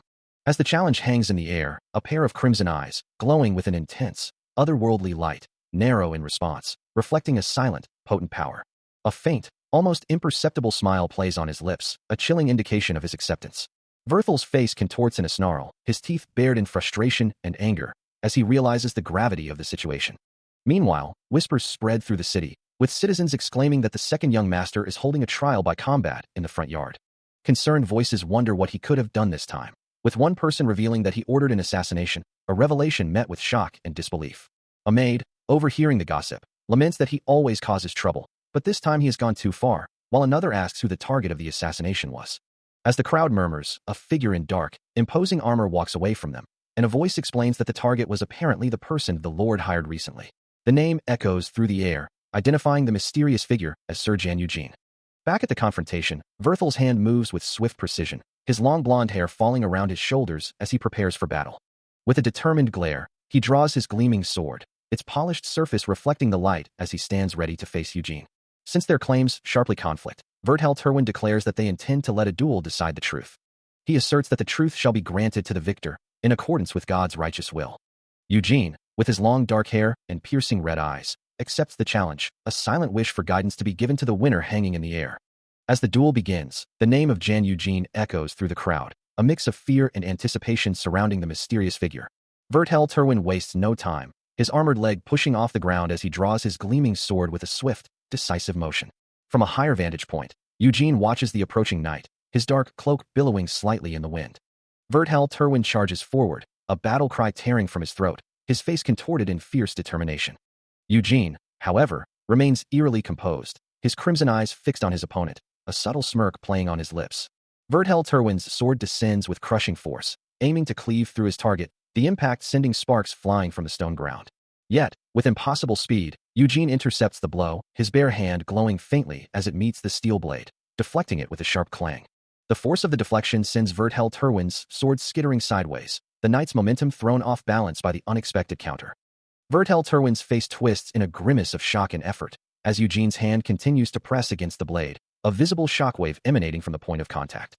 The air still shimmered with residual energy, a testament to the impossible deflection that had just occurred. As Eugene merely observed the scene, his expression unreadable, a quiet, escaping his lips. Meanwhile, Vertel Terwin's composure shattered, his face contorted in terror as he screamed, "The vampire!" informed Sir Young Dirt. A flicker of disdain crossed Eugene's features, thinking, "To think I was chased by a mere wretch like this for over a decade." The knight, still reeling from the shock, could only manage a choked as the full weight of his predicament dawned on him. With a swift, brutal motion, Eugene's bare hand met Verthel's sword once more, the impact erupting in a blinding flash of red energy and a deafening clang. The force of the blow sent shards of light and debris scattering, a violent explosion marking the vampire's absolute dominance. Verthel's face twisted in agony, a pained kuk, escaping him as he was thrown backward. His body slammed into the ground, the impact echoing with a dull thud. Before he could even recover, Eugene was upon him, his glowing hand seizing the knight's face with terrifying strength. A powerful surge of energy emanated from the vampire's grip, causing a violent tremor through Verthel's body. Finally, with a contemptuous kick, Eugene sent the defeated knight sprawling across the ground, his trial by combat decisively concluded. Eugene, his crimson eyes glowing with an intense light, looked down at his defeated opponent, a chilling command escaping his lips.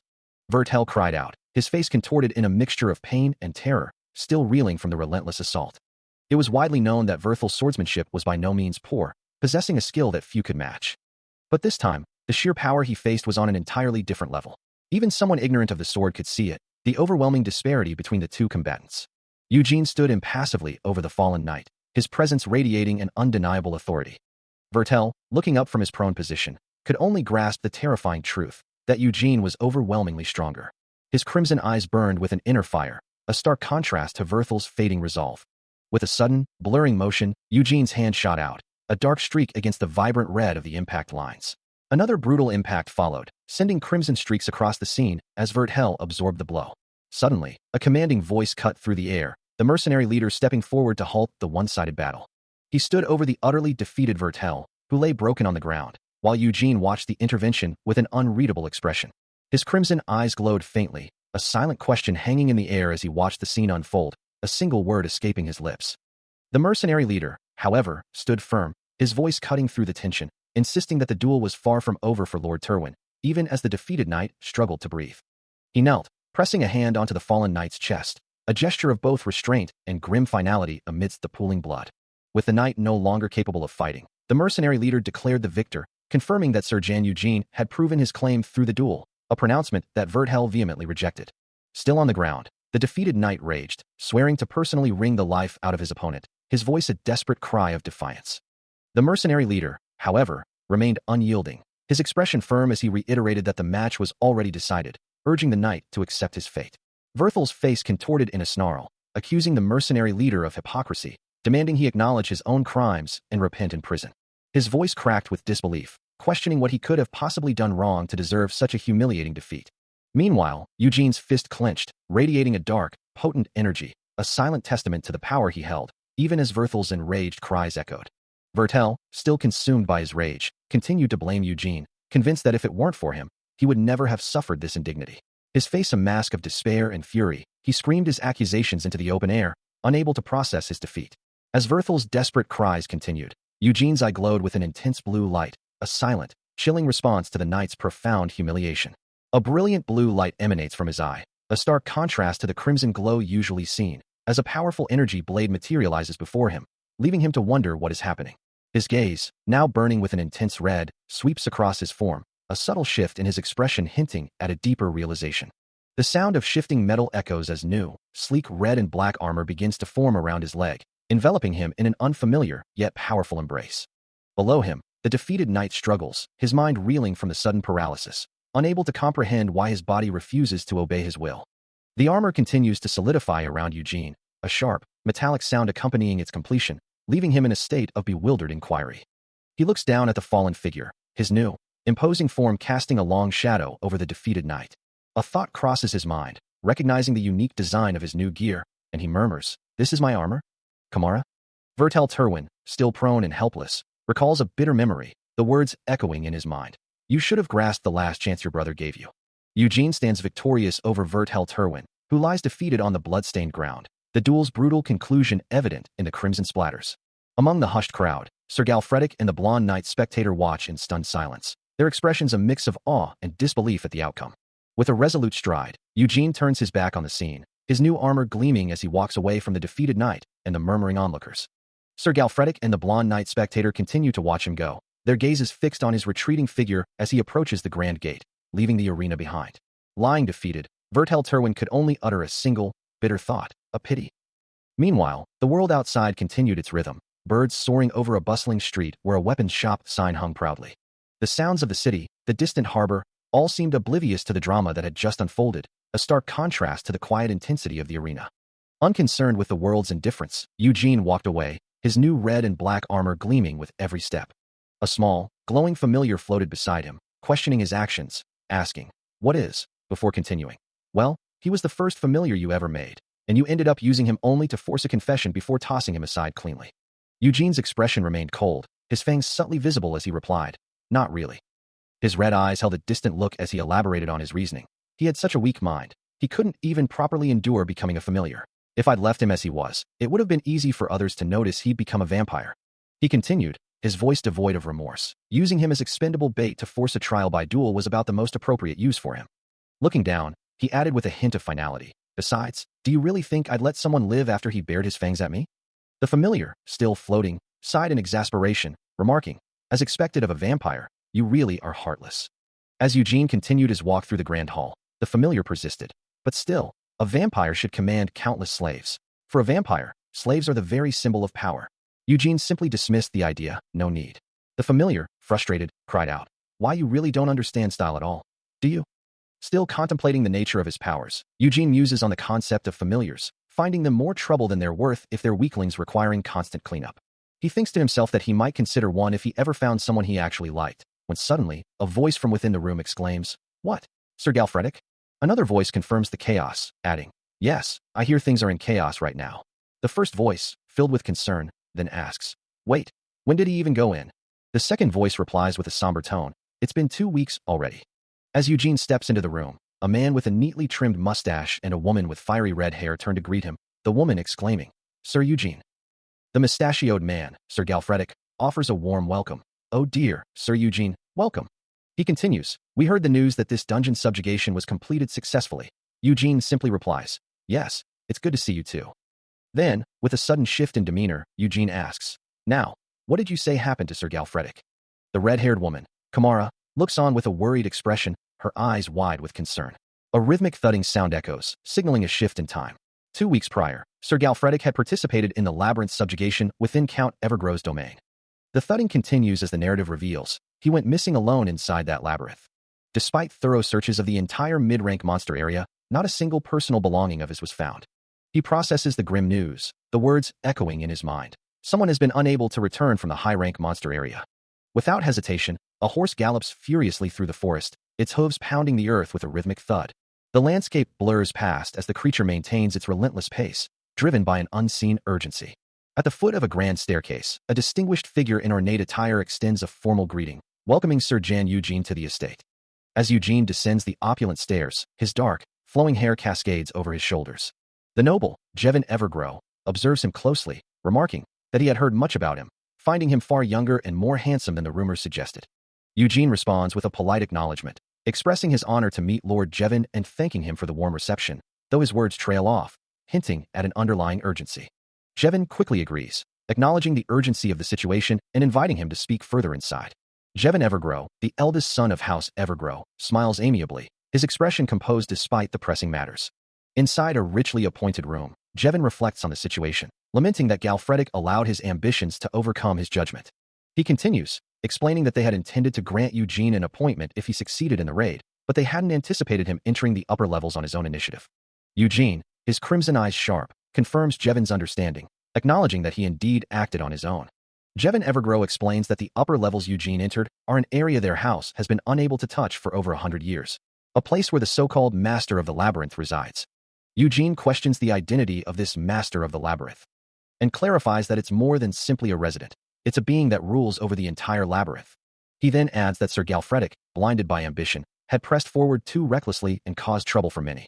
Jevin, realizing the conversation's shift, apologizes for his delay in introducing the house's territorial knight, Sir Lugates. Lugates, now formally acknowledged, explains that he was the one who led the subjugation party alongside Sir Galfredic at the time. He then addresses Eugene, expressing his pleasure to meet him and mentioning the rumor that he defeated Sir Galfredic in a duel. Lugates, with a confident grin, reveals that he is the Evergrow tournament champion, having also beaten Galfredic in the tournament. Eugene, with a slight frown, questions the importance of this shared history right now. Jevin interjects, explaining that it's important only in the sense that it shows Sir Galfredic is a talent too valuable for them to lose. Finally, on behalf of House Evergrow, Jevin deeply apologizes to Eugene for the entire situation. Jevin Evergrow continues his explanation, addressing the figure before him with a measured tone. His words trigger a memory for Eugene, a flash of his friend, the mercenary leader, who once jovially declared their deep bond, prompting Eugene to acknowledge the sentiment, albeit with a hint of bitterness, as he recalls the man he once called a bastard. Returning to the present, Jevin leans forward, assuring Eugene that for a friend who came all this way, they would offer their full support, but he urges him to listen carefully to the gravity of the situation. He explains that for the past 100 years, their house had made several attempts to subjugate the upper levels of the labyrinth, but every single expedition had ended with the entire party going missing.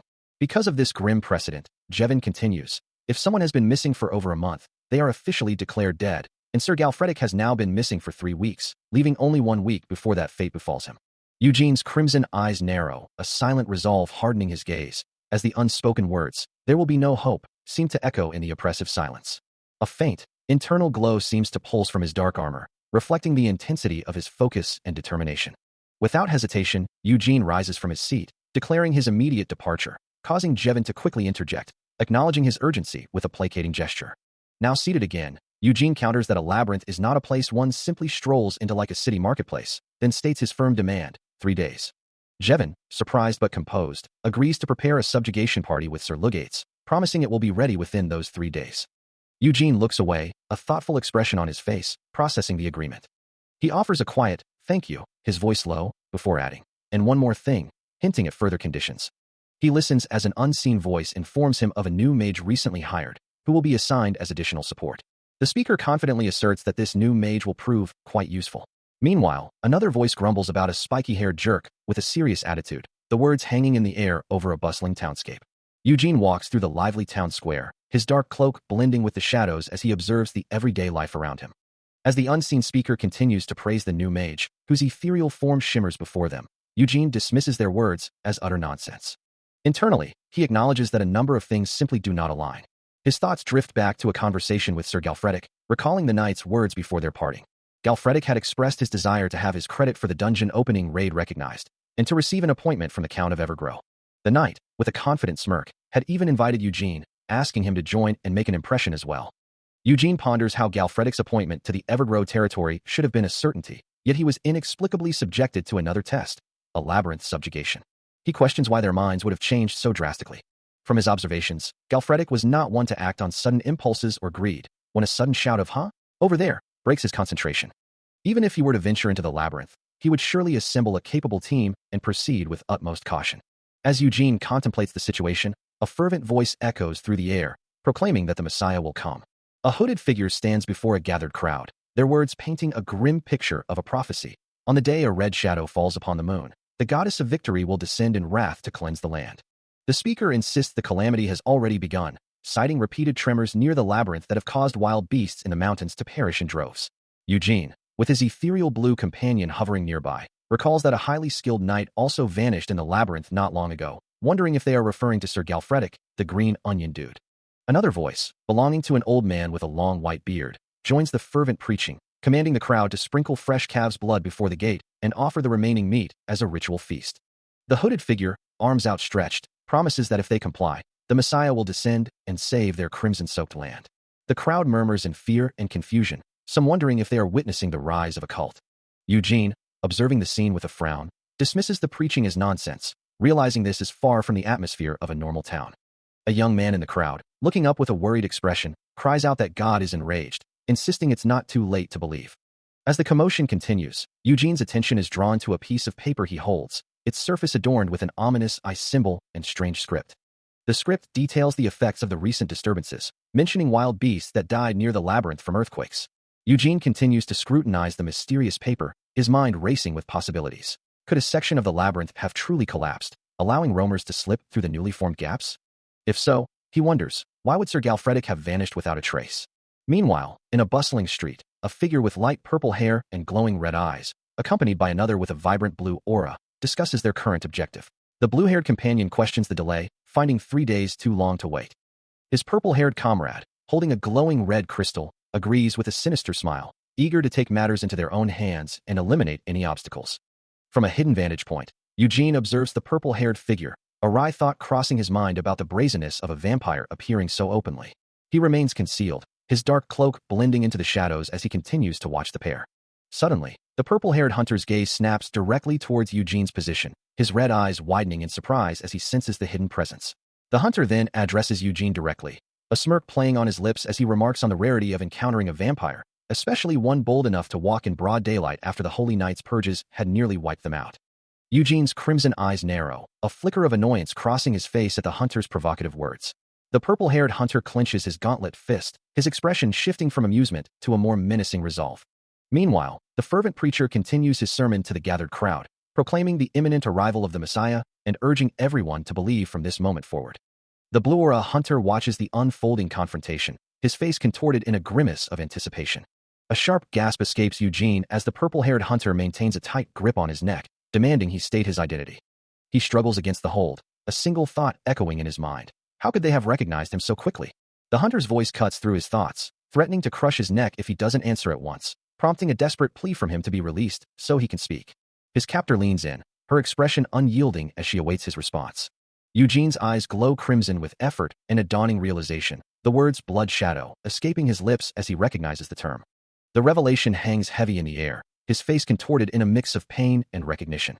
Nearby, the blue-haired hunter looks on, a small, glowing blue spirit hovering beside her, both hearing the term shadow and finding it vaguely familiar. The spirit's eyes widen, a surprised gasp escaping its ethereal form.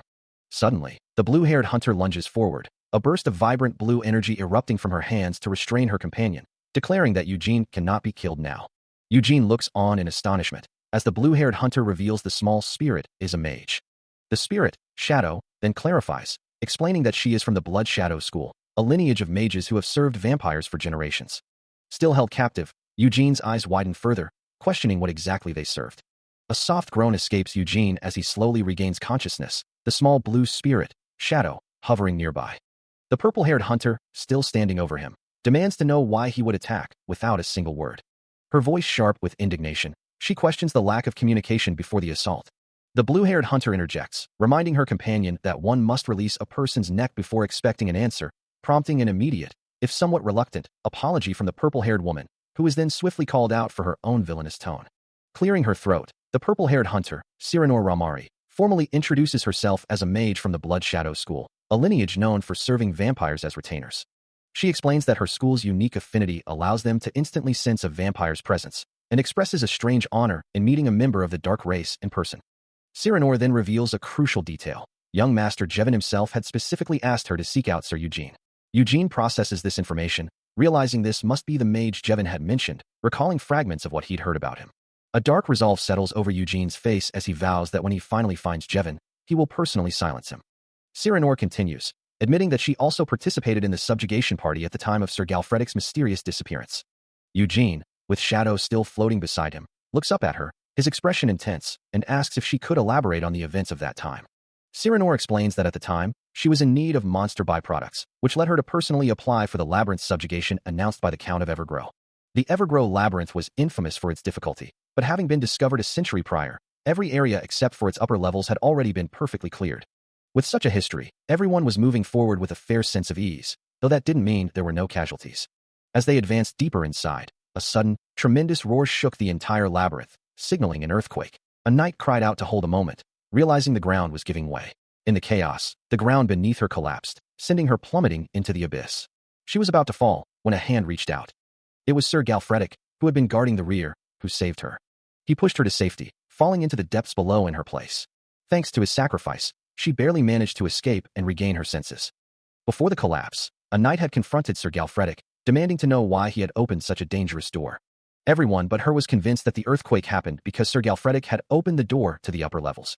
She survived thanks to Sir Galfredic, but the truth of his disappearance remained shrouded in mystery. Still recounting the past, Sirenor explains that she felt compelled to tell Eugene, Sir Galfredic's close friend, what truly happened, which is why she sought him out. However, she admits, she never imagined he would be a vampire, noting that Jevin's version of events doesn't quite align with her own. Eugene, his crimson eyes narrowing, questions if she's lying, or if someone deliberately twisted the narrative. Sirenor pauses, then reveals that there was something else she witnessed back then, something crucial.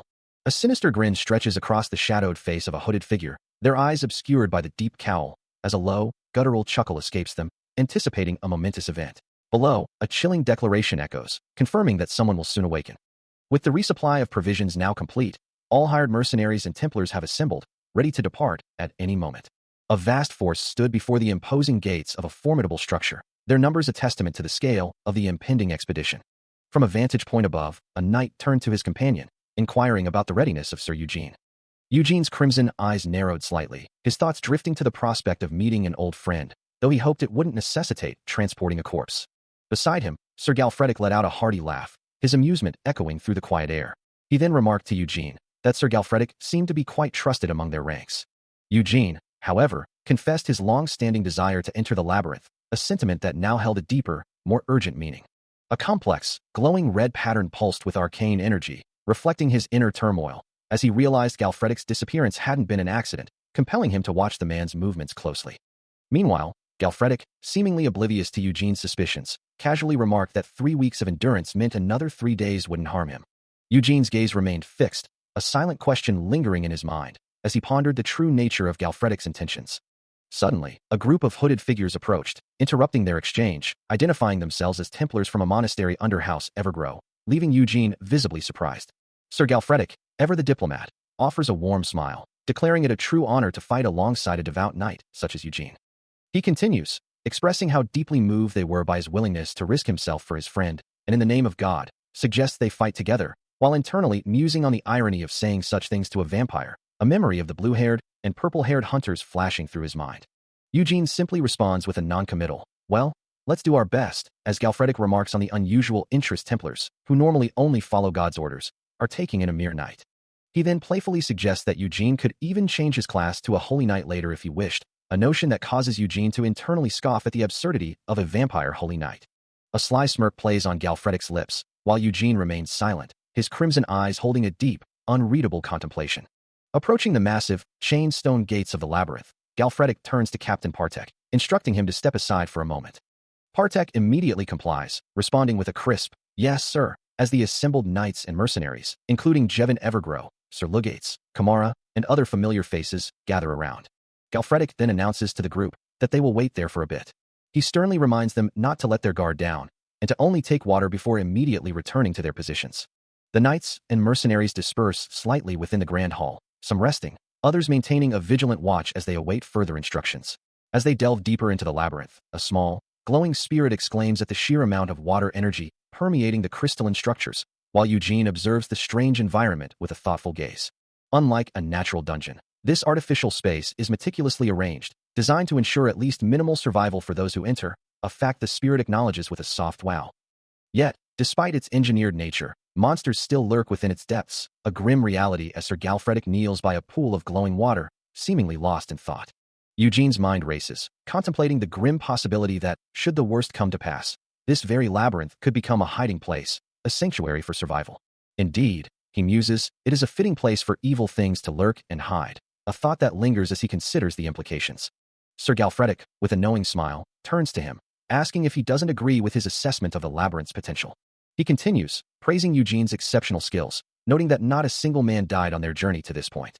Meanwhile, as the group of knights progresses through the winding passages, one impatiently asks how much farther it is to the spot where Sir Galfredic disappeared, only to be told to temper his eagerness. Sir Galfredic, still smiling, then challenges Eugene, reminding him of his earlier declaration of trust. He asserts that, at this moment, he is the one Eugene should trust most, reiterating that House Evergrow has fully mapped and understood the labyrinth's traps.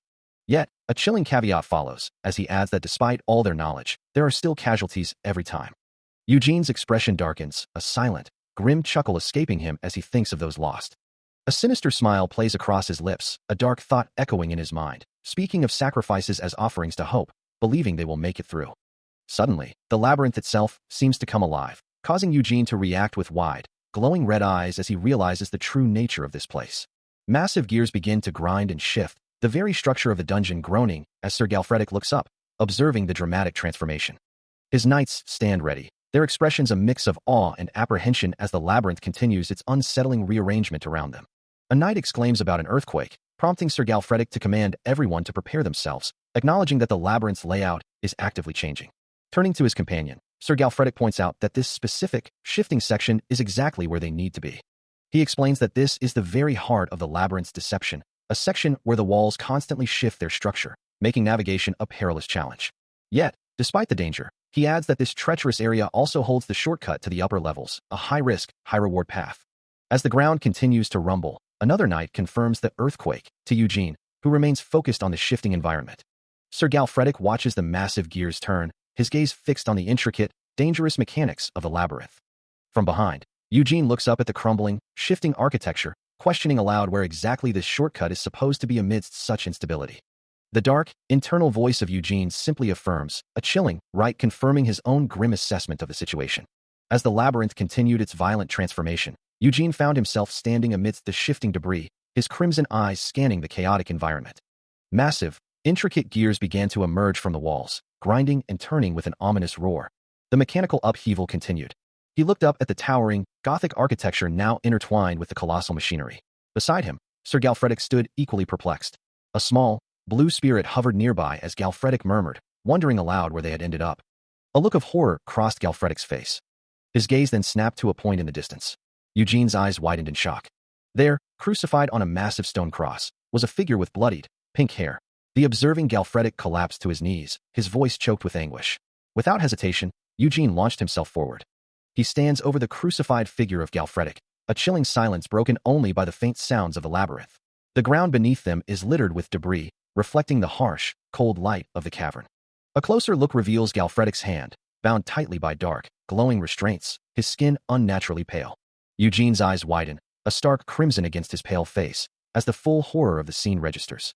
Reaching out, he confirms Galfredic is still alive, a desperate hope igniting within him that immediate treatment might save his friend, while Shadow calls out his name, a warning in her voice.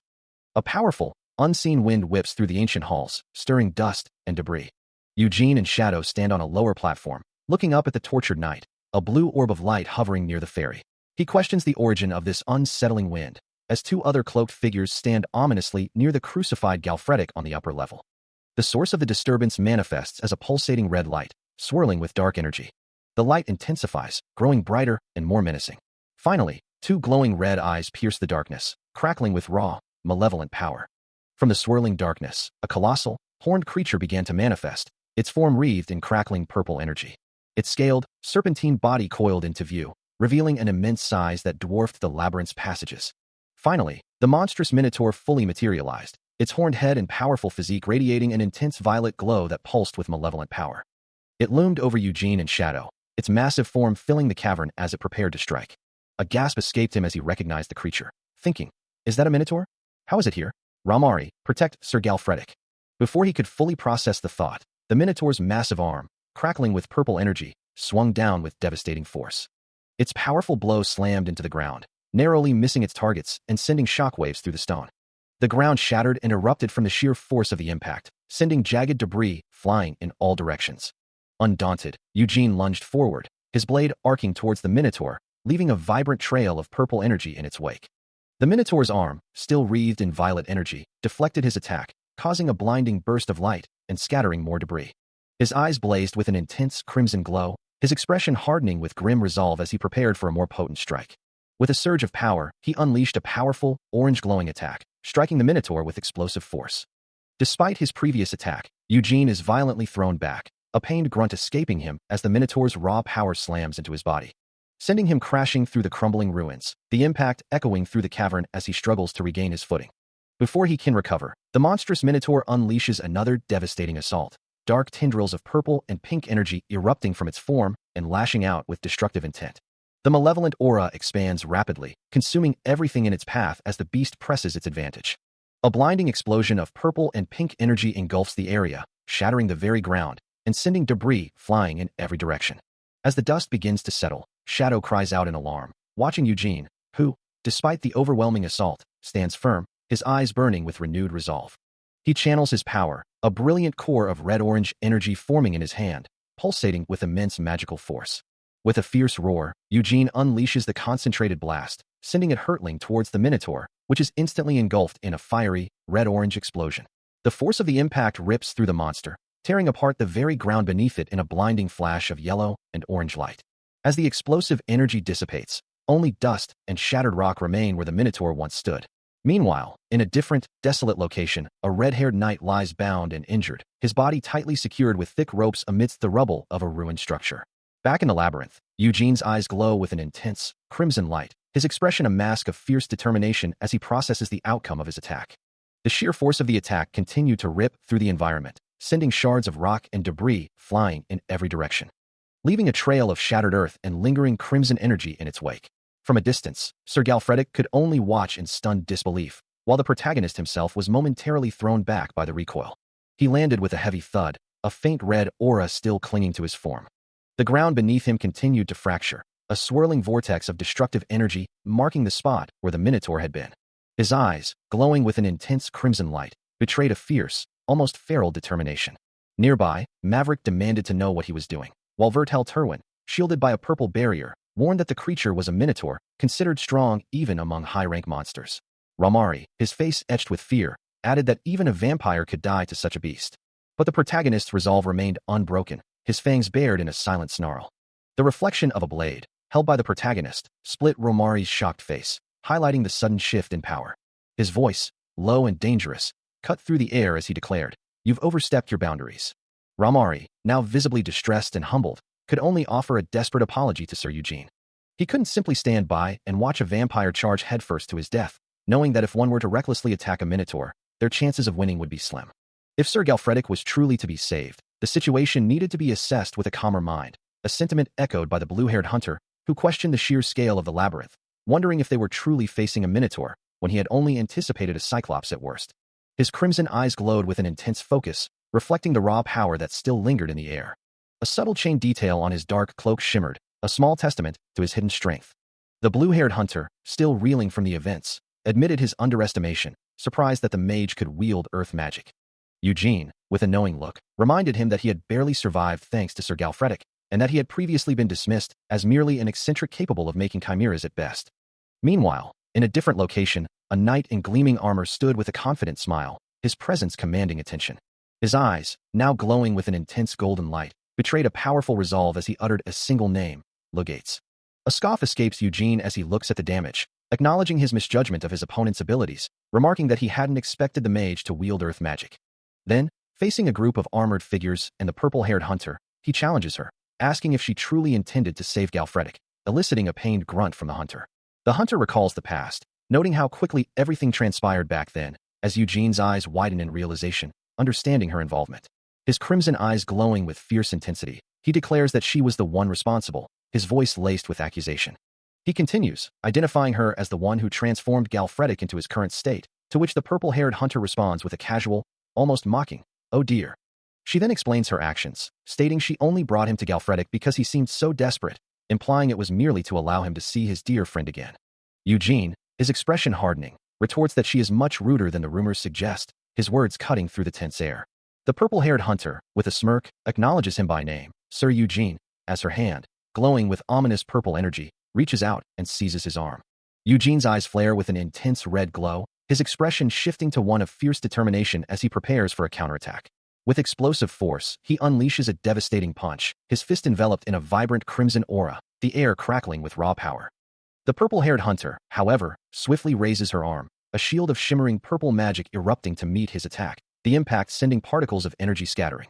Both Eugene and the blonde knight, Jevon Evergrow, watch the unfolding magical exchange with wide eyes, a shared expression of shock on their faces as they witness the raw power on display. He channels a surge of raw power, purple energy crackling around his hand, as the hunter's words echo in his mind, questioning the source of his brute strength. Addressing him directly, she asserts that the pattern he uses is a magic formula designed to inherit another's power. She elaborates on the history of such abilities, explaining that while it was initially used for transferring power between humans, it was completely banned once people began inheriting the strength of non-human beings. Her gaze sharpens as she concludes, labeling his power a forbidden spell. Eugene, unmoved, retorts with a dismissive tone, declaring her explanation nothing more than a cowardly excuse from those who seek to monopolize power.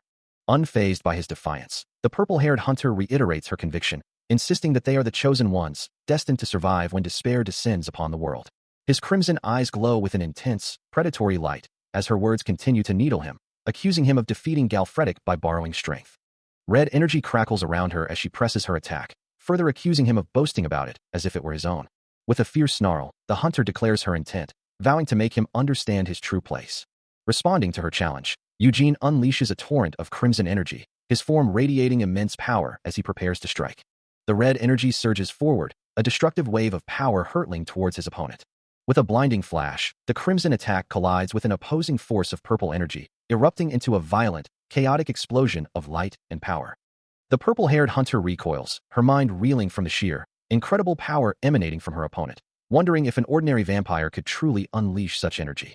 Meanwhile, Eugene's crimson eyes glow with fierce determination as he prepares to unleash even more of his hidden strength. He lunges forward, a burst of red energy exploding from his fist, declaring that he isn't the only one who's been holding back, as his attack slams into the mercenary leader. The purple-haired hunter watches the sudden intervention, her expression a mix of shock and alarm. Eugene moves with blinding speed, a trail of purple energy swirling around his feet, his voice echoing with a chilling promise that he has no intention of holding back. Before she can fully react, the mercenary leader, having recovered from Eugene's blow, slashes at the purple-haired hunter with his sword, eliciting a cry of pain from her. However, the mercenary leader is immediately repelled by a surge of purple energy, sent flying backward through the air. He quickly regains his footing, a smirk playing on his lips, reminding them that he had already figured out every trap in this labyrinth. Meanwhile, the purple-haired hunter is violently thrown back once more, her body tumbling through the air from another powerful impact. The mercenary leader's eyes glow yellow with newfound power as he taunts Eugene, telling him to fall nicely to his death. From the ground, the purple-haired hunter cries out her own name, a desperate battle cry or plea for strength. Ignoring the taunts, Eugene unleashes a devastating blue energy slash, the vibrant blade cutting through the air towards the mercenary leader. Eugene stood poised on a crumbling ledge, his gaze fixed on the scene below. His form blurred with incredible speed, a crimson and black streak moving with deadly intent. His sharp red eyes narrowed in focus, meeting the mercenary leader's newly glowing yellow gaze. The mercenary leader's eyes burned with an unnatural light, reflecting the fierce determination in his opponent's own. Then, his blade flashed, a brilliant streak of blue energy cutting through the air with precision. The mercenary leader watched, a flicker of surprise crossing his face as he processed the attack. Eugene maintained his intense focus, his expression unwavering as he pressed his assault. Addressing him by name, the mercenary leader acknowledged his opponent's formidable power. He admitted that the display had far surpassed his imagination, confessing that a direct confrontation would have jeopardized his victory, and that using Sir Galfredic as bait was indeed the correct strategic choice. A sinister smile spread across his face, his eyes glowing with renewed, malevolent intensity as he prepared his next move. With a final, chilling declaration, he announced that the ultimate sacrifice would now be offered. A pained grunt escapes Sir Galfredic as the purple magic circle he struggles to maintain begins to crackle and fade around him. The effort proving too much as he cries out, unable to hold the spell any longer. He apologizes, admitting his magic circle can no longer be formed. Meanwhile, a monstrous roar echoes through the ruins as a massive, dark entity unleashes a devastating wave of power, shaking the very foundations of the area. Through the chaos, a dark armored figure moves with impossible speed, a blur of crimson and black against the crumbling stone. A new observer, with long dark hair and piercing red eyes, watches him pass, calling out in alarm, questioning his destination. Galfredic, meanwhile, clutches his chest, his face contorted in agony, a desperate groan escaping his lips as the pain overwhelms him.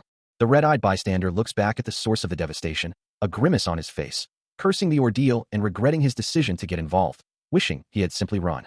His expression shifts to one of shock and concern as he witnesses the full extent of the unfolding tragedy. Suddenly, Eugene appears, effortlessly carrying the unconscious Galfredic, his dark armor a stark contrast to the injured knight's pale form. The red-eyed bystander confronts him directly, demanding to know if he can save the injured man. Eugene responds with a dismissive wave, stating that healing magic isn't his specialty, but the bystander quickly retorts that it's not an answer to his question. With a sigh, the blue-haired hunter reluctantly agrees to the task. As the cavern around them pulses with a sinister red glow, where Eugene stands over the unconscious Sir Galfredic, who lies amidst the rubble in a pool of crimson liquid. Having surveyed their surroundings, the blue-haired hunter reports that he has found no way out, confirming their entrapment. The red-eyed hunter, Ramari, then questions if there are no walls they can tunnel through either, his gaze sharp and demanding. Marin, the small blue spirit, explains that the area feels like the deepest part of a labyrinth, a sealed boss room, and more importantly, she has something crucial to tell them. She reveals that despite the immense water energy present, which she initially thought she could manipulate, she, as a water spirit, cannot control any of the strange liquid filling the chamber. Ramari looks down at the unsettling pool of blood, which feels entirely out of place, its crimson surface reflecting the eerie glow of the cavern. The blood itself seems to writhe with a dark, viscous energy, a disturbing presence in the sealed chamber. Ramari's gaze falls upon the glowing red eyes embedded in the walls, realizing their significance, as the cavern seems to watch them. He deduces that this must be the underground area Ramari had seen earlier, the source of the strange phenomena. Turning to the small spirit, he asks Marin why she cannot control this substance, to which she replies that by principle, she can only control the blood of the dead. This implies that the owner of this blood is still alive, a chilling realization that deepens the mystery of their predicament.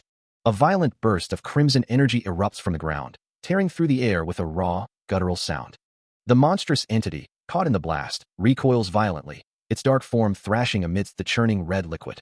Standing resolute above the writhing beast, Eugene surveys the scene, the monster now enveloped in a pulsating, vibrant pink aura. The creature struggles, its form obscured by the dark, viscous fluid, emitting desperate, echoing cries as it fights against the unseen force binding it. With a glance towards the small, glowing spirit, Eugene commands Marin to focus her efforts on finding a way out of their predicament.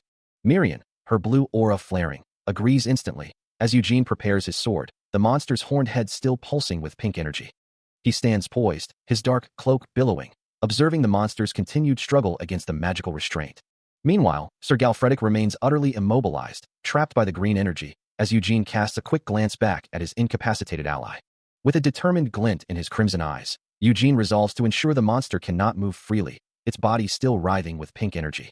He plunges his sword into the monster's form, the blade sinking deep amidst a surge of pink energy and a sharp, impactful sound. From the point of impact, razor-sharp blades of red energy radiate outwards, further pinning the creature. One of these crimson blades strikes the monster's massive horn, a clear sign of the precision and power behind Eugene's attack. Eugene continued his relentless assault, a torrent of crimson energy erupting from him, his cloak whipping wildly as he moved with impossible speed. Blades of pure force shattered against the monster's form, each impact echoing with destructive power. Still, the onslaught persisted, the crimson shards tearing at its defenses, a relentless barrage designed to pin it down. His eyes, glowing with an inner fire, remained fixed on the creature, his will unyielding as he poured more power into the attack. The sheer force of the impacts caused the very air to ripple, a violent tremor shaking the cavern as the monster struggled. As the monster roared in defiance, Eugene's voice cut through the din, a sharp command to hold its ground, right now.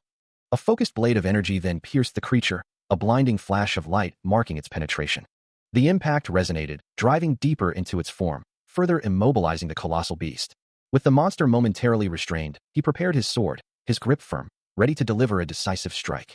But the creature was not yet defeated, its maw opening wide to unleash a guttural roar and a blast of raw, orange energy. Ignoring the counterattack, Eugene plunged his sword into the monster, a violent burst of red energy accompanying the strike. The blade sank deep, radiating crimson power as it found its mark, further sealing the creature's fate. He continues his relentless assault, a crimson wave of energy erupting from him as he moves with incredible speed. The powerful blast slams into the monstrous form, tearing through its dark mass with a violent impact. Moving with lethal grace, his body becomes a blur of motion amidst the swirling red energy, striking again. The monster's form ripples and distorts under the impact, its dark flesh visibly shredding from the force. Crimson energy engulfs the creature, a torrent of destructive force ripping it apart from within.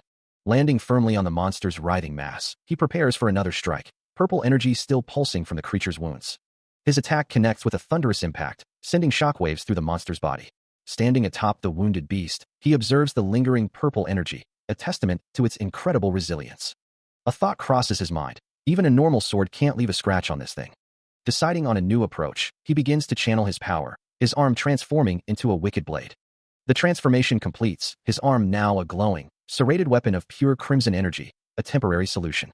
With a resolute expression, he grips the newly formed blade, ready to unleash its devastating power.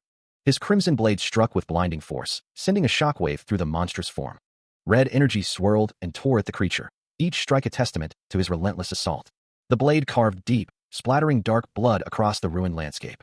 He continued his furious offensive, his crimson weapon a blur of destructive force. Despite the visible damage, he knew the attack was still too shallow, not enough to finish the resilient foe. With a surge of renewed power, his blade shifted from crimson to a vibrant, glowing purple, striking the monster with a force that made it recoil and grunt in pain. The purple energy blade sliced through the air, leaving trails of light and destruction in its wake. The monster's form exploded into fragments, its essence scattering as the powerful attack finally overwhelmed it. Amidst the crumbling ruins, he stood, looking up at the devastation he had wrought. As the last vestiges of the monster fell, his purple energy blade dissipated, leaving only the silence of destruction. Meanwhile, from a hidden vantage point, a figure with purple hair and red eyes watched the scene unfold, a concerned expression on his face. Another hunter, with vibrant red hair and blue eyes, urged him, reminding him that their dear friend, Sir Galfredic, was in danger and needed his attention. A profound realization washes over him, confirming that Romari's warnings about the true nature of their enemies were indeed accurate. Bloodied and battered, he acknowledges that high-rank monsters operate on an entirely different plane of strength, far beyond his current capabilities.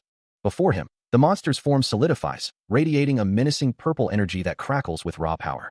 A gasp escapes him as he stares at the creature, now standing in a pool of crimson liquid, its sudden surge of power leaving him stunned. A frustrated "ah" escapes his lips, followed by a resigned "damn," as the monster's glowing yellow eyes fixate on him, confirming his grim assessment. With a desperate cry of "it," he unleashes a torrent of swirling red energy, attempting to push back the overwhelming force. The red energy continues its assault, causing the monster to recoil with a pained cry, but its immense power remains unbroken. The monster, now glowing with an intense red aura, effortlessly shrugs off the attack, its sheer dominance asserting itself over him. From a distant, elevated position, Cyranoir Romari watches the unfolding struggle, her expression etched with concern for the struggling figure below. Panting heavily, his face streaked with blood and his fangs bared, he struggles to catch his breath, utterly exhausted. The monster, now fully engulfed in a vibrant purple aura, looms over him, its presence a crushing weight of powerlessness. He stands defeated, reflecting on this feeling of powerlessness, a sensation he has grown endlessly familiar with for more than 10 years.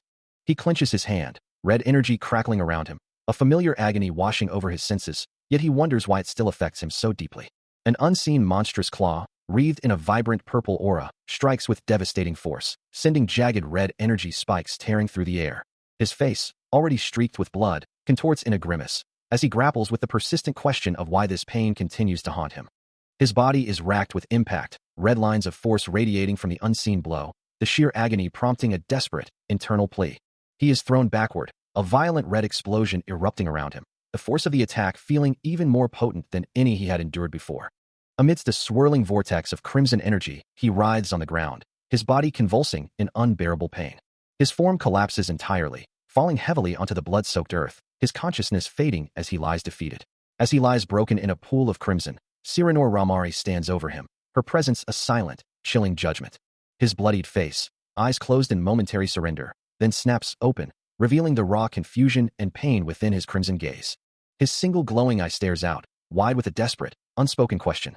A look of pure terror washes over Eugene's face, his crimson eyes wide with disbelief. As he finds himself submerged in a swirling, vibrant red energy, a disembodied voice echoing around him. "This is why I warned you, Sir Eugene." The ominous presence continues, its words a cold reminder of his true nature, even if you're a vampire.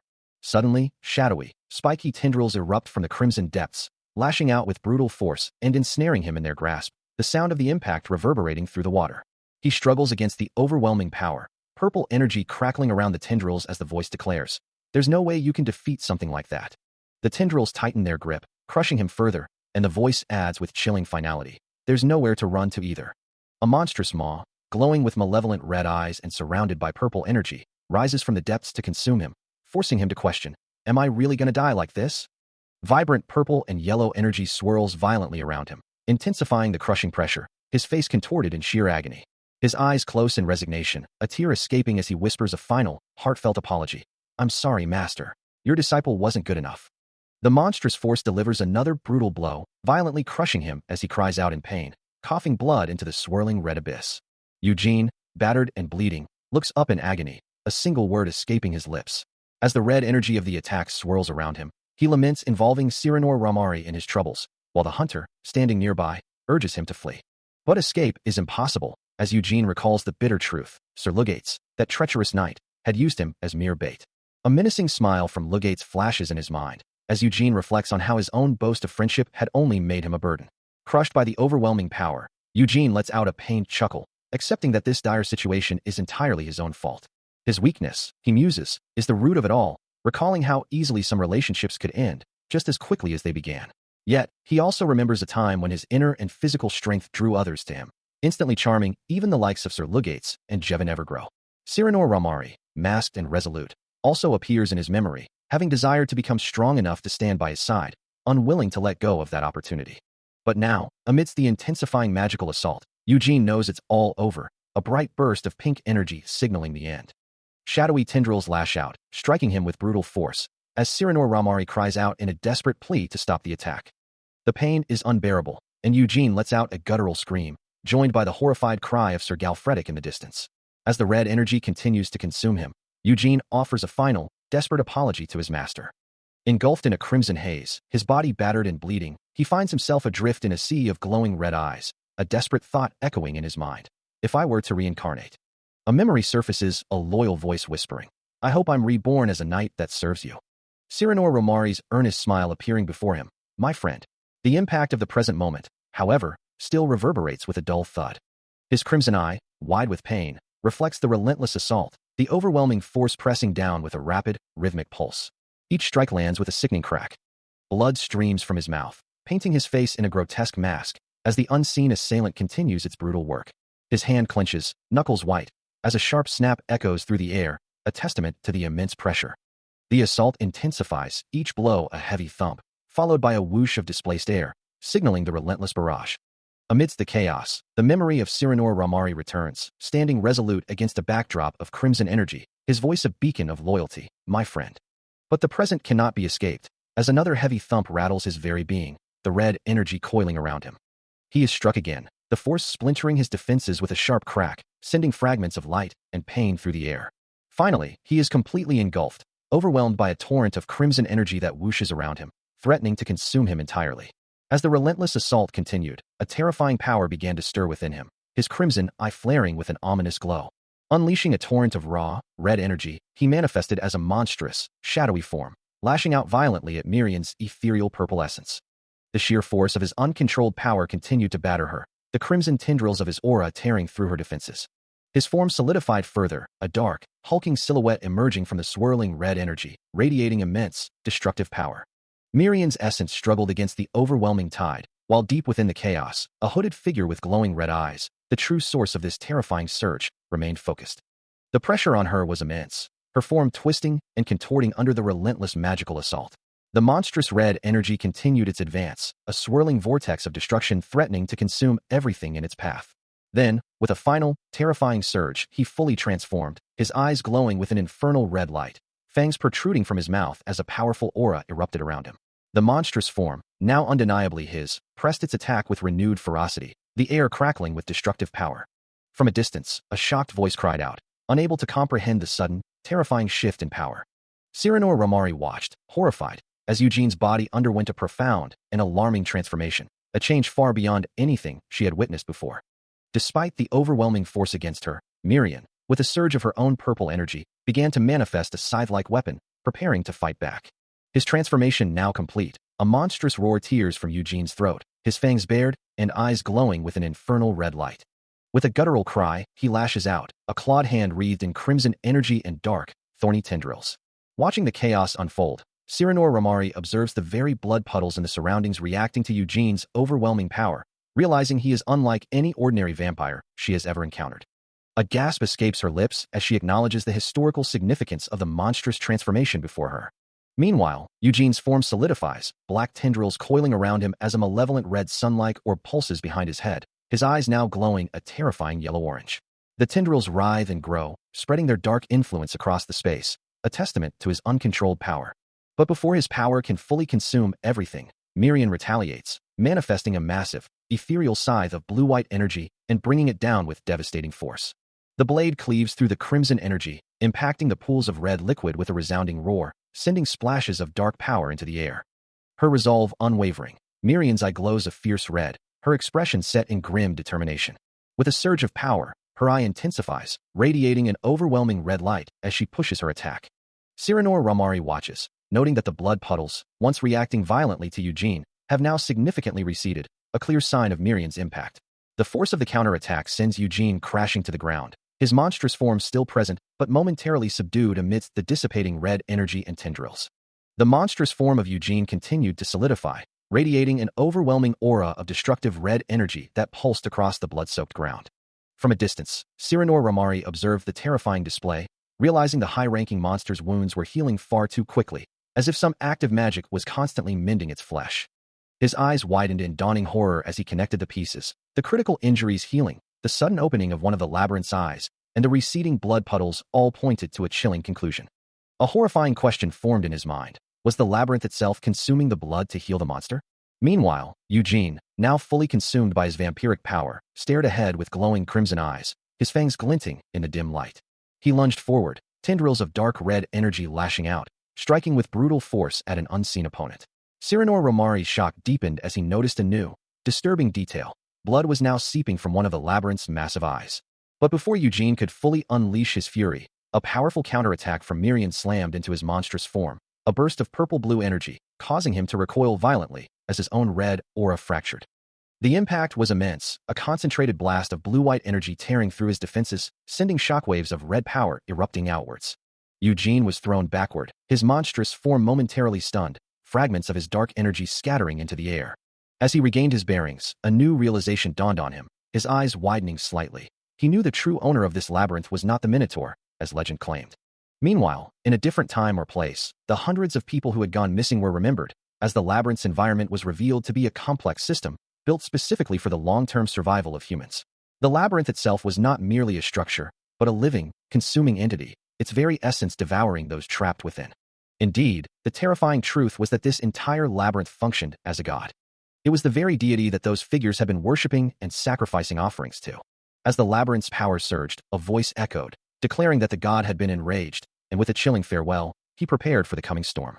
He decreed that this land be eradicated, with the only hope lying in the arrival of a Messiah. His crimson eyes burning with dark intent, Eugene called out, "Messiah, come forth." Leading his hooded followers toward a grand, glowing gate, he commanded them to bring unto us the reign of salvation and mercy to this land. Meanwhile, a sinister voice, belonging to the labyrinth's true master, responded with a chilling affirmation, "Yes, dear God. Become even more wrathful. Run wild with rage. I have opened your eye. Now it's time for you to listen to my prayers." Elsewhere, the labyrinth's blood-soaked floors pulsed with an eerie energy, the crimson liquid slowly receding into the stone. Observing the unsettling phenomenon, Cyrano Romari realized with alarm, all of the blood puddles have been absorbed. As the blood vanished, a powerful purple orb, crackling with lightning, materialized, housing the golden ring structure within its ethereal form. The orb intensified, revealing a single, all-seeing eye at its core, its intricate patterns glowing with immense, otherworldly power. As the labyrinth's core pulsed with malevolent energy, a surge of dark purple light erupted, illuminating the ornate, crumbling structures within.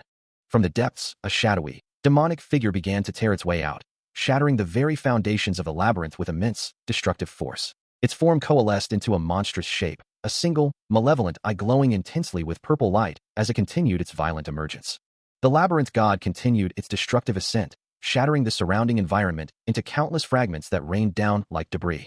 Finally, the entity broke free, its massive, winged form resembling a demon, radiating dark energy as it soared into the open space.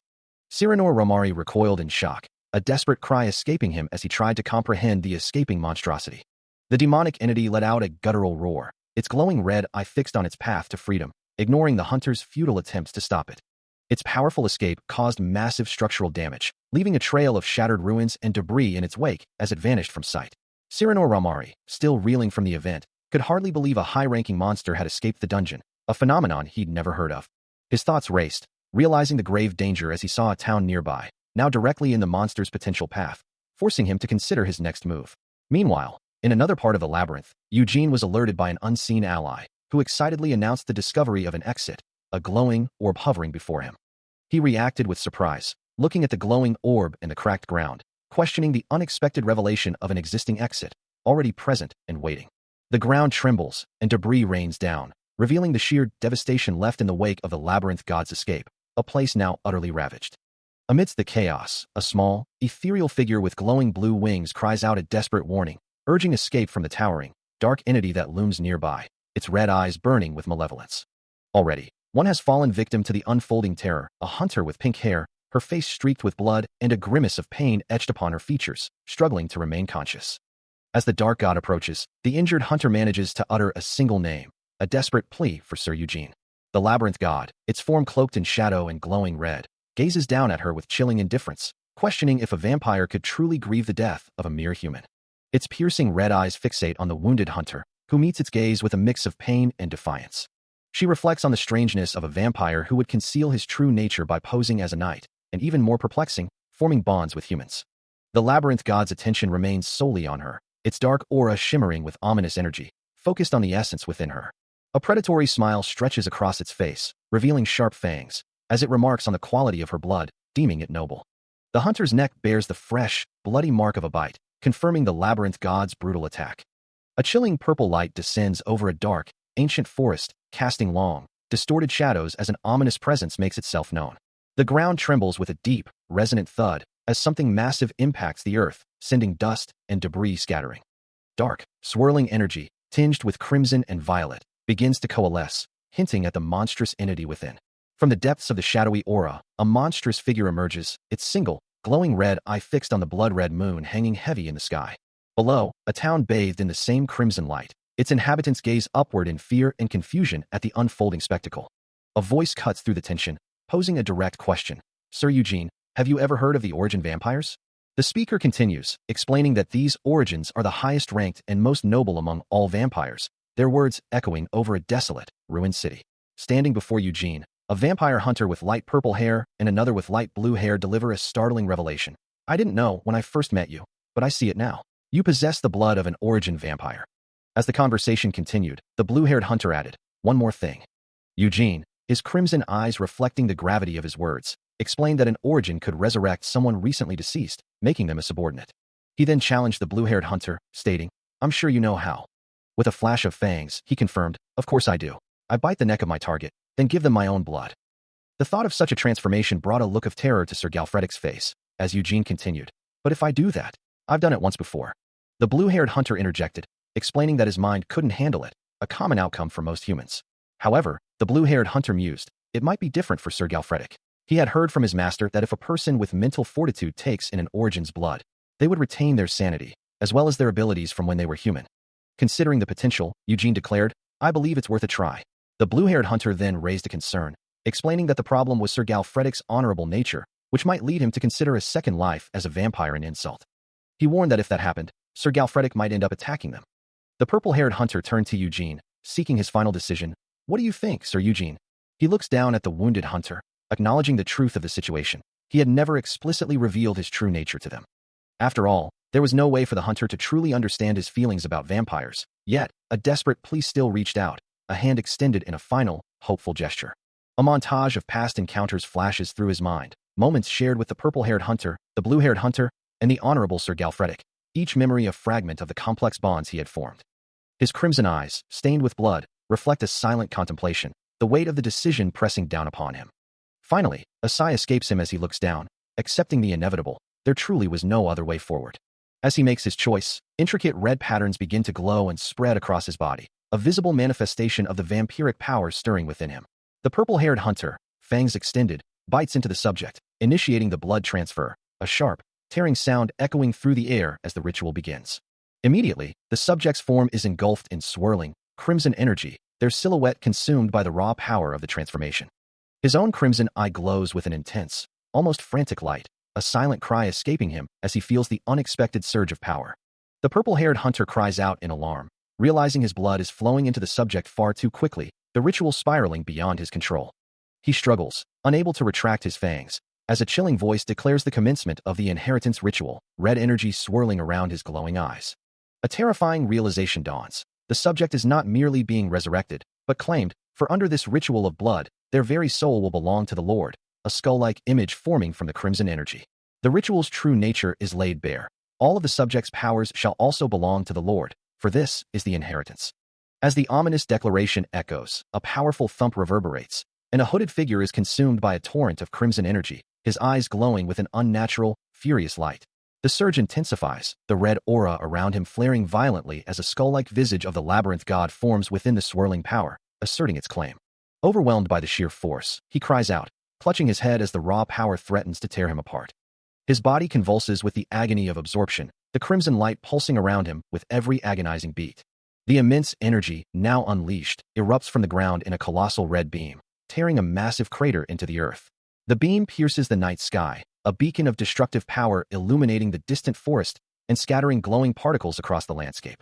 Far from the ritual site, a village burns, engulfed in flames and rising embers. Amidst the chaos, a man desperately pulls another through the inferno, shouting for everyone to get away from the danger. As a monstrous shadow looms, the villagers realize the terrifying truth. A roamer has appeared, and the labyrinth itself has broken down. The creature lunges, its sharp claws tearing into the fleeing man as he desperately cries out for others to run. Standing over its bloodied victim, the monster's maw drips with gore, leaving a woman and child to watch in helpless horror, their pleas for help echoing through the burning village. As the village below erupts in flames, a monstrous, shadowy demon with a single glowing red eye in its chest descends from the sky, its form crackling with malevolent energy, causing a terrified villager to scream in horror. The creature continues its devastating dive, its descent marked by trails of crimson energy as the desperate cries of "Help me!" echo through the burning settlement, now a scene of utter chaos. Meanwhile, high above the ravaged landscape, a figure in dark, armored attire stands with his back turned, observing the unfolding catastrophe, a chilling sense of anticipation emanating from him as he utters, "Finally, it's here." His sharp, yellow eyes gleam with malevolent satisfaction as the Labyrinth god reveals his true intentions. "The moment I receive my reward for the sacrifices I've offered to the Labyrinth has come." From another vantage point, a hooded figure, Eugene, watches the inferno below, the faint, skull-like visage of the Labyrinth god looming in the background as the villain's voice echoes. "The humans here will never know." A terrified villager screams, his face contorted in fear, as the Labyrinth god's insidious plan is laid bare. That the Labyrinth and I planned all of this. The Labyrinth god's glowing eye and a hand bearing a mystical purple symbol illustrate his words, explaining his strategy. "Once the village's despair level is at an all-time high because of the Minotaur's attack, I will appear and take the Minotaur down. That is my reward for having given up all those offerings to the Labyrinth until now." Eugene remains a silent observer as shadowy figures of the Labyrinth god surround him, the villain's voice continuing to narrate his manipulative scheme. "By using the human nature to seek salvation, the deeper the despair one is in, I will become a messiah who saves everyone. Die. Despair more." The Labyrinth god's face fills the frame, his wide, sinister grin and glowing yellow eyes betraying his true, self-serving ambition. "So that I am worshipped as a messiah." Amidst the burning village, a massive, red-scaled dragon-like roamer lets out a ferocious roar, its glowing red eyes fixed on the chaos it helps to create. Other grotesque monsters, their eyes glowing red, surge through the streets, attacking the terrified villagers who desperately try to flee the onslaught. A woman in a simple white dress cries out in anguish, reaching for a fallen man as the flames consume their home, her voice piercing the din with a desperate cry of Eutychus. From above, Eugene watched the chaos unfold as a monstrous, wolf-like roamer lunged towards a terrified woman and child, the woman's desperate cry for her mother echoing through the burning ruins. The creature's massive maw, filled with razor-sharp teeth, opened wide as the woman clutched her child, their faces etched with pure horror. With a sickening sound, the monster's claw descended, a blur of dark power aimed directly at the vulnerable pair. The attack continued its relentless trajectory, the woman shielding her child with her own body, bracing for the inevitable impact. The beast's guttural roar filled the air, its fangs glistening in the inferno's light. Its powerful claw, tipped with deadly talons, was poised to strike again, a swift and brutal motion. The attack came with crushing force, the ground beneath them cracking under the sheer impact. A piercing scream tore through the air as the woman's face contorted in agony and fear. But before the final blow could land, a crimson blur erupted, Eugene appearing between the monster and its victims, delivering a devastating counterattack. His form glowed with an ominous red aura as he moved with impossible speed and precision, his eyes burning with fierce resolve. From a distance, a knight watched in disbelief, his mind reeling at the sight of Eugene, wondering aloud what he was doing there. The knight's confusion deepened as he struggled to reconcile the powerful figure before him with his previous understanding, questioning how the Minotaur could have absorbed his blood and become stronger, yet he was still here. Sir Lugates stares in disbelief, his mind racing, convinced he had offered Eugene as the final sacrifice, certain of his demise. Yet, here he stands, alive and present, leaving Lugates to question how he could have suddenly grown stronger on the very brink of death. The knight's confusion deepens as he struggles to comprehend the true nature of this resurrected force. Amidst the burning ruins of the village, a cloaked figure addresses him, remarking on the expression on his face and questioning if Sir Jevon is aware of the chaos he has caused. A chilling smirk spreads across Eugene's face, his crimson eyes glowing with malevolent intent as he declares that Lugates will pay the price for his sins right here. Without warning, Eugene lunges, his attack a blur of dark energy aimed directly at the stunned knight. The impact is devastating, sending Lugates hurtling backward as the ground beneath him shatters into fragments. A maniacal laugh echoes through the destruction as Eugene revels in the chaos he has wrought. From the shadows, a new figure emerges, their red hair wild and eyes glowing with an ominous light, greeting Lugates with a taunting, "Hey, did you miss me?" The red-haired hunter's voice drips with malice, declaring that it's time to settle the score for the humiliation suffered in the tournament. His glowing red eyes fix on the knight, asking if he's ready to pay the price for his past transgressions, addressing him directly as Heretic Lugates. Amidst the chaos, a powerful crimson energy erupts, signaling the arrival of a formidable presence, as a character profile for Eugene flashes into view. Terrified civilians scatter, their desperate cries of, "Run!" echoing as a monstrous entity with glowing pink energy lashes out, its massive form dominating the scene. The creature lets out a deafening, primal roar that shakes the very ground, its presence a terrifying force of nature. Its shadowy form continues its destructive rampage, leaving a trail of ruin and despair in its wake. But a sudden, explosive burst of red energy interrupts its assault, a powerful counterattack emanating from the dark-haired figure. The figure presses its advantage, unleashing another swift, red-glowing strike that cuts through the air. Against the backdrop of a burning landscape, the dark-armored knight engages the towering monster, a beacon of defiance in the inferno. From a distance, the terrified onlookers begin to process the impossible sight, one man exclaiming, "Wait, someone's fighting the monster." A knight in dark armor, and as the knight's face is revealed, his crimson eyes glowing with fierce determination, a voice from the crowd gasps, "Isn't that Erupting, Eugene?" The realization spreads like wildfire, with many cheering, "We're saved. That knight is fighting for us," though one skeptical voice interjects, "All of you are wrong." Despite the lone dissenter, the collective relief and hope are palpable, as another civilian cries out, "Messiah." The sentiment echoes through the desperate crowd, as they proclaim, "The heavens must have sent him to us for salvation." A torrent of crimson energy erupts, tearing through the air, as a realization dawns. The rumored prophecy was indeed correct. A guttural roar escapes him, the sheer force of the energy threatening to overwhelm everything in its path. Amidst the chaotic red glow, he moves with a terrifying grace, a blur of motion within the destructive aura.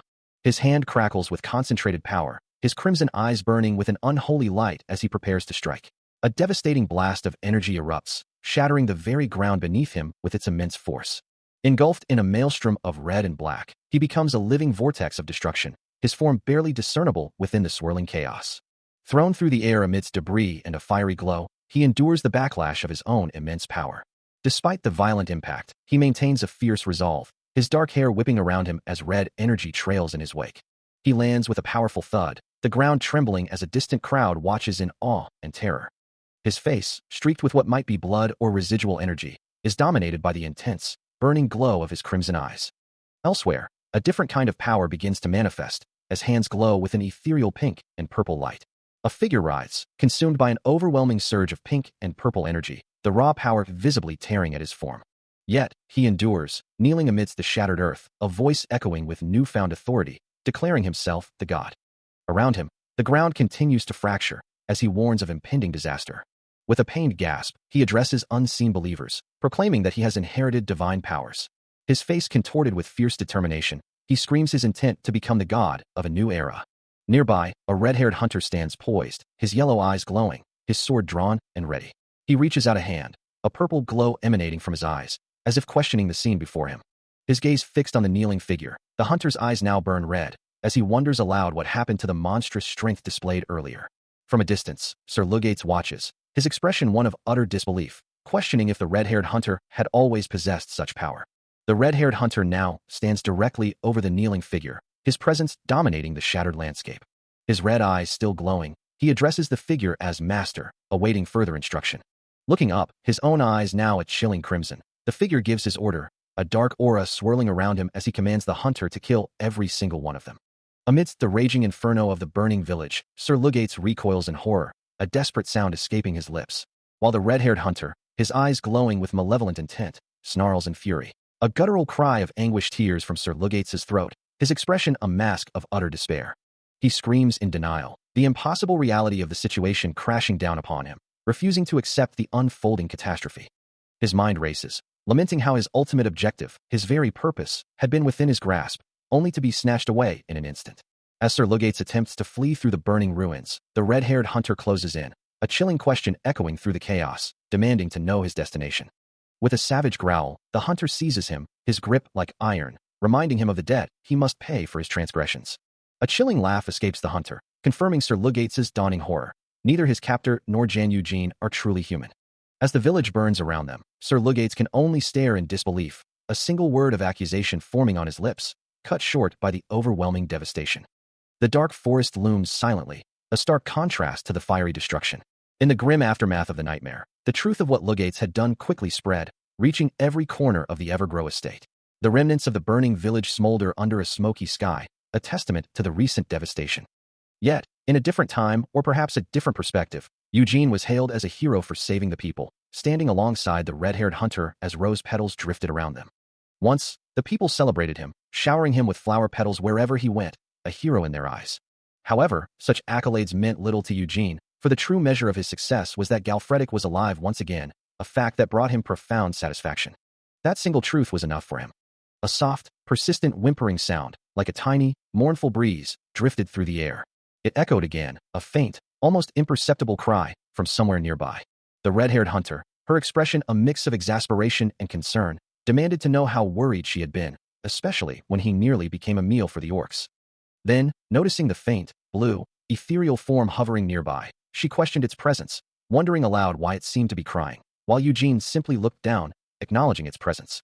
A moment later, a realization dawned on her, and she pointed, exclaiming that he could finally see it. Eugene, with a weary sigh, confirmed that it simply followed him around. He then turned to the hunter, a hint of annoyance in his voice, asking if that was truly all she had for his introduction, implying a more significant past or role. The small, ethereal figure, clearly offended, retorted that she was not in it, and proudly introduced herself as Marin, a great water spirit. As the three sat around a table, Marin floating above, Eugene seemed to ponder her words, a new dynamic settling between them, while the hunter simply watched, a faint smile playing on her lips. A small, ethereal voice asserts its presence, declaring itself the first contractor of Eugene, and by extension, a senior to any who came after. The tiny water spirit, Marin, is held gently in a hand, her form shimmering with light as she makes her declaration.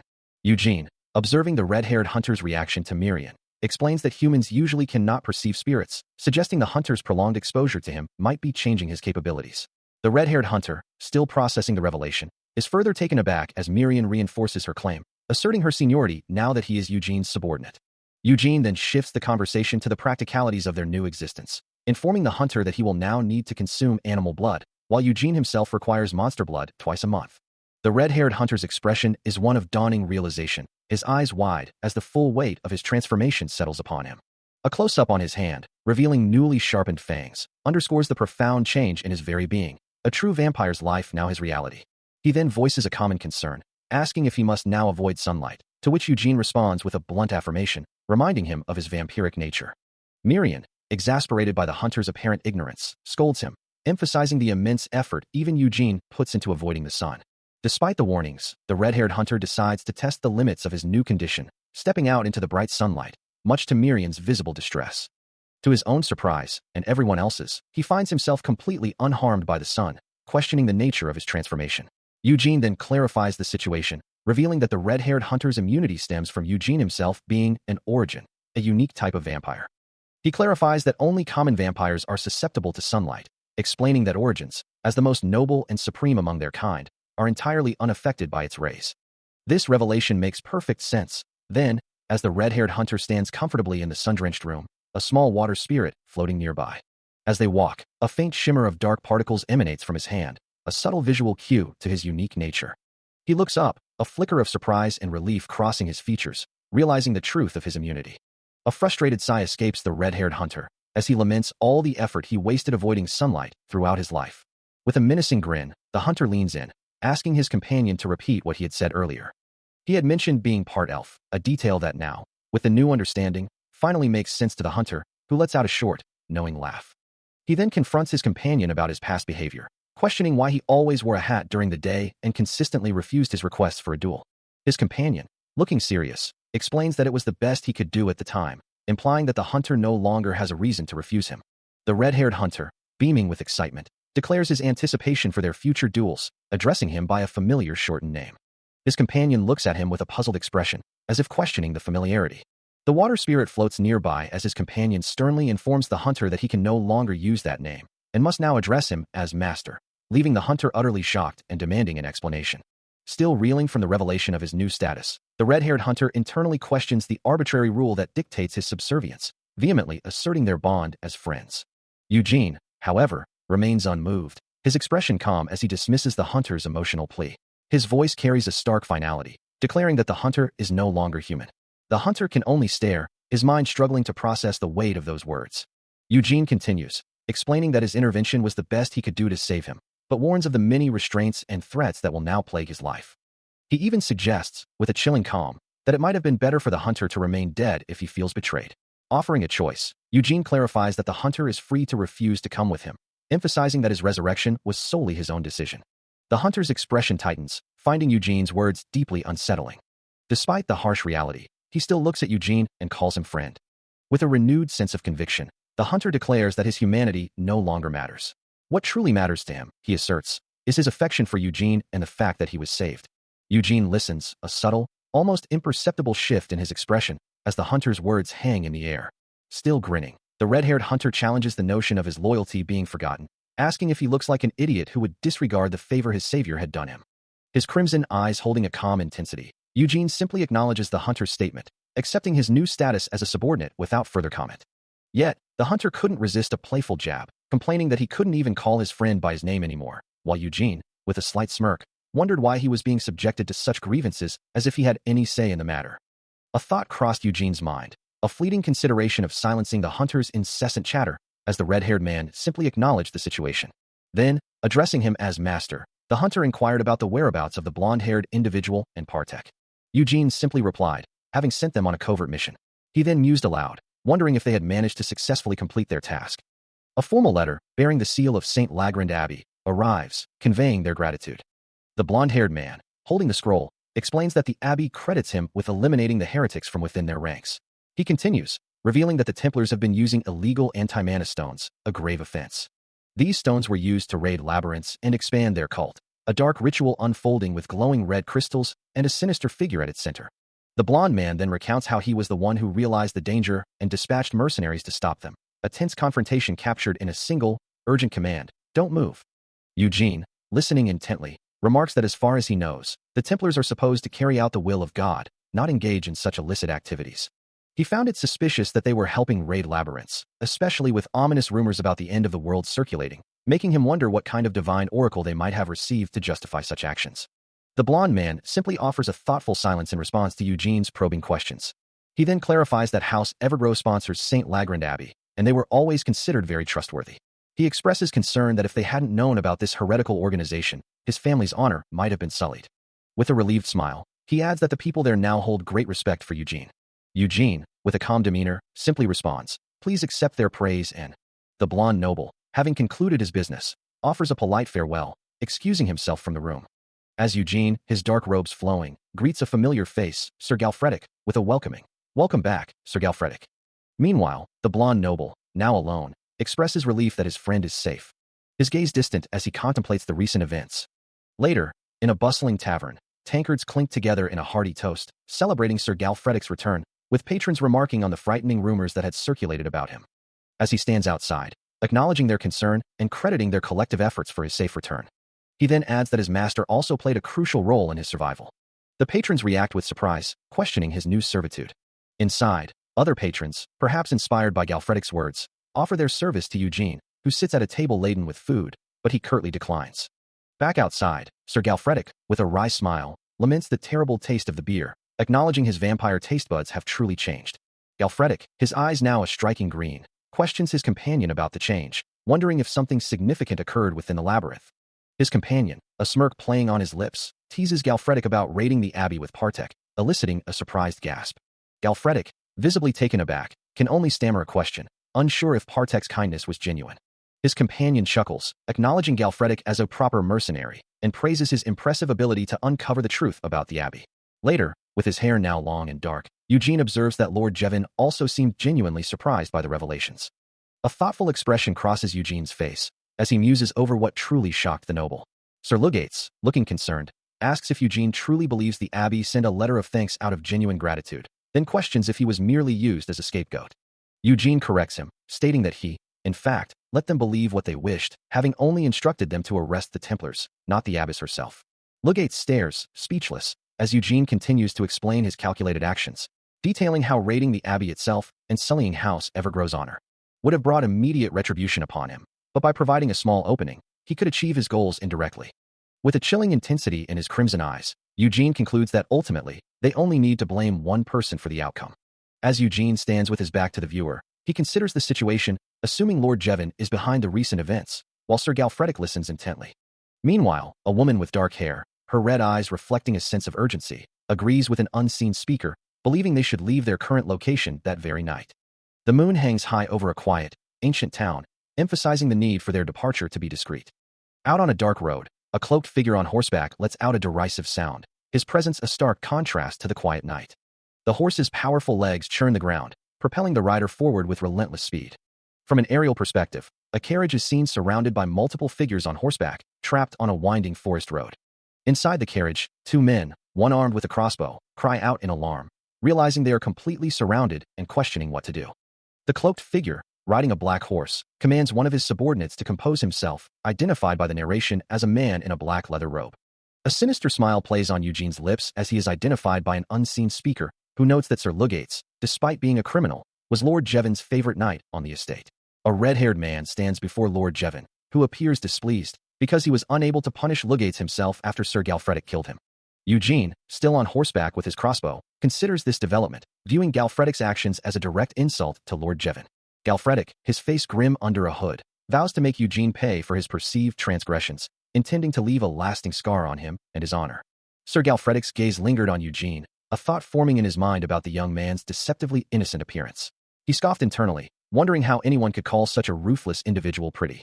Meanwhile, Eugene, cloaked and mounted, slashed his sword through the air, a crimson spray indicating a swift, brutal strike against an unseen foe.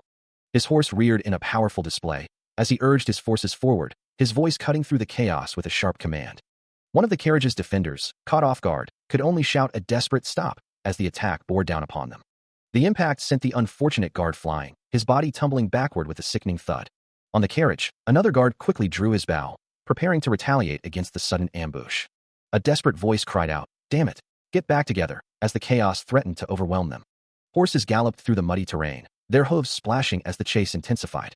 Leading a new wave of attackers, the red-haired man declared, "You're not getting away from us," his determination clear in his voice.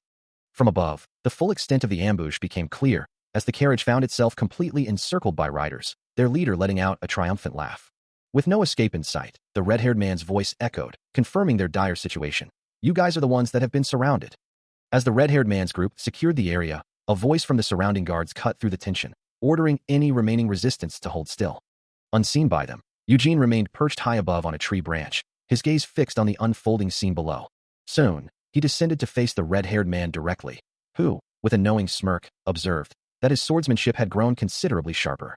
The red-haired man, still smiling, then mused on the effectiveness of a saber while mounted, before pointedly asking who had taught him such a technique. Eugene's crimson eyes narrowed slightly, a thoughtful expression crossing his face. He responded with a hint of disbelief, asking if the red-haired man was truly serious, to which the other man affirmed his honesty, leaving Eugene to wonder when exactly such a transfer of skill could have occurred. A memory flashed through his mind, recalling a moment from the past, when he had given the red-haired man his blood. It was then that all of Sir Galfredic's techniques and experience had flooded into the red-haired man's mind, a voice echoing in his head, the same voice he now heard in his thoughts. Eugene's eye glowed with a faint red light as the narration continued, declaring that the subject was the Lord's possession, prompting him to question the origin of that mysterious voice. Still standing before the red-haired man, Eugene pondered if it was merely an illusion, or perhaps a divine message from the heavens themselves. Meanwhile, Sir Galfredic, his back to the viewer, scoffed aloud, accusing someone of having no shame for appearing after insulting Lord Jevon. Surrounded by his guards, he continued his furious tirade, revealing that Lord Jevon had even intended to offer the person a knighthood on his estate, before cutting off, implying a near-fatal consequence. Eugene's thoughts simmer with resentment, recalling how his lack of skill in the dungeon was blamed entirely on Sir Lugates, a memory that still chafes him, finding all this incessant chirping about it grating on his nerves. As he stands over two cowering figures, a familiar voice breaks the tension, greeting him with a casual, "Oh, Sir Macaulay, how are you?" Eugene, holding a sword to the throat of one of the armored men, declares his grim intent. "I hope you're all prepared to die. I'll only let one of you live." From behind him, Sir Macaulay interjects, his tone light but firm. Whoa, master. Why don't we take them as hostages?" Eugene pauses, looking down at the terrified guards, as Macaulay continues, reminding him of a tradition. "It's tradition that you respect the honor of the opponent that fought bravely, even if they are an enemy." His gloved hand reaches out, a sharp impact echoing, as Macaulay adds another practical reason. "Plus, if we take them hostage," he finishes, "we can demand ransom." Eugene considers this, his crimson eyes narrowing slightly, the idea of ransom a new, intriguing prospect. A moment later, he responds with a simple, "Huh." The two armored guards now lie subdued on the ground, groaning, their forms crumpled from Eugene's swift and decisive actions. Eugene's voice cuts through the air, promising, "I'll make sure their limbs are intact," even as one of the guards, terrified, cries out, "I am sorry." A final, agonizing cry rips through the air, signaling the brutal completion of their subjugation. An old man with a white beard and an eye patch gazes around an opulent hall, marveling at the surroundings, wondering if they, as mere hostages, were truly permitted to stay in such a lavish place, having never seen captives treated with such generosity. Meanwhile, Sir Macaulay reassures the old man, stating that there's no need to worry, as they can easily cover the costs for this level of comfort, a sentiment Eugene simply affirms with a curt good. As they ascend a grand staircase, Sir Macaulay explains their plan to obtain ransom for the captured knights from Lord Jevon, the eldest son of House Evergrow, confirming that the prisoners are indeed his knights. Eugene, with a stern expression, reminds his subordinate that he now serves him and must maintain his dignity, to which Sir Macaulay enthusiastically declares his certainty in having made the right choice to stick with him. Later, Eugene examines his gauntlet, noting that the ransom for the knights should be substantial, before adding that his armor also needs to be fixed. A close-up reveals a gaping hole in his armor, prompting a surprised gasp, as he reflects that even a dragon's fangs shouldn't have been able to pierce it, yet a single skewer was enough. Eugene then instructs Sir Macaulay to get Sir Galfredic new armor while he's at it, causing Sir Macaulay to question if he, too, will receive new armor from his master. Eugene muses aloud about who would have thought he could make the famous Sir Galfredic one of his own people, before concluding that since Galfredic brings in a lot of loot, getting him some armor is a reasonable expense. A red-haired woman, with a confident smirk, asserts her excellent judgment of character. She then clarifies that her keen perception is simply a matter of good customer service. Her expression remains sharp as she considers the skill level of those involved. From behind, she continues to ponder the implications of their abilities. Sir Macaulay addresses Eugene, inquiring if he has chosen their next destination yet. Eugene replies, stating that they are simply going to tackle the advanced regions of dungeons for now. Meanwhile, a red-haired artisan, with a knowing smirk, reminds them that for bigger dreams, one always needs more money. Eugene then turns his gaze downward, asking his companions if they are truly up for the challenge. A powerful fist slams down, cracking the surface beneath it with a sharp impact. Meanwhile, in a lavish chamber, a man kneels in despair, his head in his hands, uttering a frustrated cry that nobody is any help at all. His thoughts race, incredulous that all the knights of House Evergrow couldn't handle a single knight and were captured as hostages instead. A flash of crimson-red eyes, belonging to Eugene, pierces the darkness as his name echoes in the man's mind. The man, Lord Jevon, pushes himself up, a shadowy figure of Eugene looming behind him, admitting he knew Eugene was stronger than Legates, but never imagined this level of power. Standing amidst the opulent room, Lord Jevon gazes down at a large map spread across the floor, his expression thoughtful. He pauses, a sudden realization dawning on him as his hands hover over a glowing section of the map, a new path illuminated. Now holding the map, Lord Jevon connects the dots, recalling that Eugene came under the Palin Trading Company's recommendation and deducing that his next destination must be a demon realm contracted with the same company. A cold resolve settles on his face as he considers the remaining option. The destination was clear, Carlsbagen Peninsula's Philia. A map of the region highlighted the journey, charting a course across the seas. Aboard a ship sailing under a bright sky, the vampire hunter addressed his master, asking if he had heard the news. The Carlsbagen Peninsula, it seemed, held almost no sway from the Kaler's central church. As they discussed the region's political landscape, the vampire hunter explained that Marquis Archibald, once ruler of the peninsula, had been a cult member who fell from power due to his despotism. He continued, detailing how the Bishop of Carlsbagen had fled when the Marquisdom collapsed, causing the people to lose all trust in them, leaving the region in a complex situation. Eugene, leaning against the railing, found this to be good news, chuckling softly at the unfolding chaos. Suddenly, a small, ethereal figure of Marin, glowing with blue energy, appeared before them, her presence seemingly affecting Eugene. As Marin floated nearby, Eugene let out a pained groan, clearly struggling with something. He hunched over, clutching his stomach, a soft oof, escaping the vampire hunter as he watched his master succumb to severe seasickness. Eugene cried out in distress, prompting the vampire hunter to question why he had even joined them if he suffered so terribly from the sea. The vampire hunter, his purple hair framing a determined expression, explains his initial thought that his magic would be of help to Eugene's noble origin, before demanding to know the vampire's true purpose, calling him a creepy raccoon. Eugene, in turn, reveals his need for monster materials to create a chimera. He elaborates, stating that it is his faction's ultimate goal and calling to research and create their own chimera, as Marin looks on with a surprised expression. Reassuring Eugene that he isn't lying about wanting to help, the vampire hunter swears on his faction and magic, while the red-haired man, Sir Macaulay, clarifies that his master is essentially telling Eugene not to discard him, as the vampire looks on suspiciously. Marin then chimes in, her ethereal form surrounded by shimmering gold coins, declaring that it's the spirit who should reveal his purpose, questioning the very idea of a spirit entering a contract with a vampire.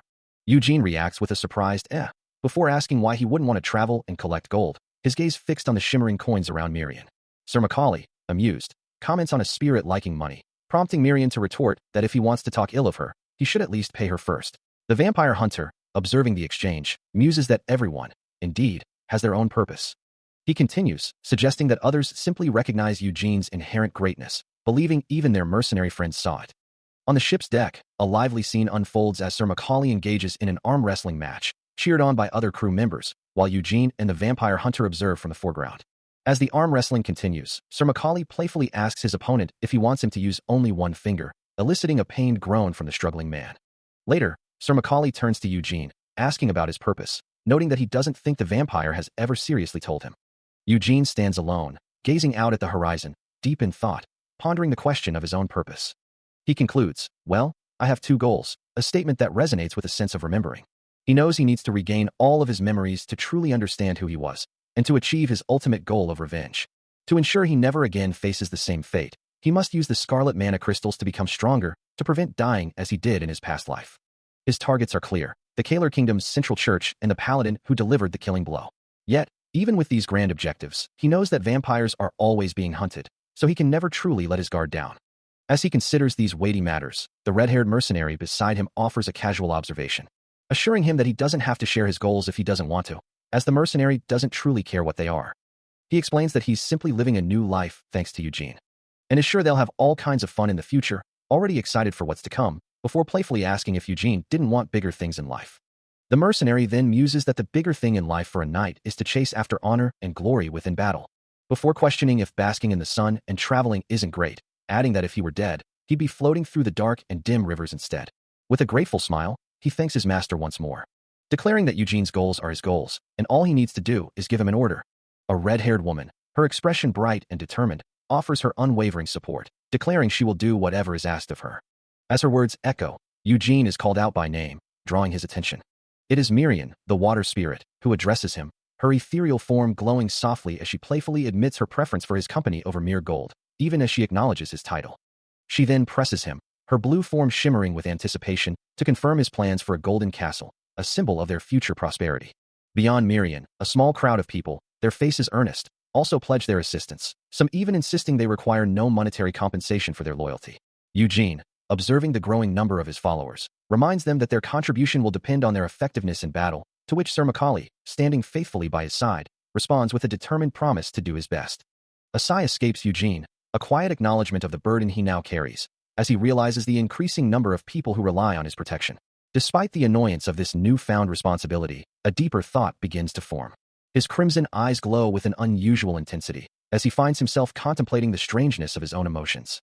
He realizes that, contrary to what he might expect, the weight of these new bonds doesn't bring him down.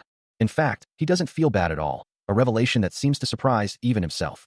With his new allies and a shifting perspective, the journey continues, as a grand ship sails into a bustling port town, ready for new adventures. Arriving at the bustling port city of Mofern in the Karlsbaben Peninsula, he is greeted by a representative of the Palin Trading Company, who welcomes Sir Eugene. Among the welcoming party stands Byrne, the captain of the mercenary guild, who introduces himself as their guide to the Bjaaland barony. Byrne explains their tight schedule requires immediate departure, to which Eugene, after a moment of consideration, readily agrees. Soon, the group is on the move, their caravan winding through a sun-dappled forest. As they ride, Byrne elaborates on their destination, the Bjaaland barony, one of the few managed territories in the Karlsbaben Peninsula. However, he quickly shifts to a more pressing concern, admitting that despite their efforts, they haven't been able to defeat even a single intermediate rank monster recently. Eugene inquires if the wyverns are the cause of their struggles, and Byrne confirms it. He explains that the massive winged beasts consistently interfere with their raids. The wyverns, often accompanied by harpies, only engage directly after their prey has been exhausted. Observing the situation, Eugene muses that these truly are advanced monsters, and a thought sparks within him. This might be his chance to acquire scarlet mana crystals. Turning to Byrne, he suggests a different approach, proposing that the mercenary guild should charge fees for dealing with bandits instead.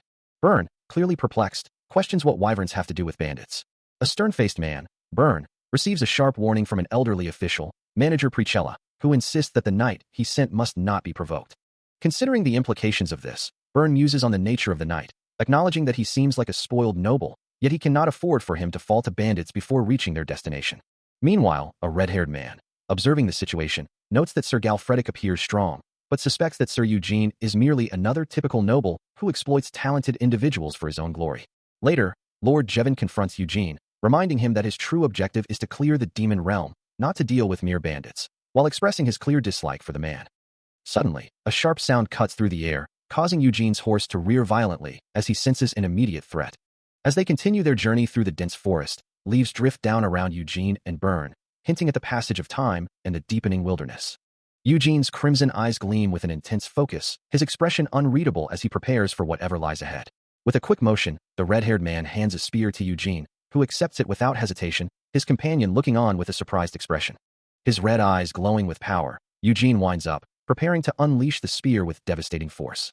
The spear tears through the air, leaving a powerful vortex of wind and dust in its wake as it hurtles towards its target. With a resounding impact, the projectile strikes its unseen mark, the force of the blow echoing through the forest. A bandit cries out in pain as the spear impales him against a tree, his companion reacting with a horrified curse as the ambush is swiftly and brutally countered. A sudden ambush erupts from the dense forest, as a hooded bandit lunges forward, spear aimed with deadly intent, his voice echoing with a desperate command to attack. But before the bandit can even complete his strike, a swift, unseen force intercepts him with a resounding impact. The forest path ahead reveals a horde of armed bandits, some on horseback, others on foot, all converging on the party, their weapons glinting menacingly in the dappled light. Sir Galfredic's eyes widen in disbelief, his mind reeling at the suddenness of the ambush and the unsettling realization that he hadn't sensed their presence at all, wondering how Eugene could have known. Unfazed, Eugene turns to Byrne, his voice calm and commanding as he instructs him to protect the carriage. The bandits, momentarily stunned by Eugene's audacity, quickly recover, their shouts turning from surprise to demands for payment. Still concerned, Sir Galfredic tries to reason with him, warning that he might get injured if he insists on engaging in conflict here. But Eugene merely offers a slight smirk, his crimson eyes glowing faintly as he dismisses the knight's worries with a casual, "You worry too much." With a sudden burst of determination, Eugene calls out to his companion, urging, "Let's go, Galfredic," to which the knight responds with a resolute, "Hell yeah?" Despite his enthusiasm, Sir Galfredic can't help but feel a pang of frustration, muttering, "Shit. I had a bad feeling from the start," as he prepares to follow. Leaving the bewildered bandits in their dust, Eugene charges forward on horseback, a dark, determined silhouette against the forest's edge. A dark, ornate weapon, clearly of superior craftsmanship, lies on the ground. Eugene picks it up, his crimson eyes narrowing as he questions, "Why do you guys have this?" The weapon itself is a striking piece, its dark metal gleaming with a subtle red hue, its sharp edges hinting at its deadly potential. Before him, a group of kneeling figures, clearly bandits, quickly explain, "We took it from the guy who was saying he stole it from House Parchilden. You can have it, so please spare us." One of them pleads further, "If you do, we'll even become your slaves." Eugene simply hums in thought. Considering their offer, he muses, "But there are too many of you. That'll take a lot of our resources." His companion, Byrne, suggests a compromise, completely okay with starving. "All we need is water." Eugene, however, dismisses the idea with a silent thought. A memory flashes through his mind, recalling the red-haired man's efficiency. He took care of 4 bandit groups that have been a pain in the ass in just 2 days. His expression thoughtful, Eugene concludes, "I guess it makes sense the vice leader of the Palin Trading Company was the one who sent them." Meanwhile, a villager expresses his relief, watching the defeated bandits. They were so horrible to everyone in the village, but now they're kneeling and sobbing. With the situation resolved, a voice announces, "Oh well, let's get moving right away. We're behind schedule." Eugene, now standing beside the red-haired man, simply acknowledges the command with a quiet, A villager, his face etched with concern, calls out to Eugene, asking about his plans for the captured bandits. Confused by the question, the villager presses further, wondering if Eugene isn't there to protect them. His words echo the unspoken fears of the other villagers, who stand by, their expressions a mix of shock and disbelief, as he stammers, "I thought you were." Eugene remains silent, his crimson eyes reflecting a complex mix of thoughts, his gaze sharp and unyielding. A question mark hangs over his head, but from behind him, the red-haired man lets out a booming laugh, declaring that the bandits wish to serve his master as the new lord of the village. The red-haired man, still chuckling, leans in close to Eugene, who simply responds with a bewildered "What?" Eugene stares down at the kneeling bandit, a silent ellipsis hanging in the air, his expression unreadable as the red-haired man stands beside him, observing the scene with amusement. Byrne, standing nearby, looks at Eugene with a thoughtful expression, wondering aloud if all the bandits on the way weren't already dealt with.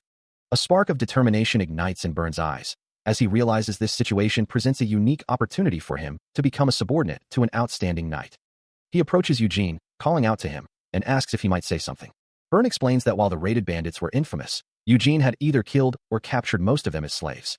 He then poses a question to Eugene, asking so, before suggesting that around this village, there's a cave without trolls and a mountain without monsters, implying a new task or destination. A man with tied-back brown hair explains the offer, detailing how one could immediately assume the position of lord. Perched on his shoulder, glowing with ethereal blue light, Marin listens intently to the proposition. Her excitement palpable, she urges him to accept the offer, eager for the new venture. Considering the strategic implications, Marin muses that authority could prove beneficial, especially in future dealings with the formidable Central Church. However, his crimson eyes betray a deeper contemplation, as his thoughts drift from the political machinations. For him, the true prize, the ultimate focus, remains the elusive scarlet mana crystals, shimmering with raw power. He questions whether the Lord position is truly worth diverting his precious focus and resources, weighing the cost against his singular objective. His gaze sharpens, reflecting the intensity of his internal debate. Suddenly, his contemplation is shattered as the man with the tied-back hair bursts through a doorway, announcing an urgent problem. He quickly explains that the bandits, whom Eugene had taken in as slaves, had stolen horses and made a swift escape. It appears some of them had cleverly concealed weapons in their mouths, using them to cut their bonds and facilitate their escape. To make matters worse, they had attacked simultaneously, injuring Rabin while he was attempting to feed them. An injured mercenary lies bleeding on the ground, his voice weak as he pleads for vengeance, while another asks if they should pursue the escaped bandits. Considering the situation, Eugene remains deep in thought, pondering his next move. He kneels beside Rabin, who dismisses his own injuries as nothing but a scratch, but the sight of the blood, clearly Rabin's, ignites a furious spark within Eugene, making him exclaim in anger. His eyes glowing crimson, he seethes at the audacity of mere bandits daring to harm his mercenaries. Marin, observing his intense reaction, questions his apparent favoritism, while Eugene declares with conviction that he will not let the culprits live. Turning to his red-haired mercenary, Eugene begins to issue new orders. He instructs him to remain and defend the village, then adds that he will accept the chief's offer of lordship, but only if their injured men receive proper treatment. The red-haired mercenary grins, acknowledging his master's command with a cheerful copy that. As Eugene walks away, Miriam's ethereal form follows, her thoughts drifting to the implications of his new title, wondering if she should now address him as my lord. Suddenly, a new crisis erupts as cries of fire. There's fire. Echo through the night, accompanied by the ominous glow of flames. The scene shifts to a burning village, where panicked villagers scramble, desperately calling for water to combat the spreading blaze. Amidst the raging inferno consuming the village, a bandit leader, mounted on horseback, recounts his recent captivity, his voice echoing with a chilling indifference to the destruction around him. He reveals that he overheard his captors discussing their plans, mentioning they were headed to Philia to hunt wyverns. Assuming they hail from Marin, he speculates they'll either depart swiftly after their raid, or meet their end at the claws of the very wyverns they seek, a villager reacting with a gasp of shock. A cruel smirk spreads across his face as he declares their true intention, to seize control of the village once the night, presumably its protector, departs. Suddenly, a villager cries out, demanding to know their identities, and if they are responsible for setting the church ablaze, his voice laced with desperate accusation. Another villager, holding a simple bowl, speaks with bitter sarcasm, remarking on how convenient it must have been for the bandits after the night had cleared out the previous threats. The bandit leader, undeterred by their pleas, simply declares, his voice dripping with contempt, that they are now the villagers' new lords. He then issues a brutal threat, promising to take the head of anyone who crosses him, before violently striking down a protesting villager, who cries out in pain and terror. His face contorted in a mask of rage, glowing with a sinister red aura, he further boasts of their plans to seize the silver mines as well. As the bandit leader rages, a new, cloaked figure appears, their crimson eyes glowing in the shadows, questioning the mention of silver mines and observing that the situation in Karlsbegen must be dire to produce so many bandits. Before the bandit leader can even react, the cloaked figure moves with blinding speed, striking him with such force that he is instantly thrown from his horse, blood spraying into the air. The injured bandit leader cries out in recognition, realizing his attacker is the knight, as the cloaked figure, Eugene, stands over him, coldly questioning how far he truly expected to get. With the bandit leader dispatched, Eugene surveys the remaining thugs, his crimson eyes glowing with an unnerving intensity, as if asking if this meager resistance is truly all they have left to offer, finding their efforts utterly foolish. A chilling realization dawns on one bandit, who lets out a guttural scream, utterly bewildered by the sudden, impossible appearance of this terrifying figure. Panic spreads like wildfire through their ranks, as one man desperately tries to escape on horseback, while another, on his knees, pleads for his life, begging for just one more chance at mercy. The pleading bandit, hands raised in surrender, promises that this time, they truly will give up, hoping to appease the silent, deadly force before them. But Eugene offers no quarter, his blade a crimson blur as it carves through the air, striking a bandit with brutal force, eliciting a pained cry. Another bandit recoils, blood spraying, his terrified scream echoing the desperate accusation, "You monster!" He moves with a terrifying grace, his form wreathed in dark red energy as his sword becomes a whirlwind of destruction, leaving no bandit untouched. The final bandit's face contorts in agony, a choked gasp escaping his lips as life drains from his eyes, blood splattering against the dark night. His work complete, Eugene leaves the last bandit impaled, a grim testament to his swift and merciless justice, as the horse of a fleeing companion gallops away into the distance. With measured steps, he walks away from the carnage, his sword still in hand, the dark cloak swirling around him. His expression remains unreadable, a silent contemplation settling over his features as he processes the events. Turning his back to the fallen, Eugene gazes upon the burning village, its flames casting an orange glow against the dark sky, a stark reminder of the devastation these bandits wrought. Amidst the chaos of the burning village, a lone figure emerges from the darkness, his presence a stark contrast to the terror gripping the fleeing villagers, who are told not to be afraid. Standing over a fallen foe, he introduces himself simply, declaring, "I am Jan Eugene, a knight." His voice carries through the night, assuring the terrified populace that those who sought to conquer their home no longer exist, and they have nothing left to fear. With his dark, armored form silhouetted against the burning village, he asserts his presence, a formidable protector now standing guard. His crimson eyes gleam with resolve as he vows, "I will protect this village." Suddenly, his gaze sharpens, sensing a new threat approaching from the dense woods. He looks up, a question forming on his lips as a wooden bolt streaks towards him, its trajectory swift and silent. With practiced ease, he intercepts the projectile, the spear in his gloved hand deflecting it with a sharp, decisive motion. Beside him, Marin, the small spirit companion, floats with concern, warning Eugene that something is amiss. Eugene turns, his back to the viewer, as he confirms the presence of a powerful entity. "I can feel the aura of an advanced monster from there." Marin echoes his concern, urging him to be careful.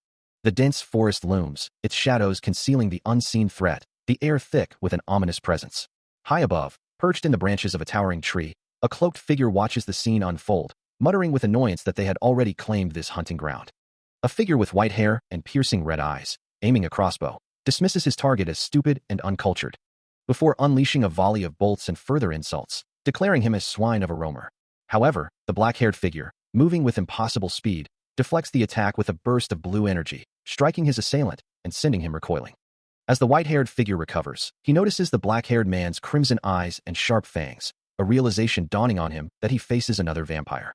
The black-haired figure, now fully engaged, unleashes a devastating red energy slash, forcing his opponent to defend. Yet, the white-haired figure proves superior, quickly turning the tide of battle and standing over his defeated foe, who now lies prone on the ground. Looking down, he muses on the irony of his opponent's shock, realizing that as an unaffiliated roamer, his appearance makes perfect sense. He continues to regard the fallen man with disdain, assuming his disheveled state is simply a consequence of his nomadic existence. With a regal air, the white-haired figure introduces himself as Del Mondo of the Nafras clan and issues a commanding order. His red eye, reflecting the image of the defeated black-haired man, burns with contempt as he dismisses him as a mere roamer mutt. Kneeling in the forest, his body bloodied and broken, Del Mondo offers a desperate plea, sincerely apologizing for his failure to recognize his opponent. His eyes wide with terror, he realizes the silver blade held by Eugene is a unique threat, a weapon he'd never encountered wielded by a roamer, and he suspects Eugene knew this all along. The realization dawns on Del Mondo that Eugene is an origin, a powerful being whose existence threatens the very foundation of his household, and he feels an urgent need to prevent their downfall. Eugene, standing tall and imposing, questions if Del Mondo's father taught him to attack his own kind, to which the defeated vampire vehemently denies, insisting it was never the case. Del Mondo confesses that he acted entirely on his own initiative, admitting his actions were foolish. With Marin observing from behind Eugene, Del Mondo continues to grovel, begging for mercy and pleading to be killed quickly. Marin, witnessing the display, remarks on Del Mondo's utter lack of shame, her ethereal form glowing faintly as she processes the scene. As Eugene holds a book depicting vampire lineage, he explains that vampires consider those who created them to be their parents, a fundamental aspect of their society. He reflects on Romari's words, confirming that vampire society indeed places immense value on family and hierarchy, a truth now starkly evident in Del Mondo's desperate submission. Considering his options, Eugene wonders if he should threaten Del Mondo further, questioning what reason he has to trust someone who has acted so treacherously. Del Mondo, his face contorted in a mask of pure terror, lets out a choked gasp, his red eyes wide with fear as he awaits his fate. Still on his knees, the defeated vampire swore, his voice trembling, "I swear on the Nafras bloodline and the name of my father, Vilanth Nafras." His head bowed in utter submission, he continued to plead, "I will do anything. I beg of you to forgive me." Yui.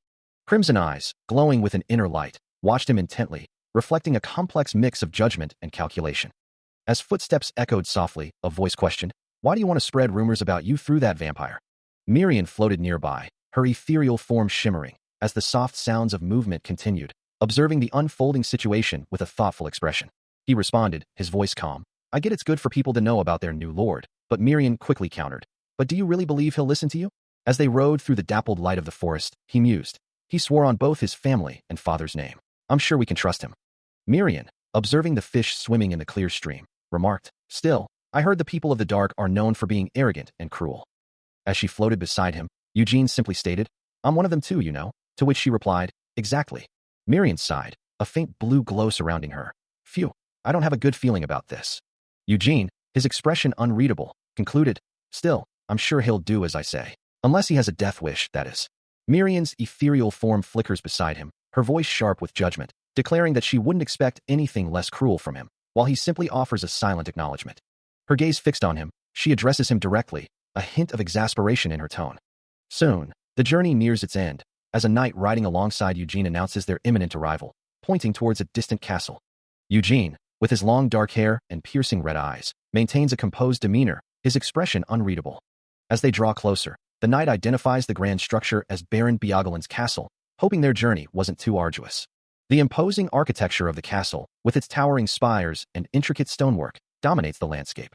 Inside, a hand holds a sealed envelope, as Eugene questions why the third raid unit wasn't receiving reinforcements. A distinguished, gray-haired man, Baron Biogalin, sits at his desk, his expression troubled as he pleads for an answer. He confirms his understanding of the situation, but admits he finds himself in a rather complex predicament. Facing Eugene, Marin, and the red-haired man, Baron Biogalin explains that their arrival is a bit sudden, and that being a lord is demanding work, encompassing everything from managing finances to commanding an army. He expresses confidence that Eugene, as a skilled knight, would understand, implying that the burden of defense falls solely upon him and his forces. Eugene, his gaze unwavering, simply states his understanding of the Baron's predicament. As the Baron continued to press his case, he suggested an increase in their pay, a demand that drew a sharp "what?" from Eugene, who then reminded him of his previous failures to raid the site. Even though a third attempt would require more men, the Baron insisted that they wouldn't follow up on it, stating that they, at the very least, needed to be paid more for their efforts.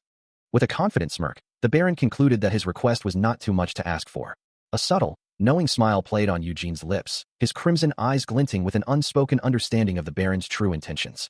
Meeting the Baron's gaze, Eugene acknowledged his reputation, remarking that he was indeed as bold as they said. After a moment of consideration, the Baron conceded, agreeing to grant the request before calling for his butler, who promptly responded, "Yes, sir." Presenting a formal document, Eugene offered half the mana crystals and the loot from the monsters, asking if this arrangement would suffice. A faint smile touched Eugene's lips once more, as he returned the Baron's earlier sentiment, noting that he was likewise as generous and kind as people said. Chuckling softly, the Baron inquired if Eugene could begin his task the very next day. Agreeing to the timeline, the Baron promised to find a guide for him by tomorrow and prepare an annex for his stay, to which Eugene offered his thanks. With the negotiations concluded, Eugene turned and began to walk away, his footsteps echoing softly on the polished floor. As Eugene, the red-haired man, and Byrne departed, the Baron watched them go, a thoughtful expression on his face, his gaze lingering on their retreating figures. As the conversation concludes, the red-haired man turns to Eugene, asking how it went, but he simply replies that he doesn't know, adding that they won't be receiving additional reinforcements. His eyes widening in disbelief, the red-haired man echoes the news. No additional reinforcements? Eugene, however, remains unfazed, assuring him not to worry, as they're getting paid more instead, though the red-haired man begins to protest that this is unfair treatment. Eugene cuts him off, reminding him that he was told not to worry, and that he's here because he trusts his master's skills. He then adds, with a confident smile, that they are also present, so there's no reason for anxiety. A relieved sigh escapes the red-haired man as he admits he never doubted him, then declares it's time to go. Their destination is set, Philia. As Eugene, Byrne, and their companions stand before a grand structure, one of the generic figures remarks that this must be the third raid unit. Another figure, observing Eugene, notes his dependable appearance, while a third speculates that the knight in black armor must be from Marin. Eugene's gaze is sharp, his expression thoughtful, as he listens to the murmurs around him. One of the companions voices a concern, believing that as an outsider, Eugene might not be well informed about wyverns, adding that their unit has about the same numbers as the second raid unit. Another voice questions, wondering if they wouldn't have a higher chance of success with more people. As the massive castle gates slowly opened, a small group of figures, including Eugene, began their journey outward, leaving the fortress behind. Meanwhile, a young attendant, sword at his hip, hesitated, a message clearly weighing on his mind, his brow furrowed with uncertainty. He knelt, perhaps to gather his thoughts or retrieve something important, before making his move. But Eugene, already mounted, was riding away at a brisk pace, as a desperate voice cried out, "Sir, sir, please wait." He glanced back, a small, glowing Marion hovering near his head, informing him, "Eugene, someone's calling you." The young attendant, having caught up to the departing group that included the red-haired man and Byrne, declared, "I have something to tell you." His expression earnest, he pleaded, "It'll only take a minute." His plea continued, echoing the urgency of his message. "Can you please make time for me?" Back at the castle, bathed in the warm glow of a setting sun, life continued within its ancient walls. Inside one of its grand buildings, the young attendant from earlier was now busy, retrieving items from a large, blood-stained sack. An armored knight observed, questioning, "What is that?" as the attendant presented a small, ornate piece, explaining, "Loot from a roamer we caught near the castle. We made sure to bring the part that you would like." The lord, a distinguished figure with a pipe, listened intently, then offered a compliment. "I'm sure you're the most loyal knight I could ask for." Within the castle walls, a lord beams with pride, declaring his disbelief that his knight could hunt trolls, expressing immense pride in his accomplishment. A soft chuckle escapes him, before he shifts the conversation, addressing Sir Oleg and revealing a more urgent matter he wishes to discuss.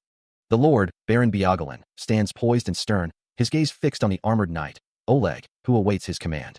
Without preamble, the Baron states his intention. He needs someone eliminated. The target, he explains, is someone who has deeply insulted him, a knight in black armor named Jan Eugene, who also happens to be leading the third raid unit that departed earlier that day. Oleg's eyes widen in surprise, the revelation of Eugene's identity clearly catching him off guard. The Baron continues, speculating that Eugene will likely perish in the demonic realm anyway, but just in case he manages to survive, Oleg is instructed to wait outside the site and finish him. Oleg's hands clench into tight fists, his anger palpable at the thought of someone insulting his lord. His expression hardens, declaring his inability to forgive such an offense and his readiness to carry out the execution. The Baron smiles, a hint of satisfaction in his eyes, praising his loyal knight for his dependability. He then opens a small treasure chest, revealing a glittering pile of gold coins, a soft hoo, escaping him as he muses internally about the opportunity to gain an extra 100 golden coins if Eugene dies. The Baron's thoughts continue, revealing that while the letter was written in a hoity-toity tone, its author, Eugene Evergrow, cannot hide from his wrath. The Baron's deep-seated resentment toward his target was palpable, a sentiment fueled by more than just a simple slight. And as he considered the unfolding events, a smirk played on his lips, acknowledging that this turn of events would benefit him greatly as well. Meanwhile, far from the Baron's machinations, Eugene rode confidently at the head of his unit, his thoughts dismissive of any potential casualties from distant lands. Who cares if some knight from foreign lands dies? The ancient site of Philia, once a place of mystery, now faces formidable rulers, the terrifying wyverns, whose glowing eyes pierce through the darkness. Their domain, a vast, open expanse, is perfectly suited for their aerial prowess, allowing them to dominate the skies with their massive, leathery wings. This gives them a significant advantage over any ground-bound forces, and to make matters worse, they command harpies to soften up raid units before launching their main assault. Such a strategy would inevitably lead to heavy losses if not properly prepared for. However, there are always ways to counter even the most formidable foes. Stepping through a grand, ruined archway, his dark cloak billowing behind him, Eugene considers the tactics required to overcome such a threat. He observes his forces, knowing that the wyverns are cunning and will not leave the raid unit unattended. His crimson eyes reflect the setting sun as a voice calls out to him, acknowledging his leadership with a simple, respectful, "Master." The red-haired man approaches, a confident grin on his face, reporting that their preparations are complete, with approximately 40 individuals ready for combat. Meanwhile, another fighter explains his strategy for the captives, having selected the most capable among them for battle, while delegating the weaker ones to serve as porters. In another part of the camp, Eugene Evergrow, flanked by Byrne and Oleg, instructs Partek that Partek and Byrne's mercenaries will form a protective formation around Ramari and the equipment, a plan Partek readily agrees to. Back at the main base, the red-haired man smiles confidently, announcing that their defensive stronghold is now complete. He listens as the red-haired man comments on their hastily constructed defenses, finding them surprisingly effective. With their preparations complete, Eugene declares they will camp there for the night. Their true advance into the site, he states, will begin once the sun rises. Meanwhile, at the makeshift walls, the red-haired man grunts in pain, struggling with a stubborn thorn, as Partek attempts to assist him. Nearby, Partek questions the effort of building such fortifications, muttering that they will likely abandon them anyway. The red-haired man, now mounted, reflects on his situation, admitting to himself that he only swore loyalty to avoid being sold into slavery, harboring no true desire to obey a knight from another place. A flicker of defiance crosses his gaze, his blue eyes glowing with a fierce resolve. Later, addressing Eugene, the red-haired man simply states, "Master." Eugene, with a commanding presence, orders them to prepare for battle. An eerie, echoing sound reverberates through the dense forest, a chilling prelude to the impending confrontation. Ahead, a disciplined line of soldiers stands ready, their shields forming a formidable barrier against the unseen enemy. Partek, bow drawn and aimed, scans the dense foliage, his gaze sharp but finding no immediate target. A bead of sweat trickles down his brow as the strange, chittering sound intensifies, his frustration mounting at the elusive threat. The rapid flapping and screeching grow deafening, a clear indication of swift, airborne predators closing in. Suddenly, massive shadows fall over the defensive line, plunging the soldiers into an ominous gloom as the aerial assault begins. From the sky, a monstrous harpy-like creature descends, its vast red wings spread wide, revealing the true nature of the threat. More harpies swarm the air, their numbers confirming a full-scale aerial assault. Eugene, his crimson eyes glowing with fierce resolve, calmly commands his archers to aim and fire at the incoming horde. A volley of arrows streaks through the air, finding their mark as they pierce the flesh of a descending harpy. The wounded creature cries out in agony, its massive body beginning an uncontrolled plummet from the sky. Its face contorted in a monstrous roar of pain, the harpy continues its descent, a testament to the archer's accuracy. As the harpy descended with a piercing shriek, its talons aimed directly at Eugene and his mount, the horse beneath him let out a terrified neigh. With a flurry of feathers, the creature's attack landed, eliciting a surprised gasp from him. The impact was heavy, shattering the air with a resounding crash as the harpy's talons connected. Pulling back, the winged monster let out a triumphant cackle, believing its assault successful. But Eugene's crimson eyes flared with resolve, his expression hardening as he prepared for a swift counter. A burst of red energy erupted, signaling his immediate retaliation against the aerial threat. Turning to a purple-haired mage nearby, Eugene commanded, "Get ready," to which the mage, slamming his staff into the ground, replied, "Understood. Leave it to me." As the mage's staff struck the earth, a glowing pink magical circle expanded, intricate runes forming within its bounds. Chanting words of power like Yura, Kira, lightning, and thunder, The mage unleashed a devastating pink lightning spell directly at the harpy.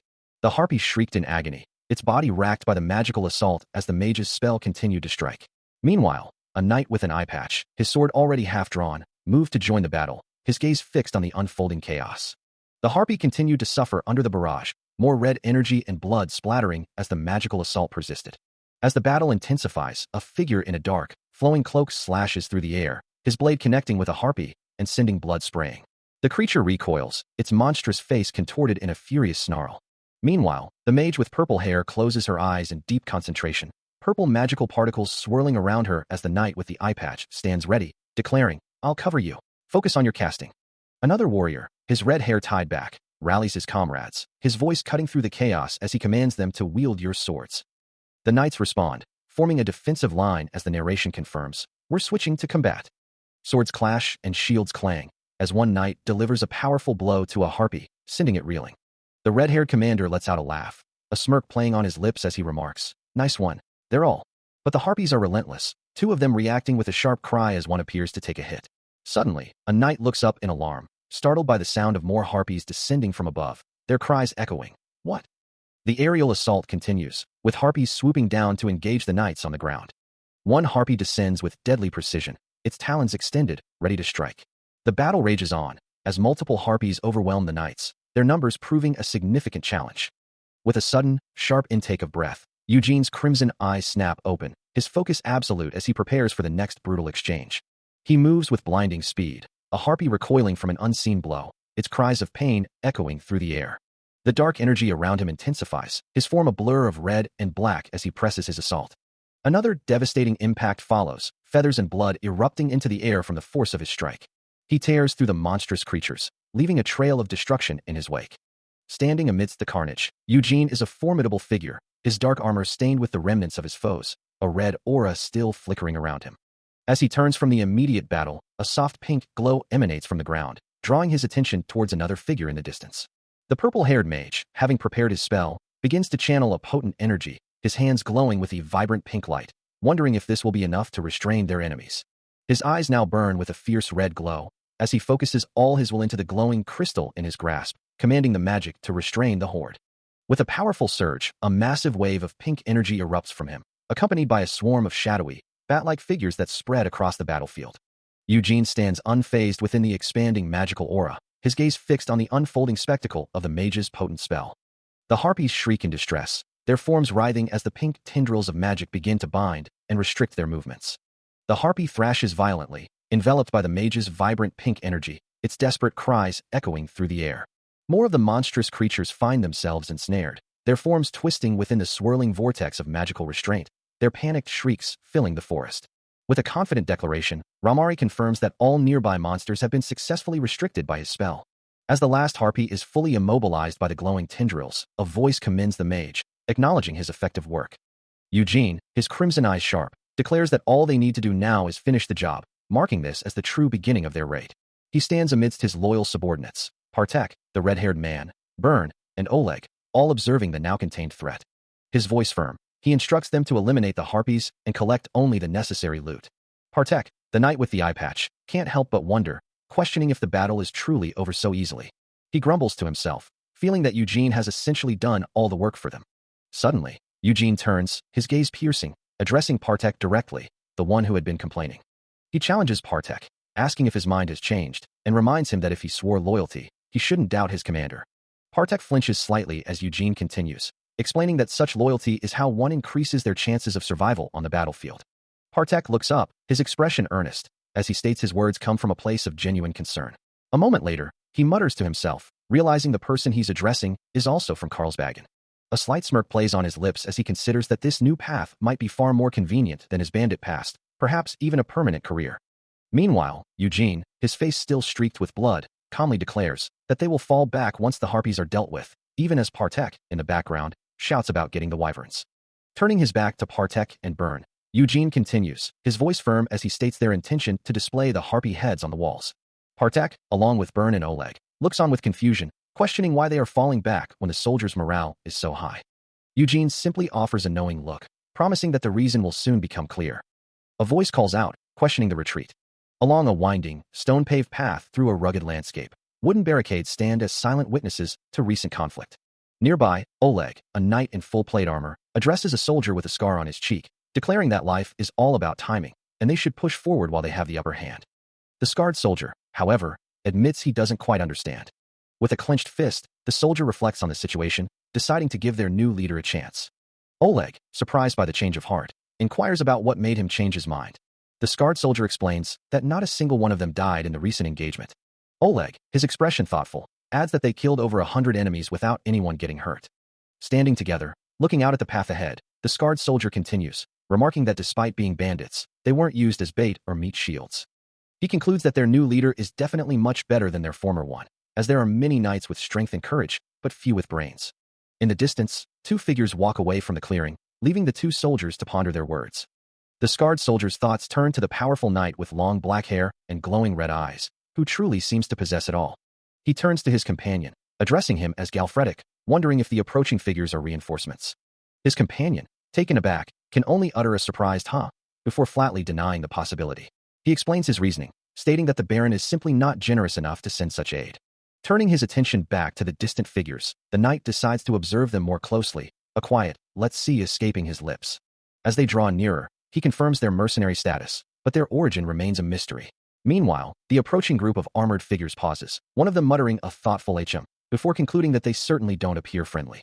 Another mercenary, a younger man with a backpack, then asks his master if the knight they are observing is the same man he spoke to in the Baron's castle. Back on the ridge, the knight turns to Galfretic, a single word, "right?" confirming his companion's recognition of the approaching group. His crimson eye, sharp and observant, reflects the unfolding situation with an unnerving calm. In a quiet moment of reflection, a lone figure sits by a flowing river, as if contemplating the profound truth that those who walk the path of knighthood could not remain ignorant of such matters. A young man pores over an ancient tome, its pages detailing the exploits of King Aiden, the legendary hero who once united the island of Lancia. He muses, a faint smile gracing his lips, that even if Aiden was a bastard son, his birth into a knight household made him an eternal role model. Though he might never reach such heights, the young man yearned to at least emulate the legendary king, his ambition soaring like a bird admiring the heavens.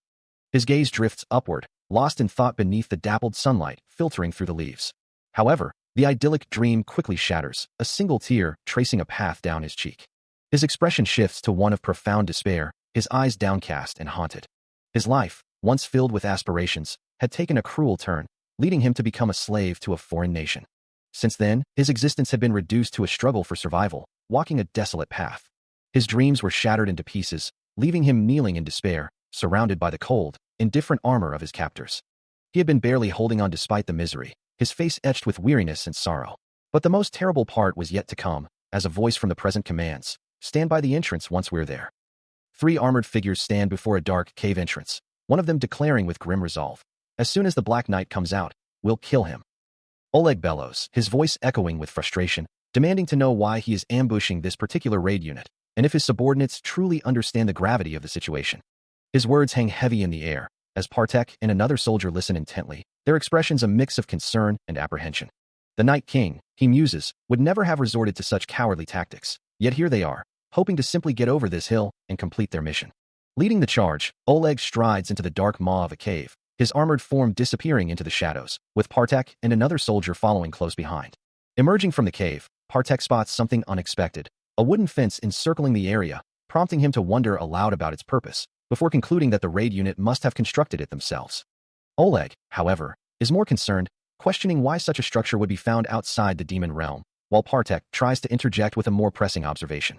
His face etched with growing alarm, Partek realizes the chilling truth: their targets are fully aware of their presence.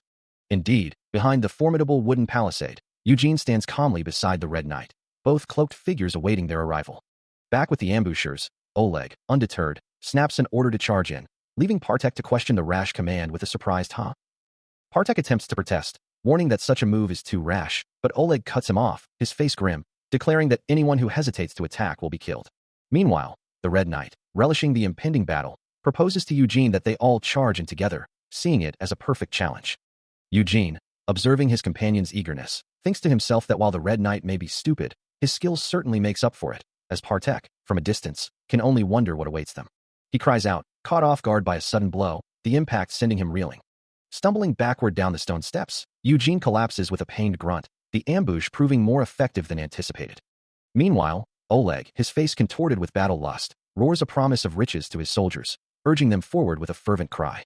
With their commander leading the way, the armored soldiers surge through the archway, their collective shout echoing across the battlefield as they charge. From the defensive line, the Red Knight's voice rings out, sharp and clear, a chilling command to his own forces: kill them all. The charging soldiers, a wave of steel and fury, bear down on the palisade, their numbers seemingly endless. Amidst the chaos, Eugene, having recovered his footing, lunges forward, his sword flashing as he meets the onslaught head-on. His gaze sharpens as he fights, a thought forming in his mind. If the Night King were here, he would never resort to such underhanded tactics. The Red Knight stands poised, his crimson eyes glowing faintly, observing the unfolding battle with a fierce intensity, while Eugene continues his internal reflection. He considers the stark contrast, knowing that the legendary figure would never have sanctioned such a dishonorable ambush. The thought solidifies in his mind as he faces the charging enemy. The Night King would never have used such a cowardly tactic. With renewed resolve, he tightens his grip on his sword, ready to defend against the dishonorable assault. Standing beside the Red Knight, who issues commands for his soldiers to form up behind the defensive fence and await further orders, Oleg, caught off guard, demands to know who dares to ambush them. He scoffs at the audacity of their attackers, finding their actions utterly arrogant. With a fierce battle cry, he rallies his men, urging them to kill all enemies as they charge forward. But a distinct, unsettling sound catches Eugene's attention, making him pause. The source of the noise reveals itself as a massive, leathery wing beats powerfully through the air. As a monstrous harpy, with sharp teeth and glowing eyes, lets out a deafening roar. Soon, a swarm of these winged beasts descends, their cries echoing as they launch their assault. The wyverns breach the castle walls, their terrifying roars signaling their successful infiltration. One of the creatures opens its maw, a faint, crackling energy beginning to gather within. It lets out another guttural roar, the energy intensifying around its head. Its mouth glowing with an ominous, concentrated power, ready to unleash its destructive force. A monstrous harpy-like creature descends from the sky, unleashing a torrent of fire that engulfs the ground forces, sending soldiers scattering in terror as the wyverns have indeed arrived. Amidst the inferno, Eugene cries out in pain, his breath catching in his throat as he witnesses the sheer scale of the devastation. Nearby, surrounded by the spreading flames, Oleg curses the timing of this aerial assault, his frustration evident. Above the embattled landscape, the lead harpy and its smaller kin continue to soar, casting ominous shadows over the struggling forces below, while Eugene watches the aerial threat, his gaze sharp and calculating. The Red Knight surveys the burning battlefield, his posture tense, as Eugene's crimson eyes narrow, confirming the grim reality of the situation. A predatory smirk then spreads across his face, revealing sharp fangs, and he stands ready, a dark aura of anticipation surrounding him. The Red Knight acknowledges the strategic implications of the attack, understanding that they wouldn't leave a raid unit invading the demon realm alone, as the harpy and its swarm continue their relentless advance, a dark cloud against the sky. Eugene's gaze remains fixed on the sky, a silent challenge in his expression, while a monstrous, glowing orange eye with a slit pupil focuses intently, radiating raw power. The creature lets out a deafening roar, its maw glowing with destructive energy, poised to unleash another devastating attack.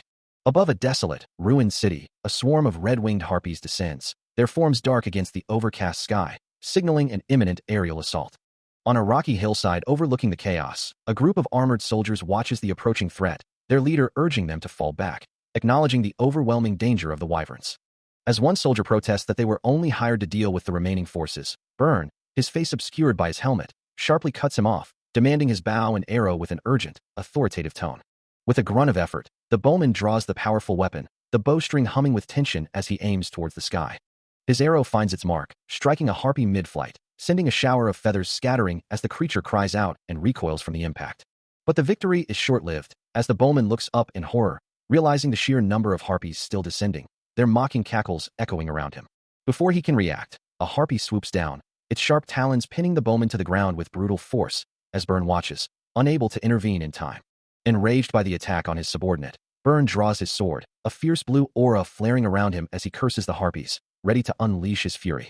He charges into the fray, his blade a blur as he and the other armored soldiers engage the winged creatures in a desperate, close-quarters battle. As the harpies continue their relentless assault, the armored forces, including a red-haired man and a purple-haired mage, form a desperate shield wall, shouting orders to move and hold the line against the overwhelming numbers. The situation was not unfolding as Eugene had anticipated, yet he found a grim utility in the chaos, noting that the wyverns were proving quite effective at distracting the harpies. Meanwhile, the red-haired archer, Galfredic, observed the aerial battle, realizing the wyverns showed no signs of descending anytime soon. He drew his bowstring taut, understanding that no matter how cunning they might be, they were still just wyverns. With a surge of blue energy, he unleashed a rapid volley of arrows into the sky. One of the wyverns cried out in agony, struck by the precise shots. The impact sent it spiraling downwards, followed by others as the archer's barrage continued. Its eye, wide with terror, reflected the rapid descent towards the ground. But as the wyverns fell, a new threat emerged, with a harpy swooping down to attack a soldier, its talons extended. The soldiers cried out in alarm, realizing the wyverns must have called them, as a fresh wave of harpies descended, forcing them to keep firing. Byrne, overwhelmed by the sheer numbers, shouted to his commander, warning Sir Eugene that they were simply too many. Eugene's crimson eyes glowed with fierce resolve as he heard the plea, knowing they couldn't hold on much longer, and issued a direct order to Galfretic. Galfredic's own eyes flared with a purple glow, his expression hardening with grim resolve as he prepared to execute the command. A spear-like projectile, imbued with potent energy, tore through the air with a resounding whoosh, leaving a shimmering trail in its wake. It found its mark with a deafening crash, striking a wyvern mid-flight, and sending the beast spiraling violently through the sky as blue energy erupted from the impact point. Below, Galfretic watched the creature fall, a satisfied smirk playing on his lips as he declared, "Got you." Eugene, holding his own spear, offered a brief commendation, "Good job," his gaze fixed on the aerial battle. He then called out to his companion, his voice cutting through the din of battle, "Galfretic." Another spear, this one launched by Eugene, descended from above, a streak of light plummeting towards the ground with incredible velocity. It struck the earth with a blinding flash, the impact sending a shockwave rippling through the air. One of the wyverns, caught in the blast, tumbled helplessly towards the earth, its descent marked by streaks of debris. But the creatures were not so easily deterred, a wyvern's eye glowing with furious intent as it prepared its own attack. With a guttural roar, it unleashed a concentrated blast of energy, a glowing orb of destructive force erupting from its maw. The blast slammed into the ground with immense power, creating a violent explosion that tore apart the earth and sent fragments flying. As dust and smoke billowed into the sky, Eugene and Galfretic stood side by side, observing the chaotic aftermath of the wyvern's counterattack. As the wyvern's maw glowed with destructive energy, a voice questioned, "Did he do it?" Another quickly responded, "No." The wyvern continued to gather its fiery breath, prompting a desperate warning to clear the way. The realization of the imminent danger struck, eliciting a sharp, panicked cry of "shit" from the onlookers. As the wyvern unleashed its devastating torrent of fire, prompting another startled "whoa" from a nearby figure. The fiery breath expanded rapidly, engulfing the landscape in a colossal explosion of orange and red energy. Flames and debris erupted from the impact zone, forcing Eugene and Galfretic to scramble away from the expanding inferno, their movements a blur against the fiery backdrop. From above, the wyvern let out a guttural, triumphant roar, its massive jaws wide open, asserting its dominance over the chaos it had wrought.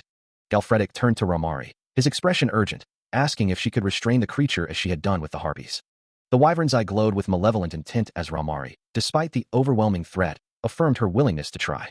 As she prepared to act, a sudden realization seemed to dawn on her, causing her to pause with a surprised, "Wait." The wyvern, as if understanding her intent, roared directly at her, its massive maw filling her vision, prompting a terrified scream and the question of whether it truly comprehended their words. Overwhelmed by the creature's raw power and intelligence, Romari recoiled in sheer terror, a small, choked sound escaping her lips. Meanwhile, Eugene cried out in pain, his shoulder bleeding from a wound sustained during the wyvern's attack, as Galfretic rushed to his side, expressing grave concern for his injury. He stands firm, a dark silhouette against the monstrous form of the wyvern as it lunges, its massive claws tearing through the air, but he simply calls out, "Wait, you should get out of the way too," Galfretic exclaims, his voice laced with urgency as the wyvern's gaping maw, filled with jagged teeth, snaps shut with a sickening crunch, narrowly missing Eugene. The beast then rears its head, a crimson line of energy forming at its maw, preparing to unleash a devastating breath attack, which strikes with explosive force. "No, Sir Eugene," Galfretic cries out, aghast. "You were supposed to move out of the way too." Romari, her face etched with shock, can only stammer, "We were just going to leave you here and go. Grrgh. Wait, look." The wyvern lets out a triumphant, guttural cry, its eye glowing with malevolent satisfaction. But then, a figure emerges from the smoke and debris, landing with impossible speed directly onto the beast's lower jaw, his form now radiating a faint red glow. With a powerful thrust, he drives his leg deep into the wyvern's open maw, eliciting a pained roar from the creature. A brilliant golden aura erupts from within the wyvern's throat, its light blinding as it expands, engulfing Eugene in its radiant power, his hair flowing with the surge of energy. He unleashes a concentrated blast of golden energy, tearing upwards through the wyvern's head with immense force. The wyvern's head recoils, visibly damaged, as Galfretic stares in stunned disbelief, muttering, "Master, damn it." The wyvern's maw erupts in a blinding flash of golden energy and fire, its internal organs tearing apart as a torrent of blood and viscera sprays outward, a guttural shriek escaping its throat. Its massive eye, once filled with predatory malice, now weeps thick rivulets of blood, the light fading from its depths. Across its scaled body, dark, blood-red veins spiderweb and pulse, a testament to the devastating internal assault it just endured. The colossal creature, its life force extinguished, plummets from the sky, a broken, bleeding mass crashing towards the earth. Above, the remaining harpies scatter in a panicked frenzy, their terrified cries echoing as they flee the scene of their leader's demise, while below, the hunters watch them disappear into the distance. The red-haired man, observing their retreat, confirms the obvious, noting that the harpies are indeed running away. From the dissipating dust and smoke where the wyvern fell, Eugene emerges, his dark form appearing almost spectral, prompting the purple-haired mage to gasp his name in disbelief and concern. His companions rush forward, the red-haired man urgently asking if he is all right, while the mage, still reeling from the shock, questions what exactly happened. Holding a bloodied sword, Eugene calmly explains that he threw it directly into the wyvern's throat, adding that he wasn't too badly hurt, thanks to the creature's own blood. He clarifies that he protected himself with the wyvern's black scales when it attacked him with its breath, and then used the sword he had acquired from the bandits. Surveying the weapon, Eugene remarks that the sword is surprisingly fine even after being thrown into the fiery maw, his face still streaked with blood from the intense battle. He gazes at the extraordinary weapon, contemplating how much stronger he could become if he were to acquire more like it. As the dust settled from the recent battle, a chorus of voices erupted, praising Eugene for his incredible feat, hailing him as truly amazing and the very best. The adulation continued, with shouts of hooray, Eugene, echoing through the air, proclaiming him a knight blessed by the gods themselves. Even the former bandits, now standing alongside his companions Galfredic and Ramari, joined in the praise, their voices adding to the triumphant clamor. Amidst the cheers, Eugene stood, his face still streaked with blood, yet radiating an undeniable aura of victory, as the shouts of hooray, Sir Eugene, continued. Meanwhile, a knight in dark armor, Oleg, watched the scene unfold, his mind racing with frustration. He cursed his failed ambush, knowing he had to retreat and await another opportunity. Before he could make his escape, a blade suddenly appeared, pinning him to the ground as a voice declared, "Got you, you suspicious ambusher." Startled, Oleg cried out, as the unseen figure continued, "Where are you off to in such a hurry? Let's talk." A hand gripped his shoulder, forcing a pained cry from him, his attempt at escape utterly thwarted. After a thorough interrogation of Oleg, it was revealed that Baron Biagalin had been the one to order the ambush, leaving the Baron in a state of visible distress. The choice was clear. If he continued to deny the truth, the consequences would be severe, but acknowledging his wrongdoing and negotiating offered a path forward. Eugene, with a stern gaze, had made his terms known. He would act as if the incident had never happened, provided a round-robin letter was issued. Ultimately, Baron Biagalin confessed, admitting he had been instigated by a noble named Jevin, blinded by greed. He confessed to his mistake, acknowledging he was blinded by greed. While normally the Baron would have resorted to military force, he found himself powerless against a knight who had defeated wyverns. Sir Eugene's initial negotiation offer included a certificate and the terms were being formally documented. As Sir Eugene had already taken control of several villages outside the Biagalin barony, Biagalin was to write a certificate acknowledging Eugene as the lord of these villages and send round-robin letters to neighboring nobles, notifying them of this matter. This transfer of authority was already underway, and the second part of the negotiation involved compensation for damages. As the caravan continues its journey, the terms of the recent negotiation echo, confirming compensation for Oleg and a significant portion of the mana crystals and loot from the ambush. He rides with a new companion, a young man who seems to be observing him intently, his crimson eyes scanning the path ahead. The value of wyvern loot and mana crystals is astronomical, a fact not lost on anyone, and it's clear that Eugene's talents extend far beyond mere combat, encompassing a sharp intellect that promises further strategic gains. Turning his gaze to the young man walking beside his horse, he asks, "Did you say your name is Luke?" The young man, startled by the direct address, quickly responds, "Yes, sir." Eugene then probes further, remarking, "I heard that you were a disciple to a knight for a bit. How long?" Luke confirms it was for a bit more than 3 years. Considering this, Eugene makes a decision. "Then you can take care of the armor and barn." He continues, outlining the terms, "I will give you half a silver coin every week for it. That'll be 2 silver coins per month." Luke, clearly relieved, expresses his gratitude. Thank you, master." Despite the offer, a flicker of hesitation crosses Luke's face, and he tentatively asks, but may I dare to ask a question?" Looking up at Eugene, he voices his curiosity. "Why did you bring me along?" Eugene, unfazed, explains, "Because you told me about the traits of the wyverns at the Baron's castle." Luke processes this, acknowledging, "I was able to prepare an effective strategy thanks to that." He then sheepishly admits, "I thought it was a trap when you came in with the Baron's knights though." Still reeling from the previous conversation, Luke offers a heartfelt apology, his expression filled with regret. His gaze shifts, recalling the specific incident, as he clarifies his initial suspicions were directed solely at the harpies. Eugene, turning to face him, issues a direct command, expecting his new companion to follow him from this moment forward.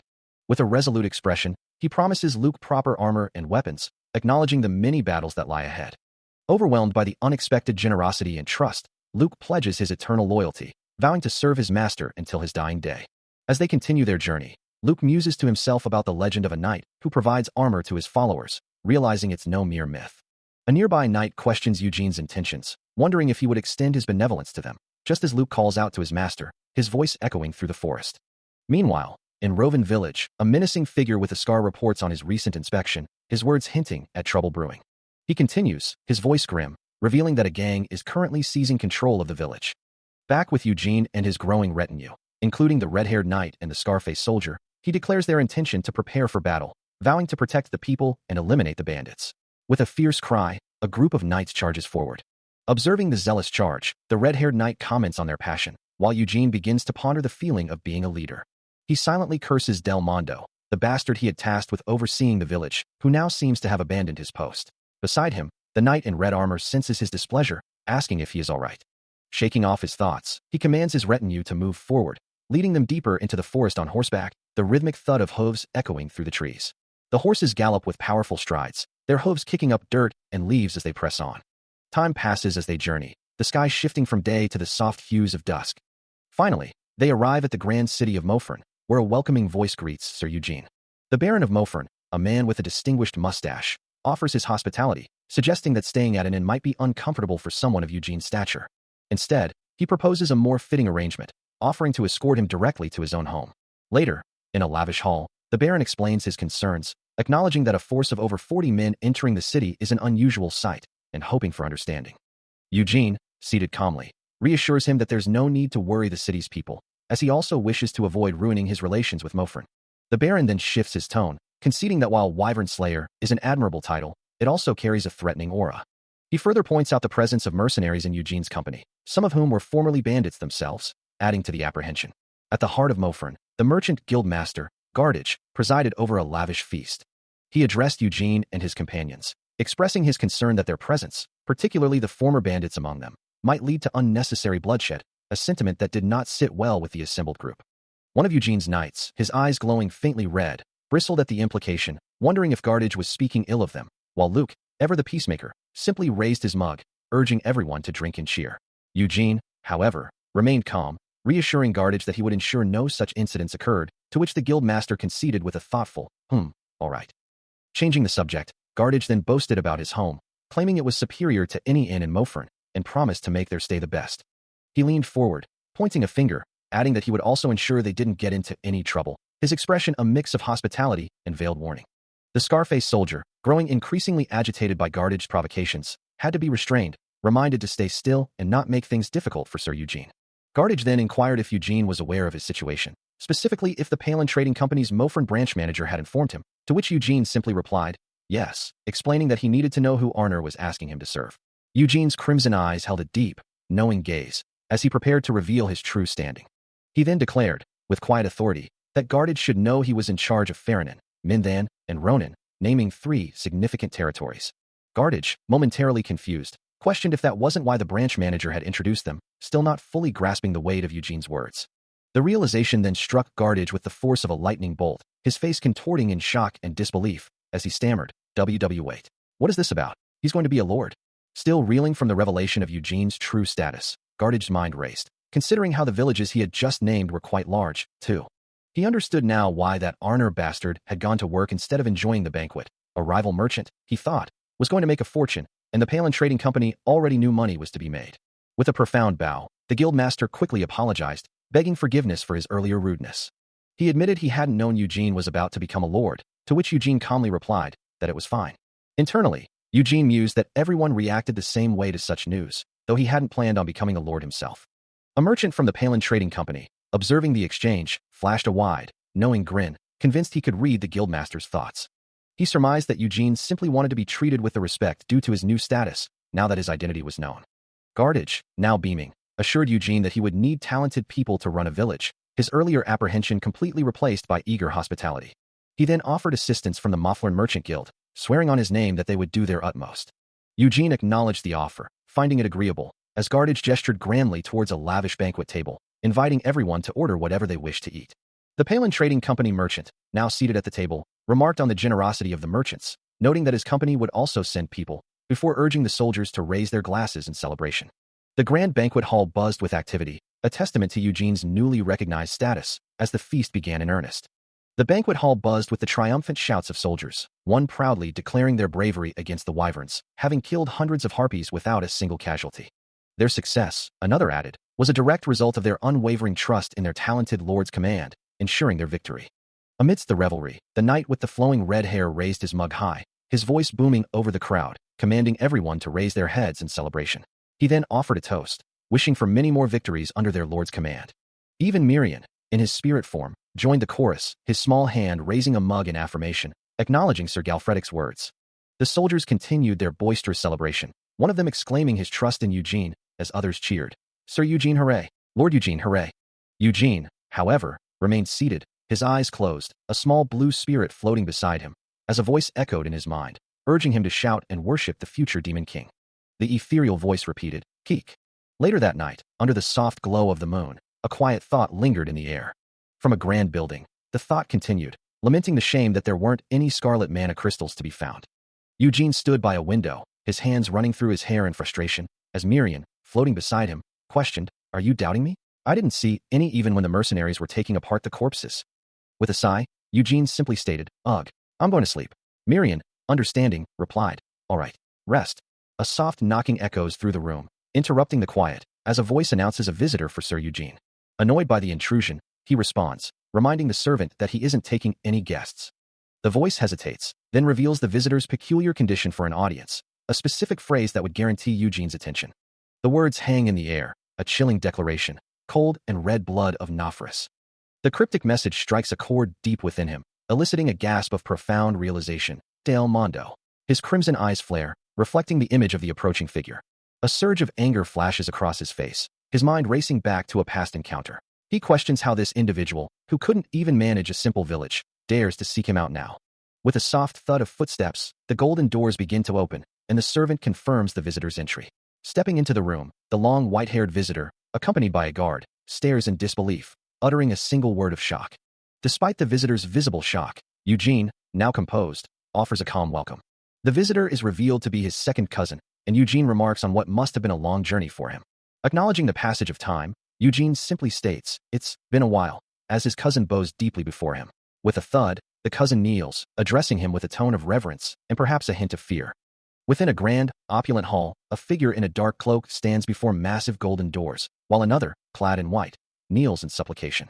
The kneeling figure, Del Mondo, begins a formal address, proclaiming himself inferior and foolish, daring to offer greetings to the Great One, only to be cut short by a sharp, singular word. "You." Eugene stands over the prostrate Del Mondo, whose head is bowed low, awaiting judgment. Eugene's voice carries a hint of disappointment, noting that of all the villages Del Mondo was tasked to protect, only a couple remained uninvaded. Del Mondo, still kneeling, offers a hesitant explanation, stating that his injuries took a while to recover from, preventing him from completing his mission. He continues, explaining he thought it best to wait in Mofren before reporting. With a pained expression, Del Mondo bows his head further, declaring the failure entirely his fault and pleading for punishment. Eugene considers him, a faint smile playing on his lips, musing that perhaps Del Mondo isn't entirely useless, given he came knowing the trouble he'd face. He then asks Del Mondo directly, "What are you good at? Combat reading?" Del Mondo responds confidently that he can handle a few mercenaries on his own, even without using his powers. Del Mondo, with wide, earnest eyes, adds that he also knows how to read, write, and do arithmetic, and even speaks 4 languages. Eugene looks surprised, asking, "What?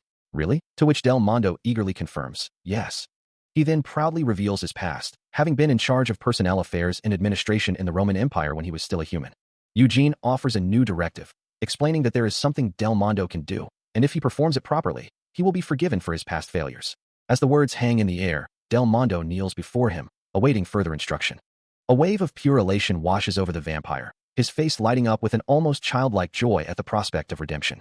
He eagerly asks, what task could possibly be entrusted to him? Eugene then introduces him to a third party, explaining that Del Mondo, his cousin, will be managing the estates in his stead, a serious expression settling on the vampire's face as he takes in the new responsibility. With a polite gesture, Del Mondo introduces himself to the man in the red beret, requesting to be called by his name. The merchant, observing Del Mondo's demeanor, internally notes his educated and dignified tone. Out loud, he expresses his approval, stating that he wouldn't expect anything less from Eugene's relative. However, the merchant's casual remark about being a relative instantly ignites a furious reaction from Del Mondo, his eyes flaring red as he demands to know what the man just said. He struggles to articulate his indignation, explaining that while Eugene is like the moon in the sky, he himself is weaker than even a mere firefly, implying the vast difference in their status.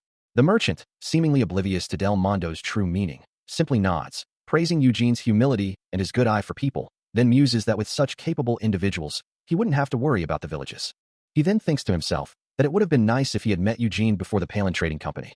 Considering his options, Eugene muses that it would be a shame to simply give up, wondering if he should try something else, when a small voice calls out to him, "Sir Eugene."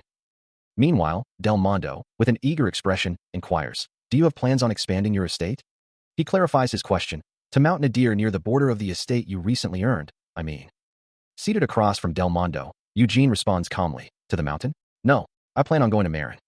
A small, ethereal spirit floats near Eugene's hand as he processes the surprising information.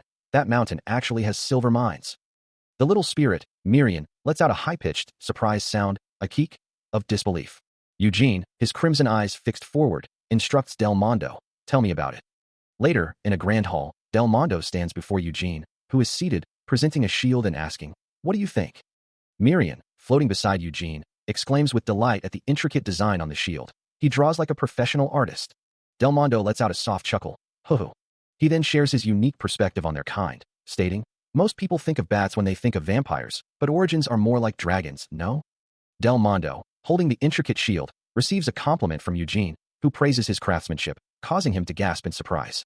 Internally, he muses on Eugene's knack for praise, even briefly considering the idea of becoming his mage, only to immediately reject the thought with a sharp, "Ack.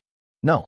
His mind races, frustrated by a month without research, concluding that mere praise isn't enough to sway him, and he resolves to secure his share of the loot before departing.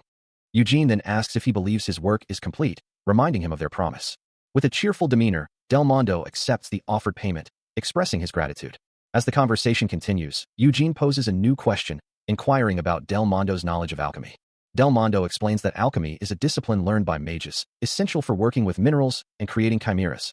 Considering this, Del Mondo realizes the potential, thinking he might acquire a silver mine to smelt its resources. Eugene, with a decisive gesture, declares that he will establish a laboratory as soon as they return to Marin. Del Mondo recoils in surprise, startled by Eugene's sudden and enthusiastic pronouncement. Recovering, he asserts that isolating silver is a task better suited for a mage than a dwarf. With renewed zeal, Del Mondo eagerly offers to handle the task himself, prompting Eugene to tease him about his newfound passion for money and his evident enthusiasm. Marin's words hang in the air, causing Del Mondo to flinch back, a look of surprise and slight offense on his face. He quickly recovers, however, explaining that his pursuit of wealth is merely a means to fund his research, insisting he is fundamentally different from the capitalistic spirit he perceives in Marin. Turning his attention back to Eugene, Del Mondo assures him that he will not regret entrusting him with the smelting, emphasizing that silver is a crucial mineral, often found alongside sulfur and mercury. Eugene listens patiently, then asserts that his faction's focus on chimera creation means their silver techniques are unparalleled. Overwhelmed by the prospect, Del Mondo leans forward, his hand outstretched, pleading to be allowed to handle the silver smelting, offering everything he has in return. Seated calmly across from him, Eugene dismisses the need for everything, but agrees to his request, finding the arrangement even better than anticipated. Del Mondo beams with delight as Eugene instructs him to return to Marin alone, promising to assign soldiers to ensure the loot on the ship is well guarded. With Marin floating beside him, Eugene then declares their next destination, announcing they will be heading to the silver mines. The spirit acknowledges his command, a faint glow surrounding her as she prepares for their journey. The narrative shifts to a desolate mountain landscape, revealing that Empty Nadir was once owned by Servimos, the youngest son of Marquis Archibald. He was also the original owner of Fernin, though he passed away several years prior, leaving his legacy behind. As Eugene considers this history, another figure questions why House Archibald would simply abandon such valuable silver mines, to which the figure can only respond with uncertainty. The region of Carlsbagen had fallen into disarray, a consequence of the Lord's inability to act after Marquis Archibald's downfall, leaving a power vacuum they simply lacked the resources to address. Meanwhile, those with direct lineage were too preoccupied with their own squabbles over legitimacy, while the common folk suffered. This chaos allowed bandits to seize control of the mines, arrogantly proclaiming themselves lords of the land, completely oblivious to their true standing. Indeed, Carlsbagen was a mess, with nearby merchants and civilians alike neglected, losing their livelihoods and their peace of mind. But then, a new force emerged, and everything changed. Del Mondo, speaking with a satisfied air, explained that thanks to him, merchants could now travel between villages without fear, and the villagers were finally able to live their daily lives in peace. As he rode through the village, accompanied by Marin, the grateful populace cheered, welcoming their new lord with heartfelt cries. The villagers, holding bouquets of flowers, expressed their profound thanks for the peace he had brought, assuring him that with the certificate from a noble, he could rightfully claim the mines as his own. One of them offered a generous proposal. If he were to secure the silver mine, they would sponsor him with all the necessary resources for its development and maintenance. This sponsorship would extend to providing merchants for dispatches, further solidifying his control and influence in the region. The only request was that when he was in Carlsbagen, he would continue to do business with them. He reflected on Del Mondo's earlier departure, knowing that the vampire was already hard at work, having hung up his flag and begun his tasks. As they rode through the newly pacified lands, the red-armored knight remarked on the unexpected warmth of the villagers' reception, noting it was a stark contrast to their previous encounters when they were invading. Dismissing the soldier's observation, Eugene simply told him to be quiet, while the red-armored knight continued, musing that he had expected them to head to Marin, expressing surprise at their new destination, the silver mines, understanding the immense value a lord gains from such a possession. He affirmed that with Eugene taking control of the silver mines, he would undoubtedly become an incredibly wealthy lord. The group continued their journey, the weight of their destination settling upon them, as the conversation shifted to the practicalities of their new acquisitions.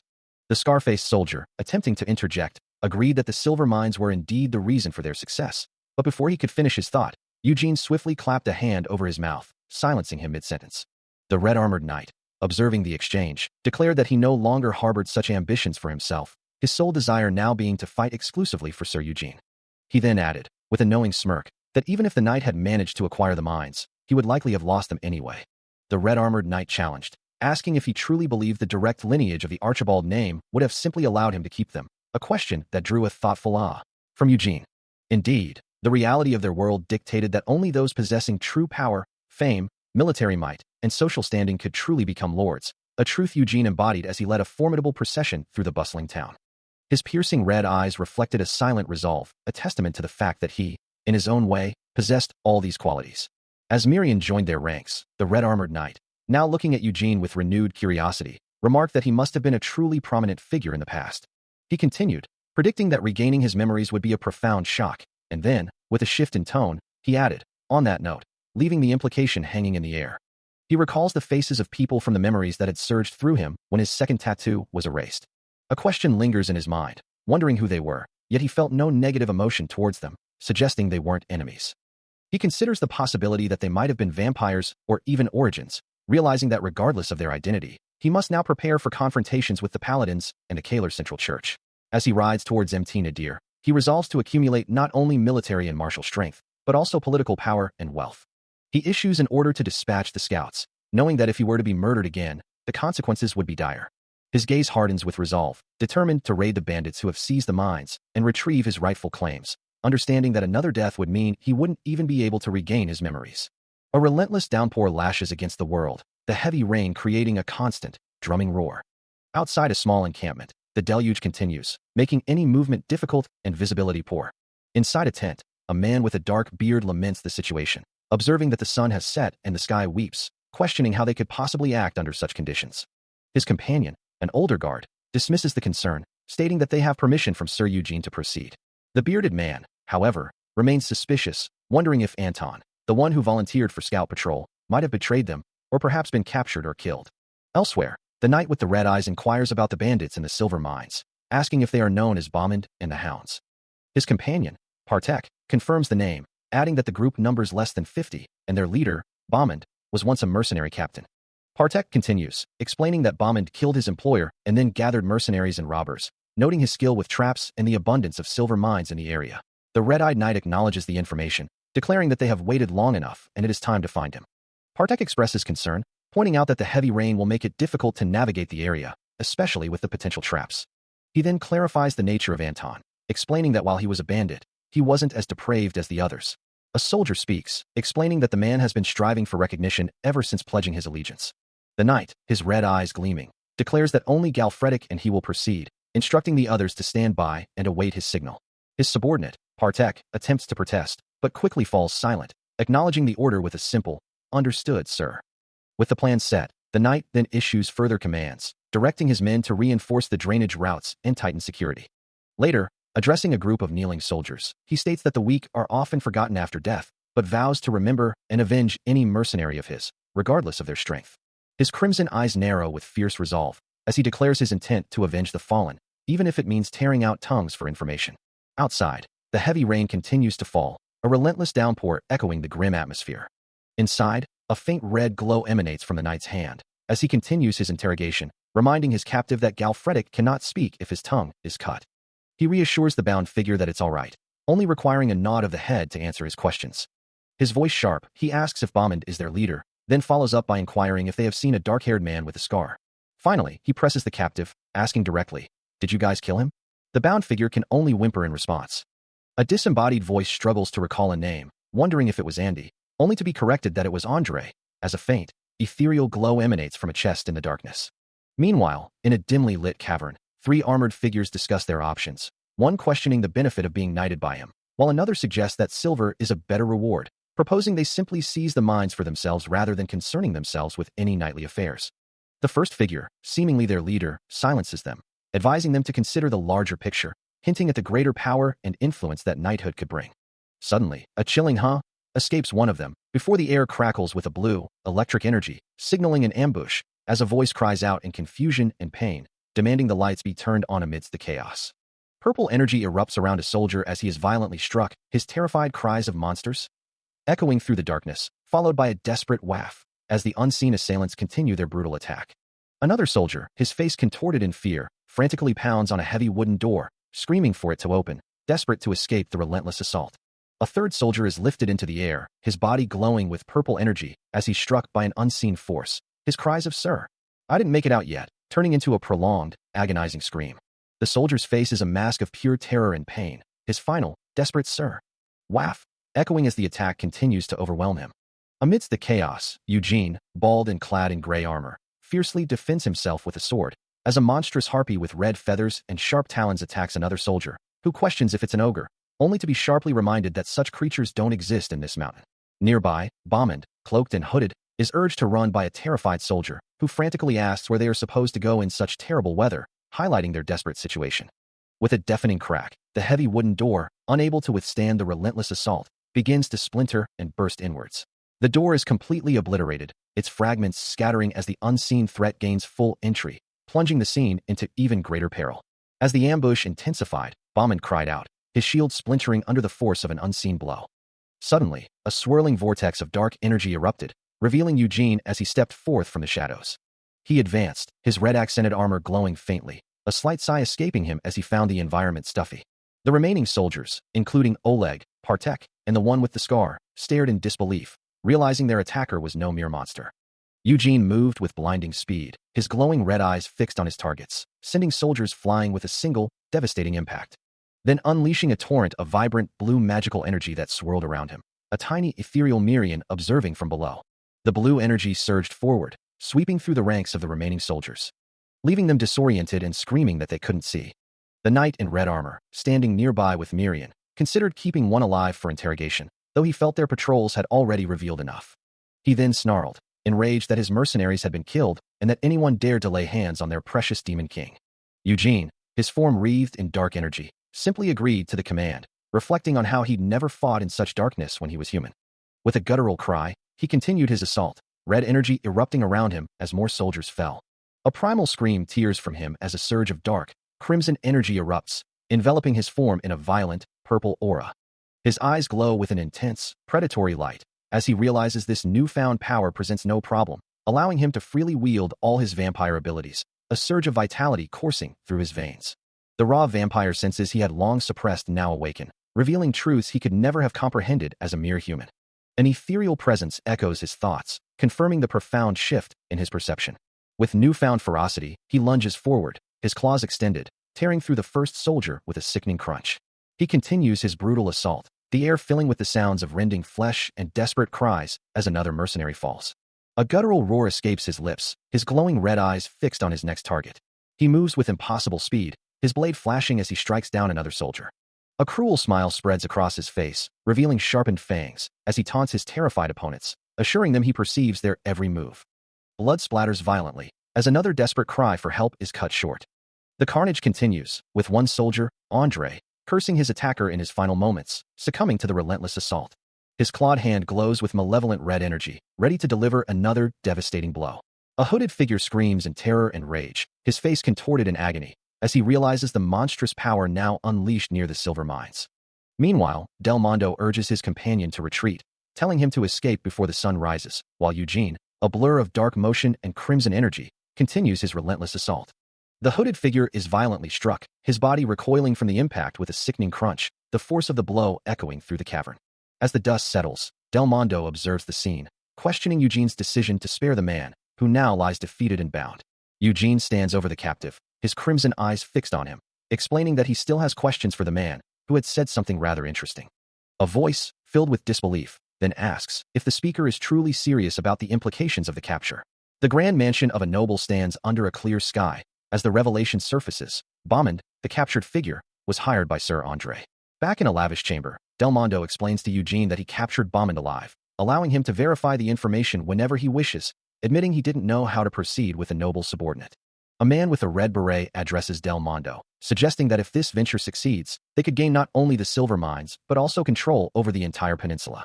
Another man, with a distinguished beard, elaborates, revealing that Sir Andre is Marquis Archibald's nephew and is rumored to have betrayed the Marquis first. He continues, acknowledging that Sir Andre deserves the insults, but argues that the nobles themselves were responsible for the Marquis's downfall, thus having no right to insult Sir Andre. He adds that even the Marquis's direct lineage is consumed by internal competition, emphasizing that the crucial point is Sir Andre's allegiance to Sir Gabriel, whose silhouette is seen in the background. The face of Marquis Archibald's eldest son is revealed, a new player in the unfolding political drama. As the conversation continues, Del Mondo asserts that Sir Andre could not have acted alone. Gardage, acknowledging his insight, agrees, yet points out that their opponents could simply deny any involvement, even if they were smart enough to orchestrate it. He then offers his full support, promising to back him up if he chooses to step forward. Del Mondo, reflecting on the recent success, acknowledges that their route to the Biagalan barony was secured thanks to Gardage's efforts.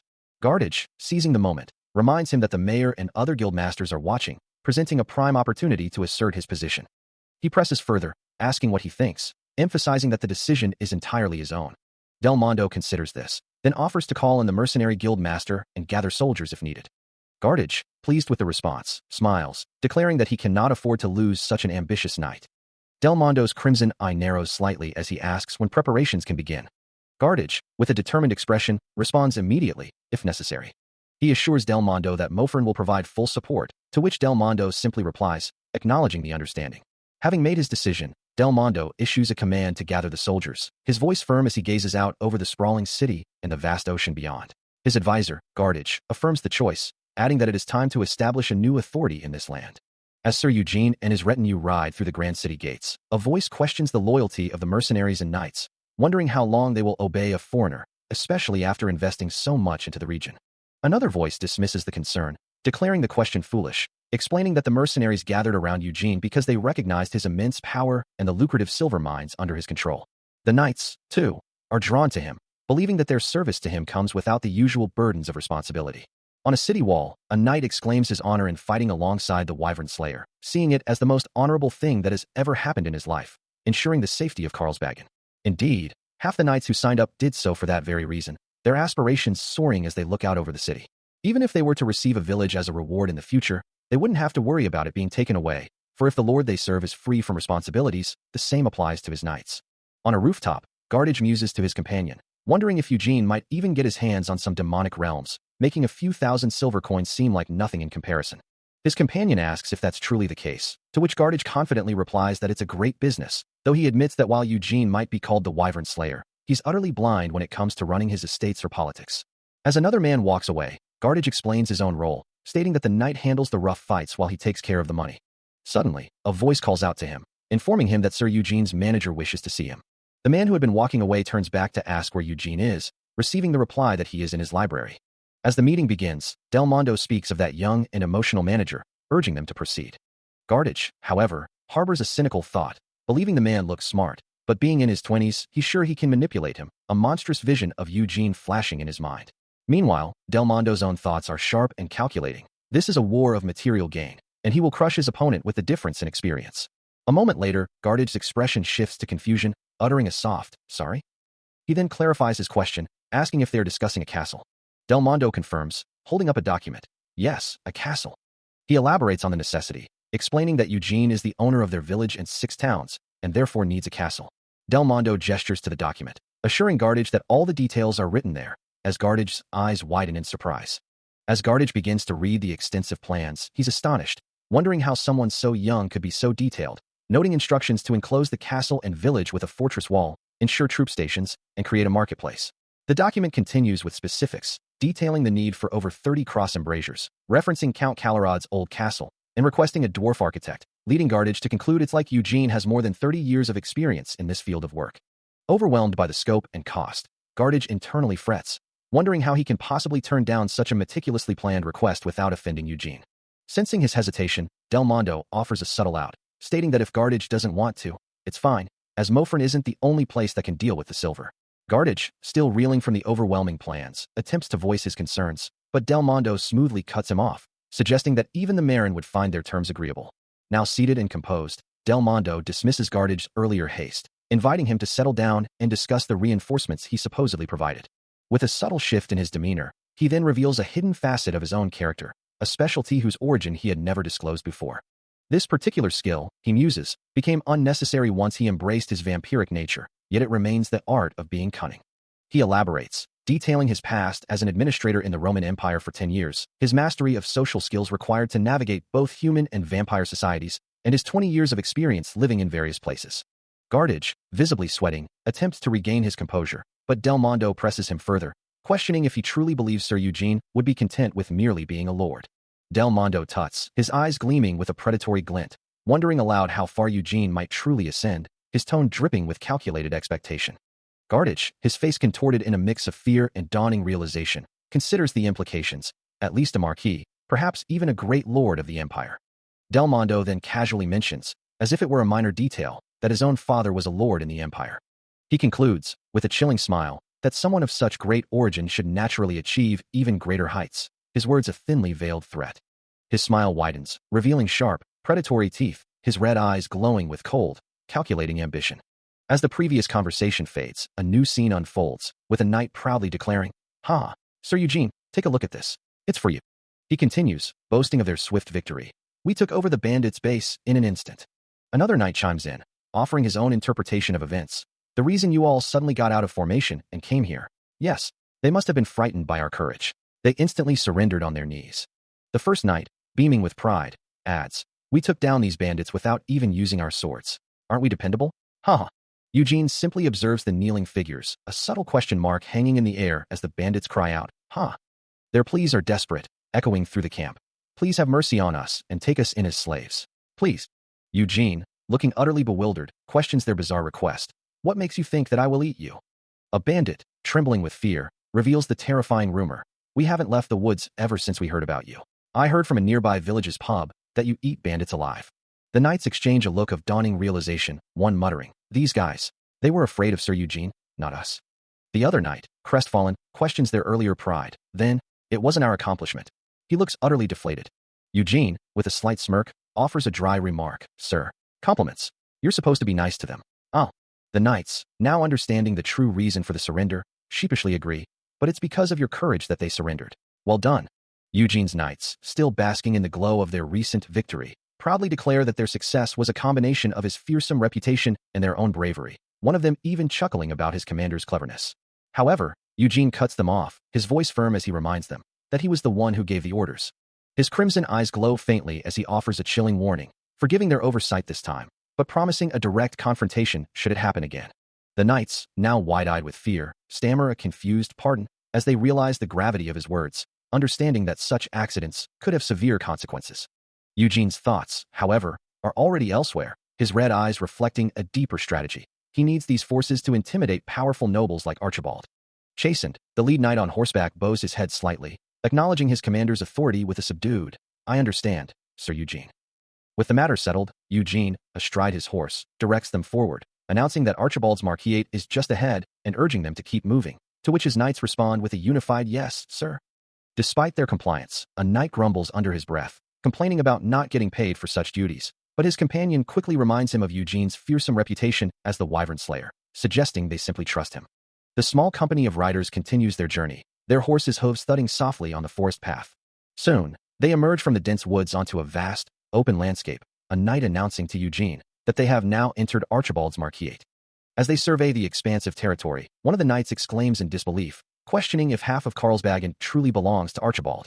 Indeed, the region he claimed for himself might be small, but his family boasted a long and storied history, commanding the loyalty of many vassal nobles. Though many of those vassals had since splintered off, an informant, recommended by Gardage, acknowledges Eugene's knowledge of the intricate political landscape, to which the informant humbly replies that he is too kind. Their final destination, Sir Gabriel's estate, would still take 3 more days to reach, requiring them to pass through 2 additional estates along the way. One of these, the informant explains, belongs to Lady Asindra, the eldest daughter of House Archibald, her estate looming in the distance. Lady Asindra Antigo Archibald, a figure of quiet authority, stands within her opulent chambers. According to the customs of their land, she is the legitimate successor to House Archibald, possessing the undeniable legitimacy of her birthright. Yet, Sir Gabriel currently wields more power, a conflict stemming from the Marquis's recent loss of position, leaving a void for others to exploit. Eugene muses, a soft escaping him, that bloodline and status are the true arbiters of this world. Meanwhile, in a grim dungeon, a chained prisoner laments that it would be difficult to convict the Marquis using Bauman, implying a complex legal or political entanglement.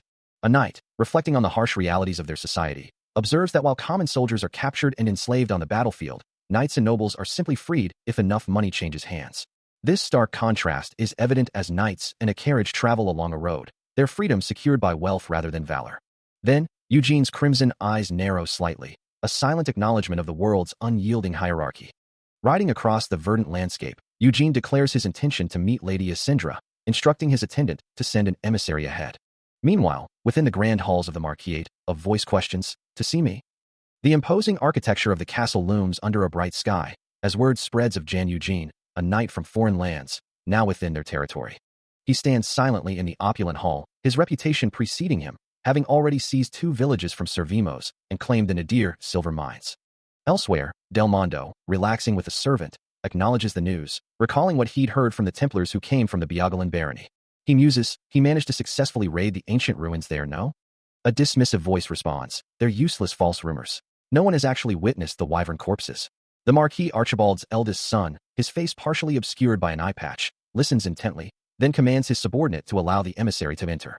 A knight, concerned, protests to his lady, "But my lady, he might be here under Sir Gabriel's orders. You must be careful." A soldier, riding through the hills, reports on Eugene's forces, stating that the emissary claimed there were about 100 men under his command. He continues, admitting he couldn't see them clearly due to the terrain, but the emissary insisted there were more than 7 to 10 knights among them. With a sly, knowing smile, the Marquis Archibald's eldest son reiterates his command, "So tell him to come in alone." As the retainer knelt before her, Lady Asindra, with a casual stretch, questioned his apprehension, wondering aloud if he wasn't curious about the approaching visitor and what kind of person he might be. Her relaxed posture belied the tension in the air, as she stretched gracefully in the grand hall, seemingly unconcerned by the impending meeting. A smirk played on her lips, as she declared her intention to simply dismiss him if he failed to impress her. Her retainer, however, remained steadfast, his voice firm as he reminded her that her safety was his utmost priority, even as she playfully called him a gecko. Meanwhile, the Marquis Archibald's eldest son, his expression serious, questioned Lady Asindra's confidence, wondering if she truly believed the legitimate bloodline of the Archibalds could be challenged by a mere handful of knights. His gaze sharp, he admitted his own skeptical nature, needing to witness things firsthand. His eye narrowed with determination, as he resolved to personally assess the situation. From the castle's towering gates, he watched as Eugene approached, wondering if the man was truly as formidable as the rumors claimed. Eugene, now dismounted, walked through the grand archway, his presence a silent challenge to the whispers and legends that preceded him. With a determined glint in his crimson eyes, Eugene resolved to uncover the truth for himself, separating fact from fiction. In a grand, opulent hall, the Marquis Archibald's eldest son observed the figure seated at the far end of the long table, remarking that he was much younger and prettier than expected. His gaze sharp, Eugene listened as the noble continued, asking if he was aware of the many rumors circulating about him. To which Eugene simply replied with a calm, almost indifferent, "Is that so?" The Marquis's son conceded that the tales were indeed harder to believe now that he had seen Eugene's face, before adding a pointed query about the rumors of him having killed wyverns. Eugene's expression remained unreadable as he heard the more outlandish claims, dismissing the idea of eating people as too harsh a joke. Though he readily admitted that, yes, he had indeed killed wyverns. He then turned the tables, asking if the noble had only agreed to see him out of curiosity about these very rumors. This directness clearly offended the Marquis's son, who bristled, demanding to know what this insolence was, while a knight with an eye patch standing nearby let out a quiet, amused laugh. Eugene simply affirmed, "Yes, you're right," prompting the Marquis's son to unexpectedly compliment him, stating, "You said your name was Eugene? I like you." From his distant seat, Eugene responded with polite gratitude, clarifying that he wasn't trying to curry favor. Then, cutting to the chase, he asked the noble why he truly wanted to see him, revealing that he had both a favor to ask and an offer to make. The Marquis's eldest son, still processing the implications of the earlier conversation, considers Eugene's request, wondering aloud, "Could it be that you want me to acknowledge your rights over the villages?" With a calm, steady gaze, Eugene simply asks, "Can you?" The noble's brow furrows, a hint of irritation crossing his face as he retorts, "That's not how you ask for a favor."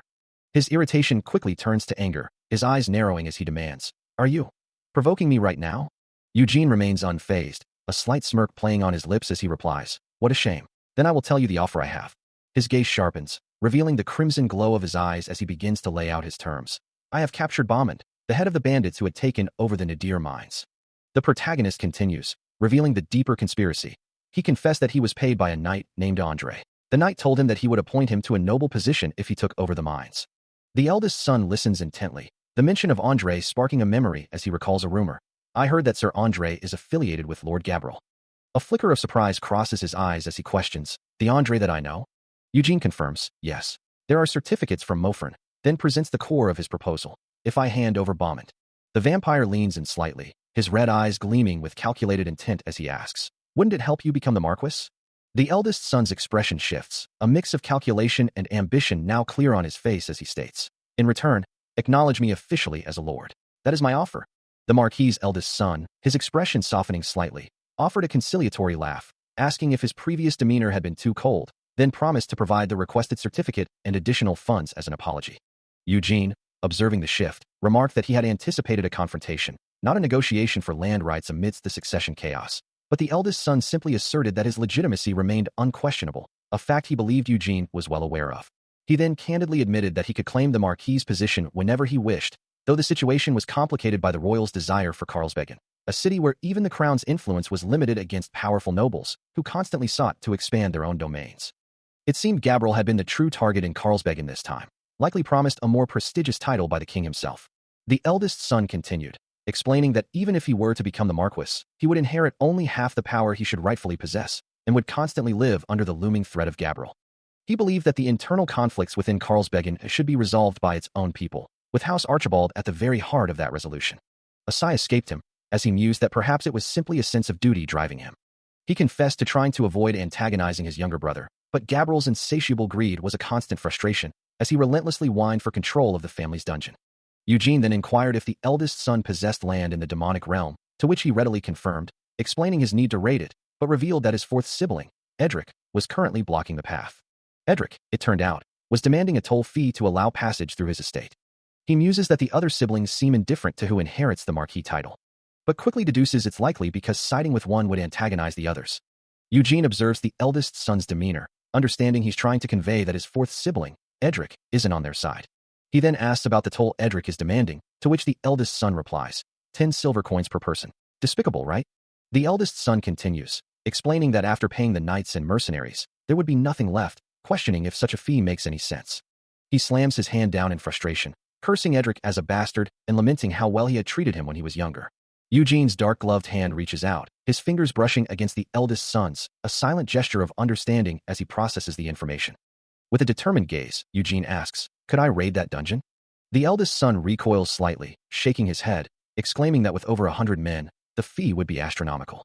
He warns that unless Eugene plans to go alone, which would be insane, the cost is prohibitive, but Eugene's crimson eyes narrow as he declares, "I'll go alone."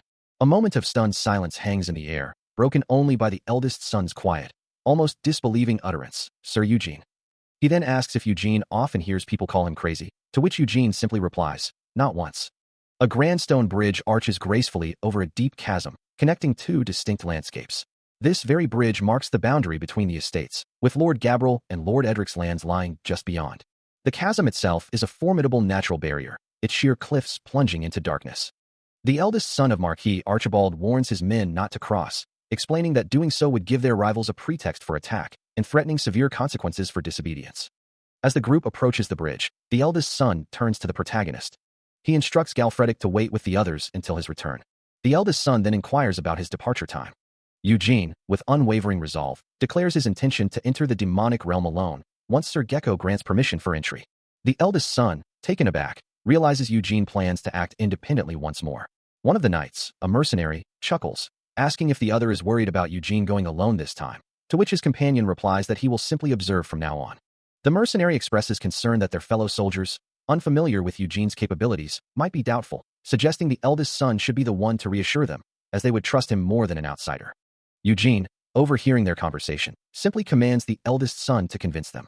He dismisses the concerns of the mercenary captains, confident in his own abilities, when Marin suddenly draws his attention. Observing the two armored knights nearby, she notes their visible displeasure, suggesting he should perhaps try to appease them. One of the knights voices his frustration, declaring that the unpaid knights are the real problem. His crimson eyes glow with an unsettling intensity, reflecting a deep, unyielding resolve. Internally, he admits a desire to silence their complaints with force, but acknowledges that even a minor lord like Kamara Turwin managed to control his emotions, so he must do the same. The Marquis's eldest son, standing nearby, expresses his own inability to act worse than the other lord. Addressing his knights, he thanks them for their continued presence, sensing their eagerness for action, while one of them clears his throat in acknowledgement. Despite his outward composure, the Marquis's eldest son harbors a private concern, finding it unsettling that Eugene intends to undertake the raid alone. One of his knights, looking directly at him, questions if they are not considered capable enough. Eugene, with a slight smile, reassures them that all lords would indeed wish to have such great individuals by their side. Marin then reminds him that Lady Asindra also holds high expectations for him. The Marquis's eldest son, surprised by the mention of her name, receives confirmation from a knight that it is indeed Lady Asindra who has these expectations. He praises them all for staying with him despite being unpaid, then instructs Luke to give it to them. Luke confirms the payment of 50 silver coins each, adding that while it isn't much, it comes from Lady Asindra and serves as his token of gratitude. Eugene reiterates that the funds are indeed from Lady Asindra, explaining that he only keeps such individuals around because they will eventually prove useful. Meanwhile, Marin, with a playful glint in her eyes, asks if he can maintain his act for a few days, then questions if the knights even know who Lady Asindra truly is. He internally dismisses her concern, believing there's no chance these men will ever encounter Lady Asindra, and considers this a prime opportunity to demonstrate his capabilities to her. Approaching the Marquis's eldest son, the noble expresses his surprise, admitting he hadn't realized such high expectations were placed upon them. Marin, still observing, wonders aloud if these men truly grasp Lady Asindra's identity, while Eugene remains confident that they will not encounter her, so everything should be fine. He then informs the Marquis's eldest son that he has secured the necessary permission and will be departing immediately. The Marquis's eldest son, however, urges him to reconsider, stating that his decision appears more reckless than brave. Eugene acknowledges the concern about going in alone, but points out that this is the fourth time he's heard this particular warning. The Marquis's eldest son then raises a practical question: who will handle the monster dissection and loot transportation? To which Eugene confidently replies that he will negotiate on that matter. Finally, the Marquis's eldest son delivers a stern reminder, emphasizing that they will not wait for more than 3 days. As Eugene rode away, a knight called out, reminding him that it was not too late to reconsider his solo venture, but he simply replied, "I'll be back." Marin, floating beside him, scoffed at the Marquis's eldest son's lengthy warnings, declaring, "Man, he talks a lot. Let's go. Get rid of all the annoying bastards." Eugene, however, was quick to retort, telling her to go inside, as she was just as loud. As the rhythmic clop-clop of hooves echoed, he remained silent, his gaze fixed forward, Marin still hovering nearby, her presence a constant, if sometimes irritating, companion.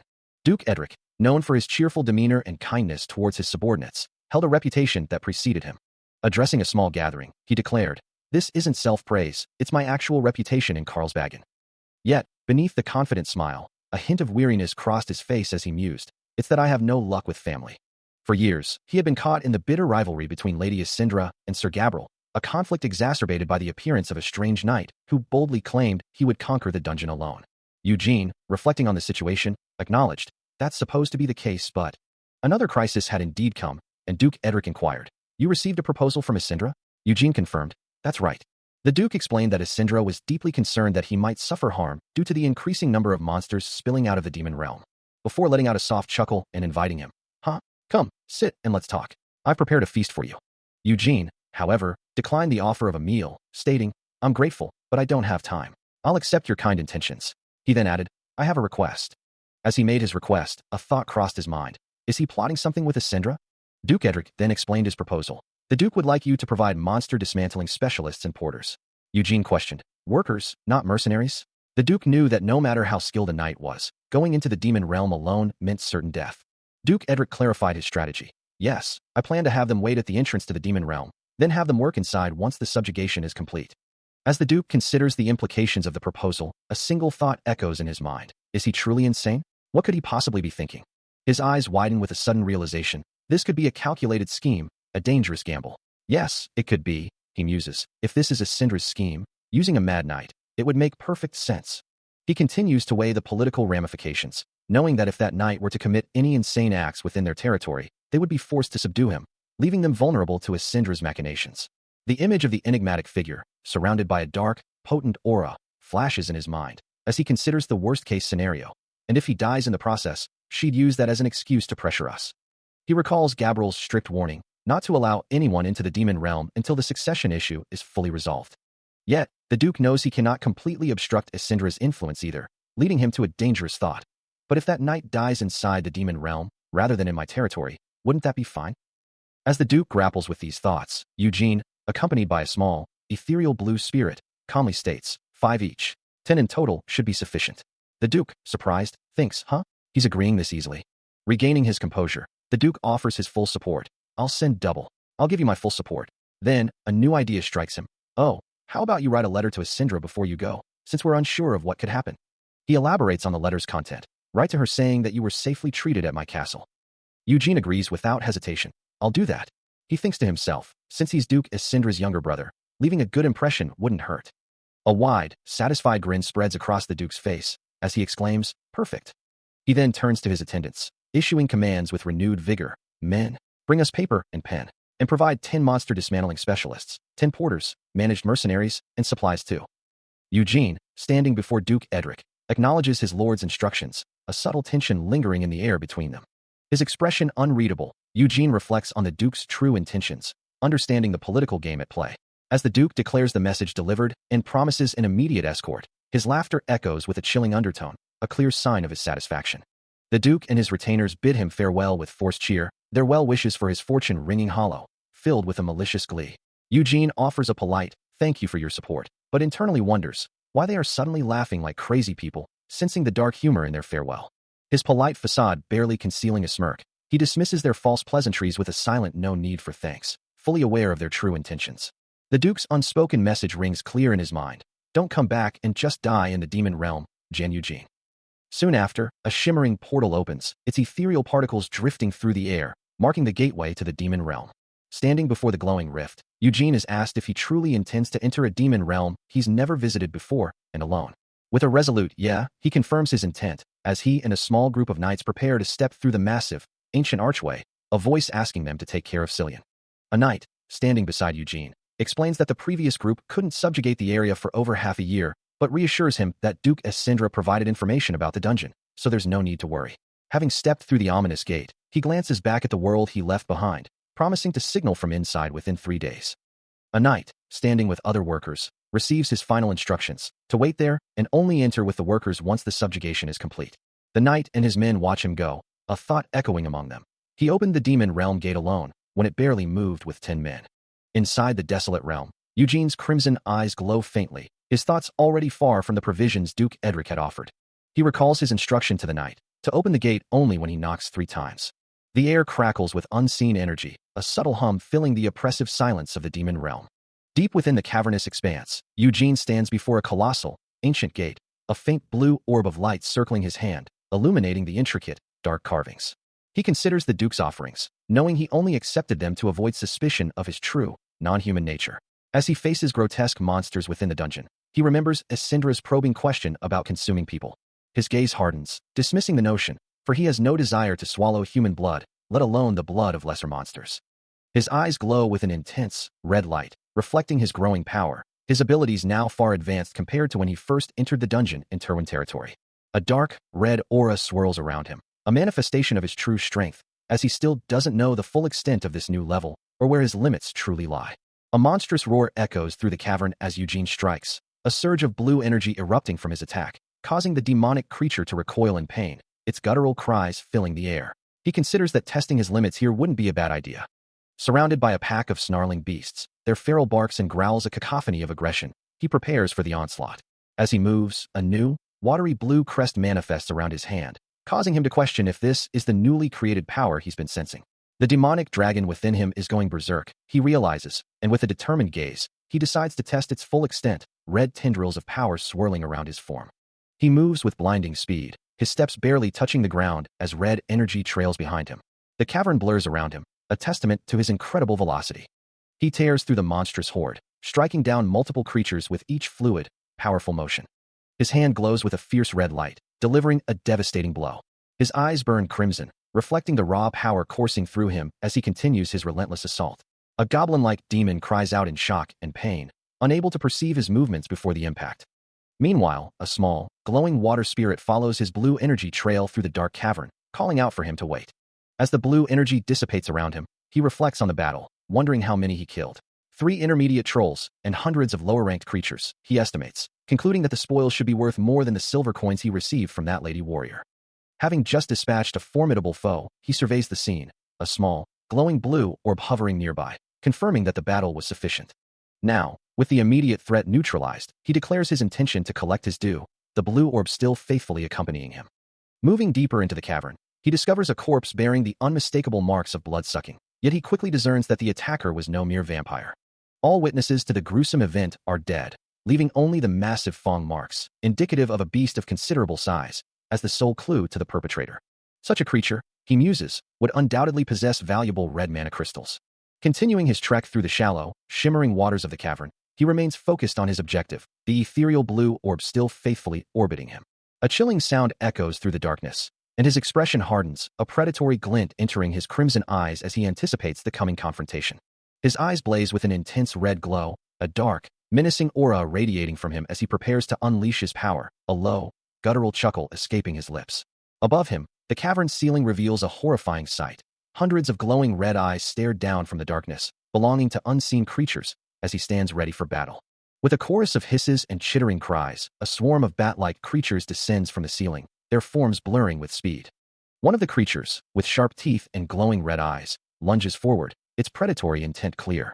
But before it can strike, his right arm undergoes a grotesque transformation, morphing into a monstrous, red, clawed limb, ready to meet the incoming threat with brutal force.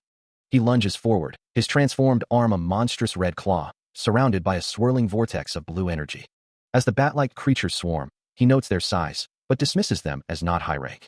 Yet, a thought crosses his mind, a grim determination settling over him. And with a brutal, swift motion, he tears through the first wave, their shrieks echoing as they are shredded by his power. His crimson eyes reflecting the endless annoyances these creatures represent, he remains unperturbed by the blood splattered across his face. Deciding there's no time to waste, he continues his assault, the swarm recoiling in fear as his power intensifies. Intending to overwhelm them with sheer terror and cut them all down at once, he gathers his demonic energy. A devastating wave of red energy erupts from him, obliterating the remaining creatures in a single, explosive burst, causing the remaining creatures to recoil in terror, their forms dissolving into nothingness. As the cavern floor becomes slick with their dissolved forms, a bloody, desolate landscape is all that remains of the swarm. Suddenly, a small, glowing blue fairy-like creature appears, startled by the display of power, its tiny form hovering in the air. Leaving him to wonder if his mere presence, amplified by his monstrous form, was enough to instill such fear, he gazes at his still transformed hand, contemplating the extent of his abilities. Having just decimated the swarm of bat-like creatures, Eugene feels a surge of satisfaction, the lingering echoes of his power still radiating around him. Yet, his triumph is short-lived as a small, glowing fairy-like creature hovers nearby, and he senses something amiss, a chilling realization dawning upon him that not all threats have been eliminated. Looking up into the cavern's dark expanse, where the fairy also gazes, he spots a massive, shadowy form lurking in the depths above. The creature descends, its monstrous features becoming clear, revealing a high-rank monster with multiple glowing red eyes and a terrifying visage. Its gaping maw, lined with razor-sharp fangs and a long, grotesque tongue, promises a far more dangerous encounter than the previous horde. As the monster draws closer, Eugene's crimson eye narrows, a flicker of intense focus and determination replacing his earlier satisfaction. He observes the creature's descent, a silent acknowledgement of its hidden presence.